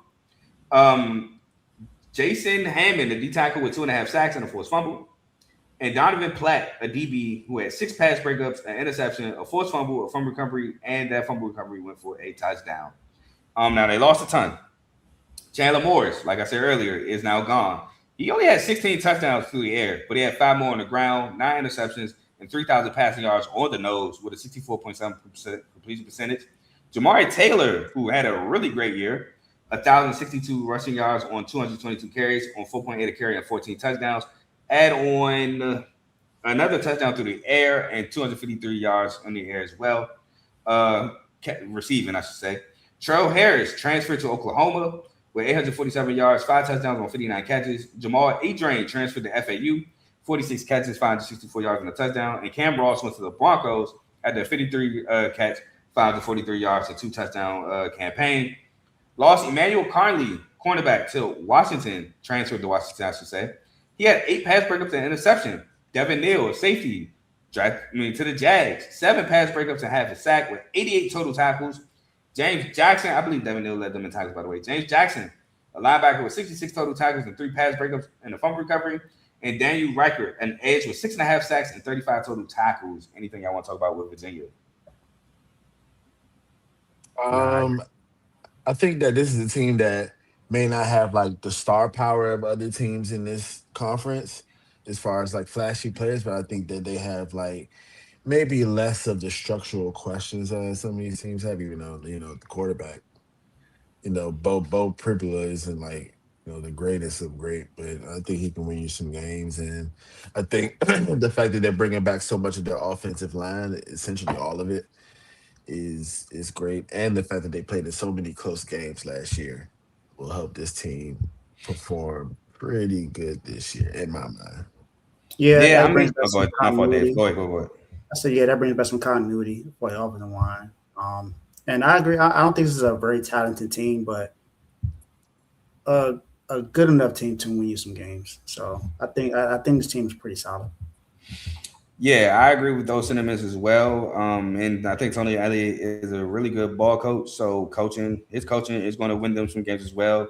And like you said, not necessarily the star power, even though UVA really didn't have the star power last year making it to the ACC championship. But good coaching and sound football, they'll win you some games for sure. Now, they do have a quarterback battle. Eli Holstein, Bo Pribula. Very interested to see who wins that battle. So with that being said, I'm going to just jump right into transfers. They were 77th in overall recruiting class, 37th in transfers, with 30 transfers going into the UVA. So they're making ACC championship. Maybe some recruits want to come there that previously played ball. Jakail Middlebrook is a running back I really like out of Middle Tennessee State. 140 carries, 752 yards, 5.4 carry, and 4 touchdowns. Again, we talked about Bo Pribula, but Pribula did have his faults, 11 touchdowns and 9 interceptions, but he did have 6 more touchdowns on the ground. I put him down because I think he does ultimately win that battle over Eli Holstein. Jalen McNair, safety out of Buffalo, who had 50 total tackles, 4 pass breakups, 2 picks, and 2 forced fumbles. So he creates turnovers. 2 fumble recoveries, but he still carries turnovers. Deshaun Martin, a receiver with 507 yards and 4 touchdowns out of Kent State. And Justin Ross, cornerback with 4 pass breakups and an interception from Navy. Thought that was so interesting that they had a guy from Navy come over. And shout out to him, he doesn't have to serve at the college football anymore, which I don't know if that's a gift and a curse for him, but I know how I would feel. Any transfers you want to highlight? Nah, I think you covered it. I had some more, but I didn't want to. I had like 2 more. Ace. The only other two I wrote down were, there was 3 actually. Rico Flores Jr. Didn't have him. We'll talk about him. Peyton Lewis. Didn't have him. Yeah, I think he had some carry sparingly too for Tennessee. He's actually pretty decent. Yeah, I think Peyton Lewis would be nice. I think he's gonna be nice to help out. And edge rusher. I can't pronounce his name for me. I have him too. I think it's Nana and Youngway. Yeah, I think it's Nana and Young. Yeah, I wrote him down. So I think those three can help out. Like you said about the running back from Tennessee, I think he Middle. can help out. No, my fault. You talking about Peyton Lewis? Yeah, Peyton Lewis, I think he can come in and help that running back room. And yeah, Nana, he's from Middle Tennessee or Tennessee, something like that. Nah, Nana is from UTSA. Jatil Middlebrook is from Middle Tennessee State. Oh, okay. Yeah, that was it. I was just gonna talk about them. Ace. No, you guys kind of hit it on the head. If anybody I would talk about is Bo Pribula versus Eli Holstein in the quarterback battle, but to be honest, I don't think that's going to be much of the battle. I think that Pribula clearly gives them the best chance out there on the field. I don't know. They both got some interception issues. Yeah, I got Pribula winning. At least he can run. At least he can run. He can run. He can run. I'm gonna say this too. I didn't name him because I thought maybe one of y'all might. I thought this was interesting about one of their transfers in Jaquan Gibson, who is a receiver from UMass. 63 catches, 616 yards, no touchdowns. Very interesting that he did not score. Yeah. That is pretty interesting. But yeah, we can move on. I got some numbers, and then we can move on to the schedule. I will be doing the scheduling differently, like I did Stanford. Other than how I did Stanford and Syracuse, I only had them win in one game. That's why I did it that way.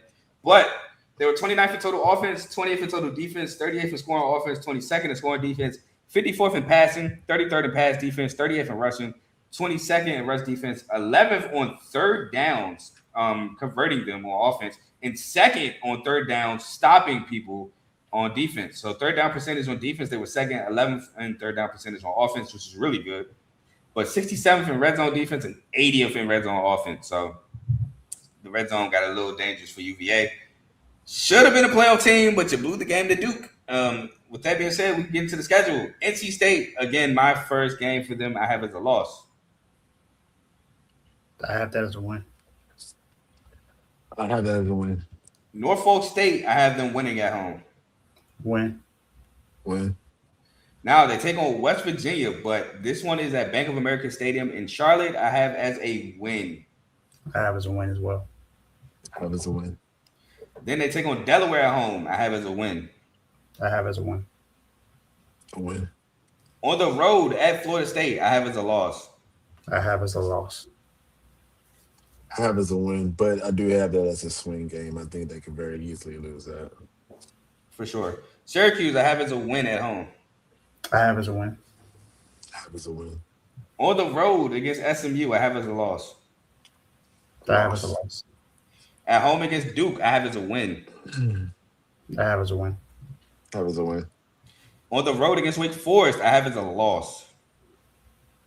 I have as a loss too. I have that as a win. At home against Cal, I have as a loss. Now this one, I feel like they can win though. I have that as a win. I have that as a win, but could very easily be a loss for sure. All right. At home against UNC, I have as a win. I have that as a loss. I have as a win. And then on the road in the battle of the Virginia State Championship, I have them losing on the road against Virginia Tech. So do I. Let's do one. So I have Virginia going 6-6, 3-6, taking the under 7.5 win total. I got 7-5, 4-5 in ACC play. Low key, I got them like 10-2, 7-2 ACC. Wait, what? What did I miss? I got them. That can be lose. I only had them losing to SMU and Virginia Tech. And the swing games, I gave to them. Yeah, it's true. Yep. Wow. This is the thing. If Bo Pribula can pass efficiently, I'm not saying be Joe Burrow. I'm saying just pass efficiently. Don't throw 9 interceptions. If you can run efficiently, run the RPO efficiently, similar to how Chandler Morris did. They have a good offensive line. They have a decent defense. I think that they just have structurally they can outlast a lot of these teams in the ACC. Hence those swing games. Hence the Florida State, the Cows, the Dukes, the Wake Forest. It's like I'm giving them those games. I just think that they may. I think their ceiling is a little bit higher than those teams. That's why I can't really argue. I don't see them win all 4 of those, but I can't argue them because they're not games that's out of the question. Like they can win those games. Yeah, that's all. They're not. They're not losing like all like. Oh my god, there's no way they win this those for sure. And Cal is traveling. I think they win all of those. No, but I mean, I can't call exactly which one it's going to be, so I'm gonna just give it to them. Yeah, and Cal's traveling across the country for that Virginia game, so very well can yeah. I definitely think in the ACC it's going to be a lot of 9-3s, possibly 8-4. I think it's going to be a lot of high record above 500 teams. It just may not necessarily be the conference record is going to be like. I think a lot of people want to have the same conference record. It's going to be a lot of 6-3s.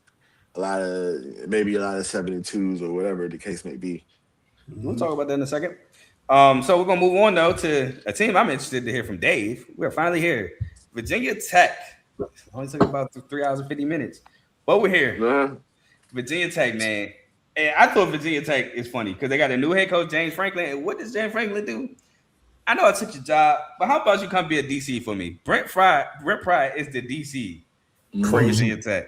Crazy. And their OC is Ty Howell, who was the Penn State co-OC from 2023 to 2025. So he brought over his guy basically because that's what James Franklin's coming from, Penn State. So interested to see how this works. But I will say this: I do think James Franklin will have Virginia Tech not back to prominence of 01 Vic or 90. That was 01, right? When they went to the Natty. Yeah. Mm-hmm. I ain't gonna say that prominent. When they played Florida State.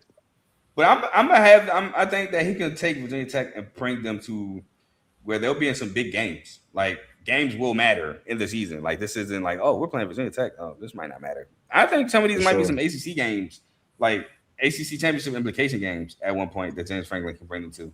Because he's going to be recruiting the same area he did at Penn State. Now, do I think it's this year? I can tell you right now, no. But I can see it in the near future. So I do think they're better than they think they will be better than this 3-9, 2-6 season that they're coming off of. And they do lose Kyron Drones, which I told y'all I was never so old on Kyron Drones. You did. That's for sure. They returned 14 starters though, which I was very surprised. And then I had to think, well, James Franklin he got cachet as the head coach, so I had to dial it back a little bit. But in this era of NIL and stuff, you never know. But 14, I think that's the most starters returning in the ACC. As a matter of fact, I don't even think I know that's the most. That's the biggest number I said. But 8 on the offensive side of the ball, 4 being O-line. So they return skill and O-line production, which is really good. And 6 on the defensive end. Namely, is Marcellus Hawkins, who had 118 carries, 749 yards, and 6.3 a carry and a touchdown, which is kind of crazy. But Aiden Green, the receiver, had 516 yards, 3 touchdowns on 31 catches. And Takei Heath, a receiver who had 22 catches, 200 yards, and 3 touchdowns. And Benji Ghostnell, a tight end who had 12 catches for 86 yards and no touchdowns. Now, defensively, they bring back Noah Chambers, a linebacker with 43 total tackles and 2 pass breakups and a sack. Kamari Copeland, a D lineman with 4.5 sacks and a pick. Tyson Flowers, a safety with 2 pass breakups and a forced fumble and 48 total tackles. Isaiah Brown-Murray, a cornerback with 5 pass breakups and a pick. Thomas Williams, a cornerback with 32 total tackles, 6 pass breakups, and a fumble recovery. El Hajj Fall, a D lineman with 2.5 sacks and a forced fumble.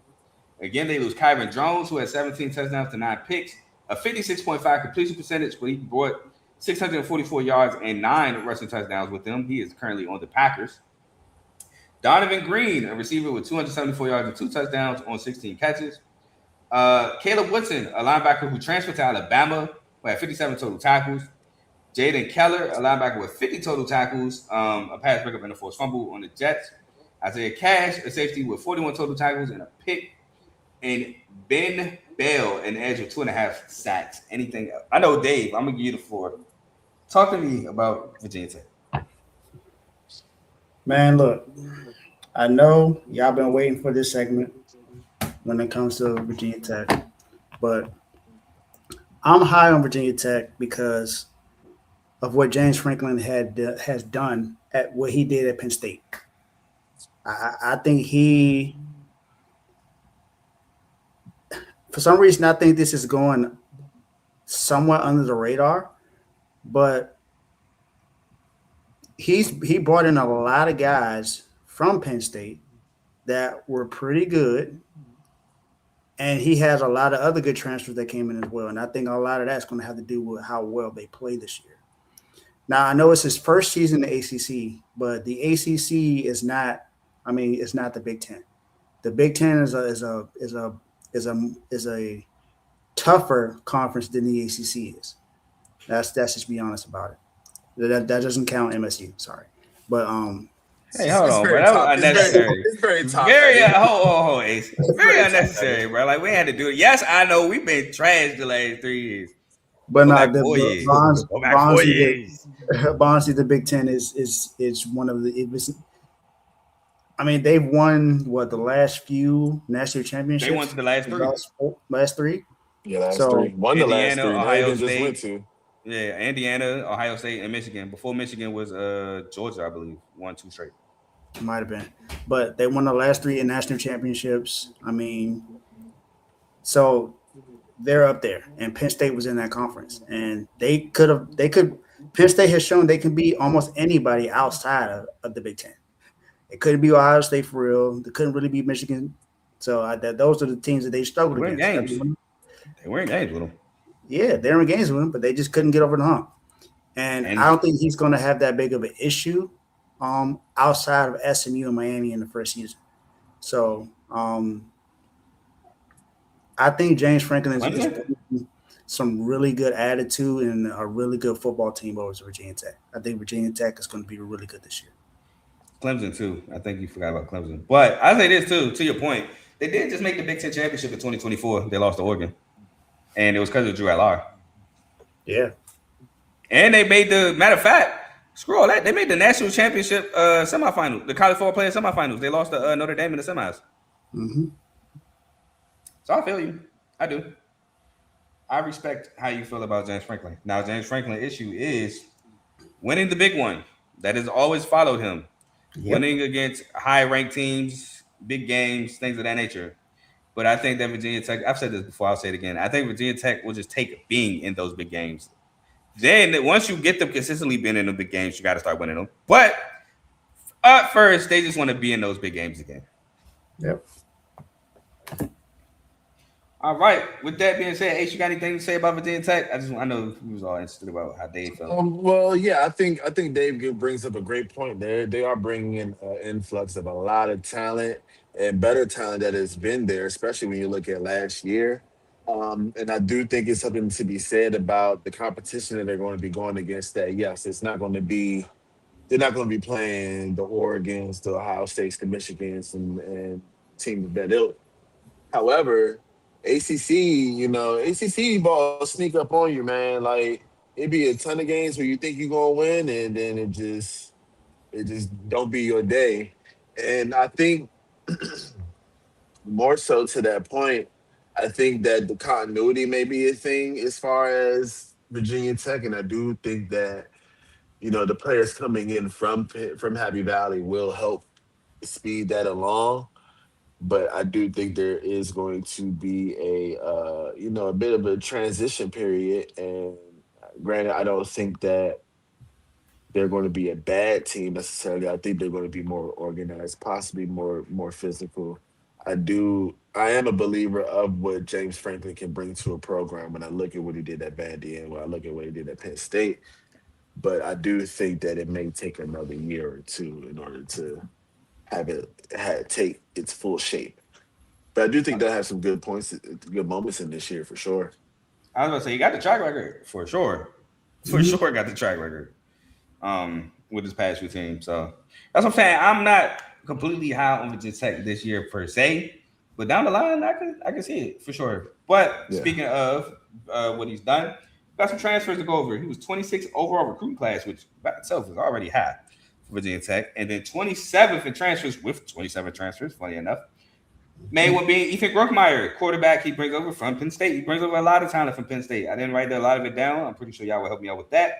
But 123 of 178, 69.1% completion percentage, 1,339 yards, 8 touchdowns, 4 picks. Took over when Drew Lau got hurt and led them to the Pinstripe Bowl, which they did win.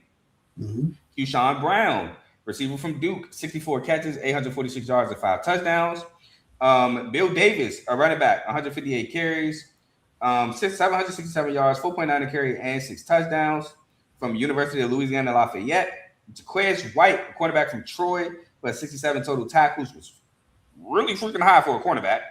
11 pass breakups, 3 picks, and a pick 6. And then Cam Chadwick, a cornerback from UConn, who had 4 pass breakups, 4 interceptions, and 66 total tackles.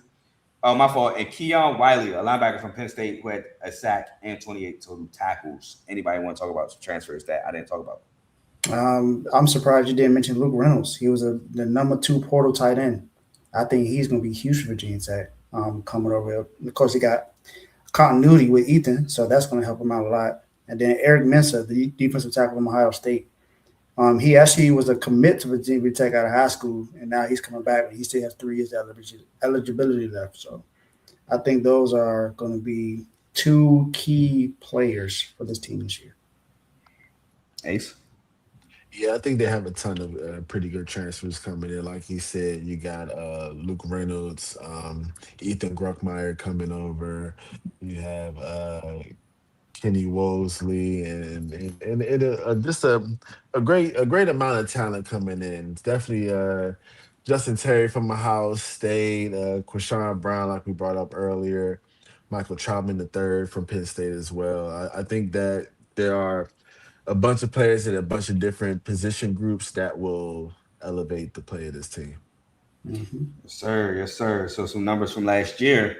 95th in total offense, 71st in total defense, tied 111th in scoring offense, 105th in scoring defense, 117th in passing, 81st in pass defense, 34th in rushing, 75th in rush defense, tied 71st in third down percentage on offense, 37th in red zone offense, and 128th out of 134 in red zone defense. Horrendous red zone defense for Virginia Tech. Definitely look for that to turn around. But without further ado, the schedule. First game against Virginia Military Institute in James Franklin's Virginia Tech debut. I have as a win. The win. At home against Old Dominion. Taking Old Dominion plus the points if I'm not in Virginia. I have a win. A win. On the road against Maryland. Tomo, cover your ears because I have this as a loss. Ooh. I have Maryland winning at home. Y'all have this as a win? I have it as a win. I got it as a win for Virginia Tech. Yeah, I'm the only one that have this as a loss. I kind of expect Coach Keith went deep again. That is crazy. I kind of expected me to have the only one that have as a loss for Maryland. But Maryland got some talent coming back. You like Malik Washington? Yeah. I mean, if Loxley could finally put something together, Maryland might, I ain't going to say be dangerous or compete for nothing, but they could be pesky, I'll say. Yeah, sure. I'm all for Maryland slander, by the way. Well, next is at Boston College. I have this as a win. I have as a win. At home against Pitt, I have as a win. I have as a win. I have as a loss. On the road against Cal, I have as a loss. I have as a win. I have as a loss. At home against Georgia Tech, I have as a win. I have as a win. I have as a loss. On the road against Clemson, I have as a loss. I have as a win. I have as a loss. On the road against SMU, I have as a loss. I have as a loss. Loss. At home against Stanford, we all have this as a W. Yep. We all have this next game as a loss. On the road against Miami. Yep. And then at home against UVA, I have as a win. I have as a win.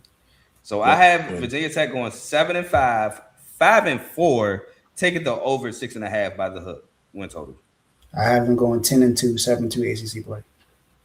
That is hilarious. You got Virginia Tech doing what Ace got Virginia doing. Mm-hmm. That is pretty funny. I have them going 6-6, 3-6 in conference play.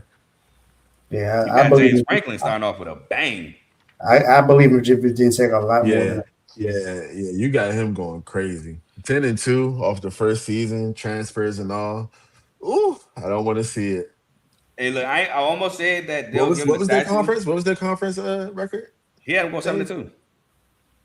Oh, almost in the shit, man. Only two losses I have is SMU and Miami. Too close for comfort. I'm gonna say this: they're not gonna give him a statue because obviously Coach Beamer is the one that deserves the statue. But they, Mhm. they might give him a sidewalk or a street name. He goes 10-2, 7-2 his first year. Nah, for sure. They gonna give him something. Yeah, he gonna get something for that one. That'd be dang. We just went Yardy again. I'm sorry. Tigers still playing with final eighth. But last school, and that is the Wake Forest Demon Deacons, who came off of a surprise for me anyway. Season of 8-4, 4-4. They did win the bowl game. Where I say, if you won, did you really win? And that's the Duke's Mayo Bowl, beating Mississippi State, who was actually under 500. They were 5-7, but because of teams opting out of bowls, some valid, some took their ball and went home. Notre Dame, they won 43-29 against Mississippi State. Y'all are dogging the Phillies. It's 10-2. Jeez. Yeah, we about to win 6 straight. But you know what I'm saying? You know, she ain't keep down the low though. I said we. Wake Forest returned 10 starters, funny enough. 2 offensively, 1 being an O lineman. But they returned a ton defensively. 8 defensive starters returned for Wake Forest. Now, the main guy that returns for Wake Forest in general is Carlos Hernandez, the receiver who had 40 catches, 611 yards, and 3 touchdowns.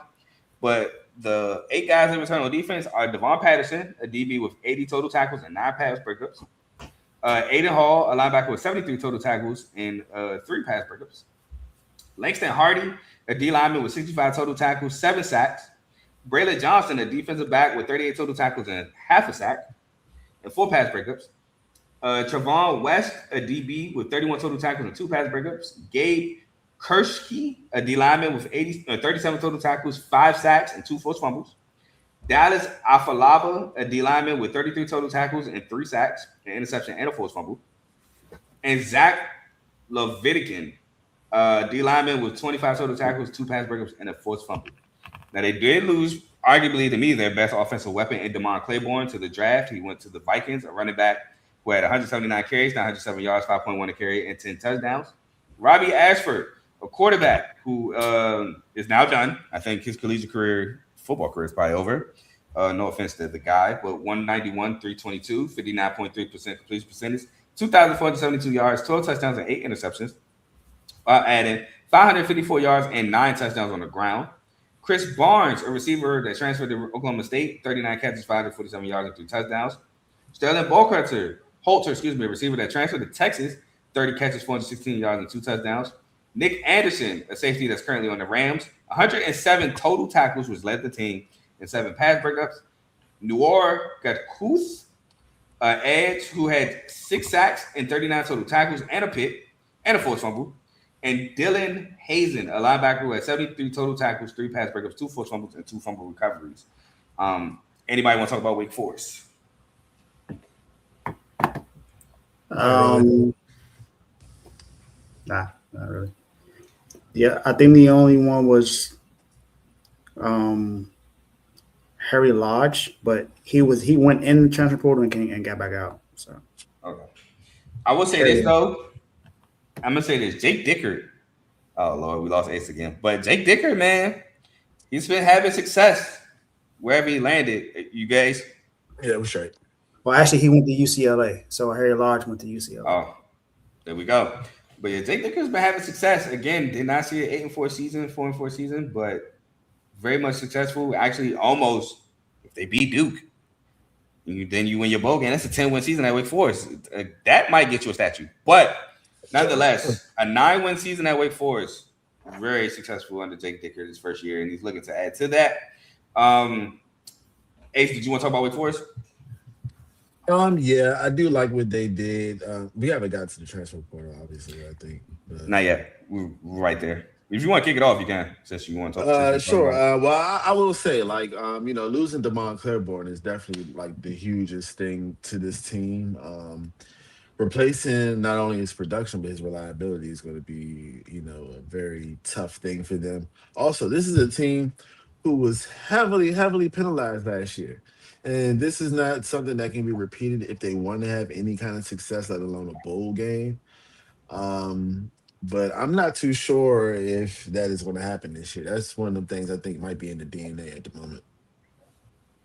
I Yeah, don't want I'm in to. agreement with you right there. I don't want to say too much, but I'm gonna say this. Like I said, Jake Dicker. I like what I see so far, and he proved me wrong. But we'll move on to We'll move on. I got some guys I wanted to talk about, and that's Deuce Blades, Benny Blades Jr. We know he has Miami ties, but he comes from FIU, cornerback who had 5 pass breakups, a pick, and a fumble recovery with 26 total tackles. Gio Lopez obviously came from UNC, which we talked about earlier.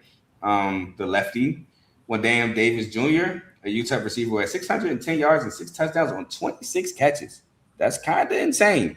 Yeah, that's pretty good. Sawyer Sedell, a running back from North Dakota, who had 897 yards, 4.8 a carry, and 13 touchdowns on 188 carries. And Cam Shanks, who at UAB in 2024 had 664 yards and 6 touchdowns on 62 catches, did not really get his footing at Arkansas, but looks to change that at Wake Forest with Dicker and South Alabama. Oh, by the way, Gio Lopez links back up with his coordinator at South Alabama at Wake Forest. So looks to revitalize that as well. Anybody else want to give it a go before we talk about these stats in the schedule? Nope. All right, Yeah, so I like the addition of Antonio Meeks out of Louisville as well, and I think that's solid. from Miami. I think that they have a lot of pretty good wide receiver transfers coming in that can give Gio Lopez some weapons on the outside. I think that's very important. Beyond that, not really. That's about it. That's bad. I think Antonio Meeks is solid for sure. But some numbers. They were 61st in total offense, 26th in total defense, 63rd in scoring offense, 44th in scoring defense, 56th in passing, 46th in pass defense, 69th in rushing, 28th in rush defense, tied 65th in third down percentage offensively, 39th in third down percentage defensively, 47th in red zone defense, and 117th in red zone offense. So pretty solid between the 20s. Not so good offensively inside the 20 red zone that is. But to kick off their schedule, they play against Akron at home. I have it as a win. I have it as a win. Yeah. On the road against Purdue, I have it as a win. I have it as a win. I have it as a win. At home against Miami, I have it as a loss. Loss. On the road against Louisville, I have it as a loss. Loss. At home against Stanford, I have it as a win. I have it as a win. On the road against NC State, I have as a win. I have as a loss. I have as a win. On the road against Cal, I have as a loss. I have as a loss. I have as a loss. At home against UVA, I have as a win. I have as a win. I have as a loss. At home against Merrimack, I have as a win. I have as a win. I have as a win. On the road against SMU, I have as a loss. I have as a loss. On the road against Georgia Tech, I have as a loss. I have as a loss. And at home against Duke, I have as a loss. I have as a loss. I have as a win. All right, so I got Wake Forest going 6-6, 3-6, taking the over 5.5 win total by the hook. I got them going 5-7, 2-7 in ACC play. I also have them 6-6, 3-6 in ACC play. All right. Some Wake Forest fans might be on you once Joe break down this video. They was on my behind last year. Yeah, last year, they did not like you. I remember that. Yeah, so they might be on you this time, Dave. But with that being said, that is the 17 teams that we preview. We now move on to our standings and our ACC championship / ACC players of the year. As I forgot to write this banner, so hold on, give me 1 second. I'm just gonna do this. Now we're gonna start. I'm gonna start actually with my ACC championship game, which we kind of already told earlier. But I have Miami Hurricanes versus SMU, with my winner being the Hurricanes to win their first ever, I believe, ACC championship game.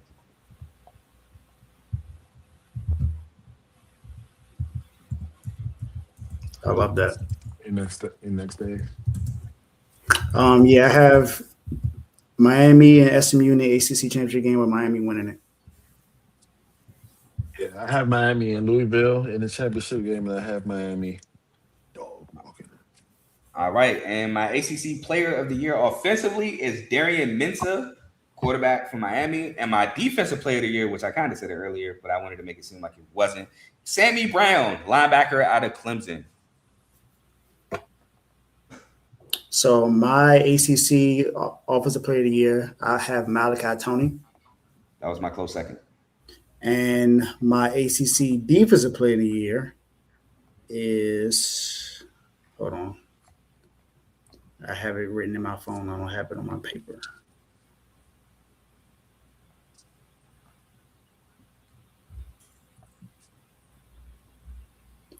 I didn't pass it, did I? I did. Yeah, I did.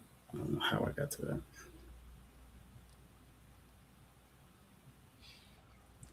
Is it? No, it's not Sammy because I think you would have said that. Is it Clev Lubin? No. Is it anybody in Braylon Miami? Lovelace, Yeah, it's somebody in Miami. Oh, Bryce Damon Wilson. Fitzgerald, Damon Wilson. Damon Wilson the second. I got him winning the ACC Defensive Player of the Year. All right, Ace. Yeah, I don't want to piggyback and be like overly Miami, but I think Darian Mensah, offensive player of the year. If not him, Malachi Tony. And for my defensive player of the year, I actually have Bryce Fitzgerald. I think Bryce Fitzgerald is going to take a huge step forward this next year. I think you're going to see him all over the field. I think you'll see him in nickel. I think you'll see him playing at safety. I think you'll see him in the backfield making tackles. I think you'll definitely see him getting a lot of interceptions. And he is very dangerous with the ball in his hands. I know we haven't necessarily seen that yet, but in high school, he was a very dynamic returner and a very good wide receiver. So I'm very high on Bryce Fitzgerald. I think he is going to be dynamic. Respect. All right, so here's our standings. Number one in the ACC for me, Miami, 11-1, 9-0. Again, now my standards are gonna be a little jacked up because this whole 8-game here, 9-game here situation. So take my standards with a grain of salt. Number two, SMU, 11-1, 9-0. Number three, Clemson, 9-3, 7-1. Number four, Louisville, 9-3, 7-2. Number five, Georgia Tech, 9-3, 6-2. Number six, NC State, 8-4, 6-3. Number seven, Cal, 8-4, 6-3.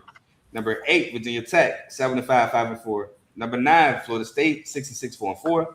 Number 10, Duke, 6-6, 4-5. Number 11, Wake Forest, 6-6, 3-6. Number 12, Pitt, 6-6, 3-6. Number 13, UVA, 6-6, 3-6. Number 14, UNC, 2-10, 1-7. Number 15, Boston College, 3-9, 1-7.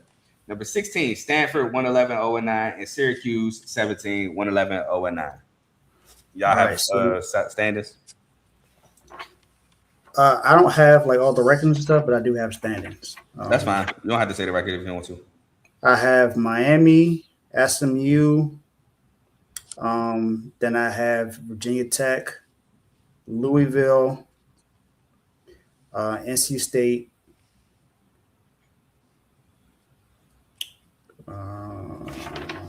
It take a minute. That's why I did that check before the show. It take a minute. I swear. Clemson. No, sorry. I got Clemson, then NC State. Then I have Georgia Tech. Then I have Virginia Tech. Virginia, sorry. Then Duke. Then Cal. Then I have, after Cal, I have Pitt. Mm-hmm. Then Wake Forest. UNC. No, sorry. Yeah. UNC, then Wake Forest. Then Syracuse. Then I have Stanford, and the last one. Oh, sorry. I forgot Florida State. Sorry. So after Pitt is Florida State. And then last is Boston College. Ace. Okay, I have Miami going undefeated and becoming your national champions. I have Louisville going 10-2, 8-1 in conference play. Third, I have SMU going 10-2, 8-1 in conference play, losing the tiebreaker between Louisville and Sparta at 3. I have Clemson at 9-3, 7-1 in conference. At 4, at 5, I have Virginia at 9-3, 7-2 in conference. At number 6, I have NC State 9-3 and 6-3 in conference. At 7, I have Pitt at 9-3 and 6-3 in conference.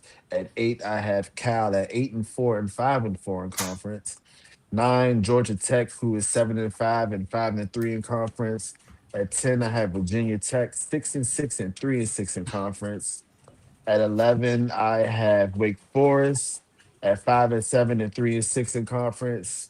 At 12, I have Duke 4-8, 3-6 in conference. 13, BC 3-9, 1-7 in conference. 14, North Carolina 3-9, 1-7 in conference. 15, Florida State, because that's the lowest I could put them.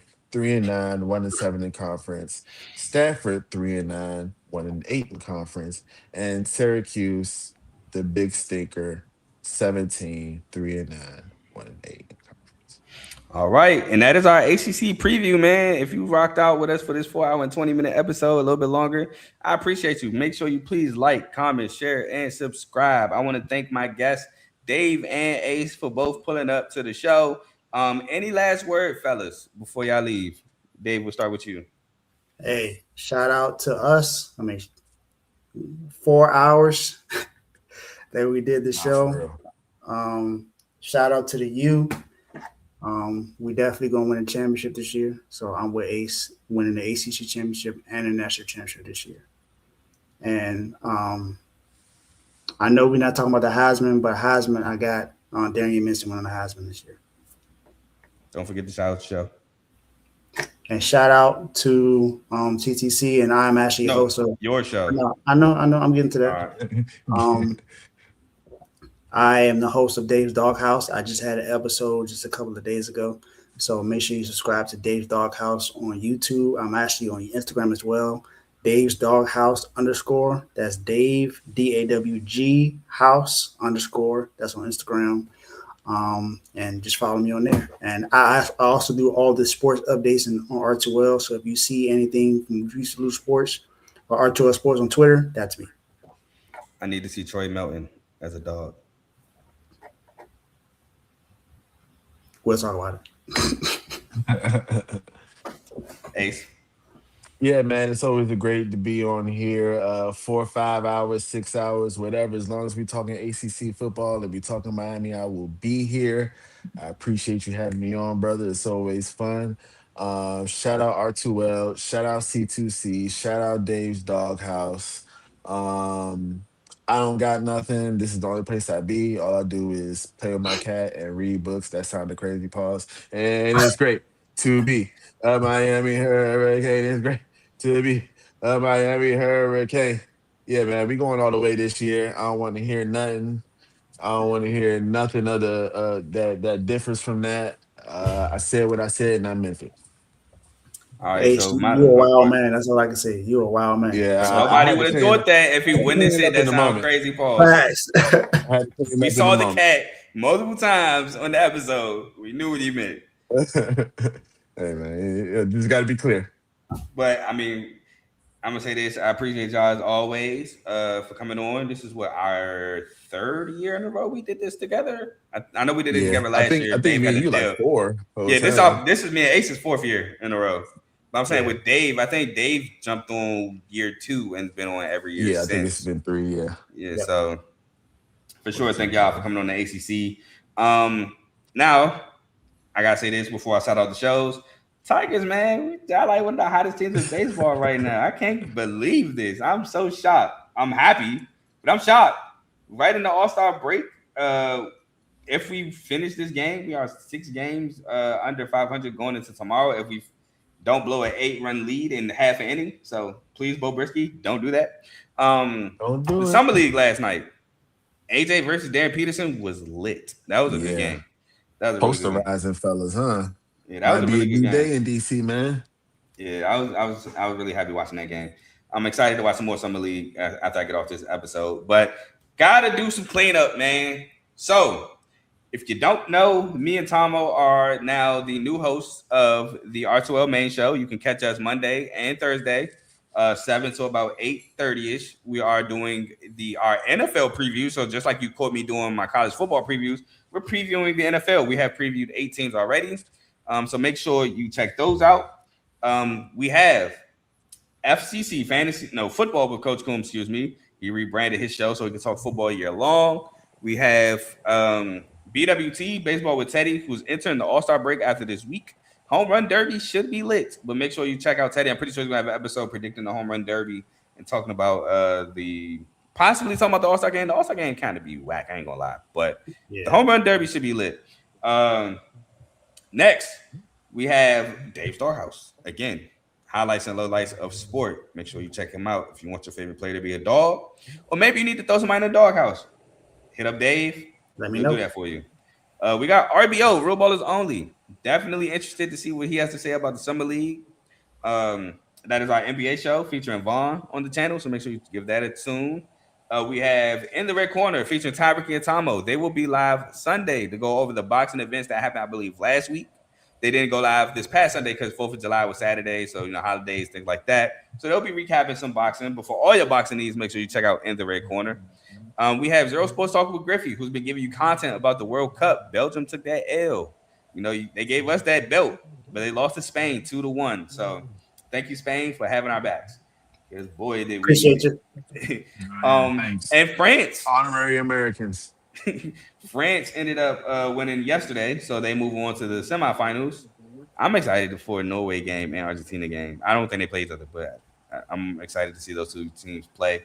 But make sure you check out Zero Sports Talk Griffey. It is a non-live show. He drops episodes, but he talks more the World Cup, but he's just been focused on the World Cup. That's what's going on right now. And the last show I want to talk about, AJ's Birds, part of the network. He is on his channel, though, Full Timeout. So make sure you check that out where he talks about his Eagles. So if you are an Eagles fan, make sure you give him a listen. But with that being said, again, this is the end of our ACC episode. I will be back next week with 2 more characters, with Trent and Griffey, to talk about the Big Ten. So looking forward to another fun episode. Why you make that face? Who does Griffey like? USC? USC. He's a Trojans fan. So Yeah. He's from Cali, so he's all Cali. Dodgers, USC, and Dodgers, yeah. USC. He's Cali. Yeah, so we will be talking about Big Ten next Sunday. Don't have a time. Time is TBD. But be on the lookout. Appreciate everything with y'all. But that being said, I got some family to go see, so I am gone as I find this outro. Unless Dave, you got the outro? If not, I found it. Once you just hit in stream and pretty much go straight to the outro. Oh yeah, that's right. That is that. You're right. Wait, hold on. Whatever. I'm gone. Peace.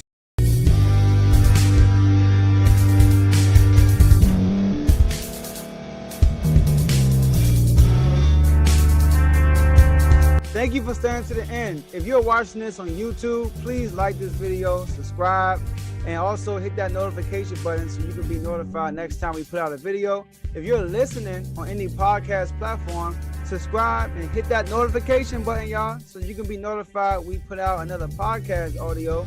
And last but not least, hit that share button. No matter what you're listening to or watching it, hit that share button and send it to somebody that you know that would love to watch this episode you just listened to. So once again, thank you for staying to the end, and we'll see y'all in the next episode.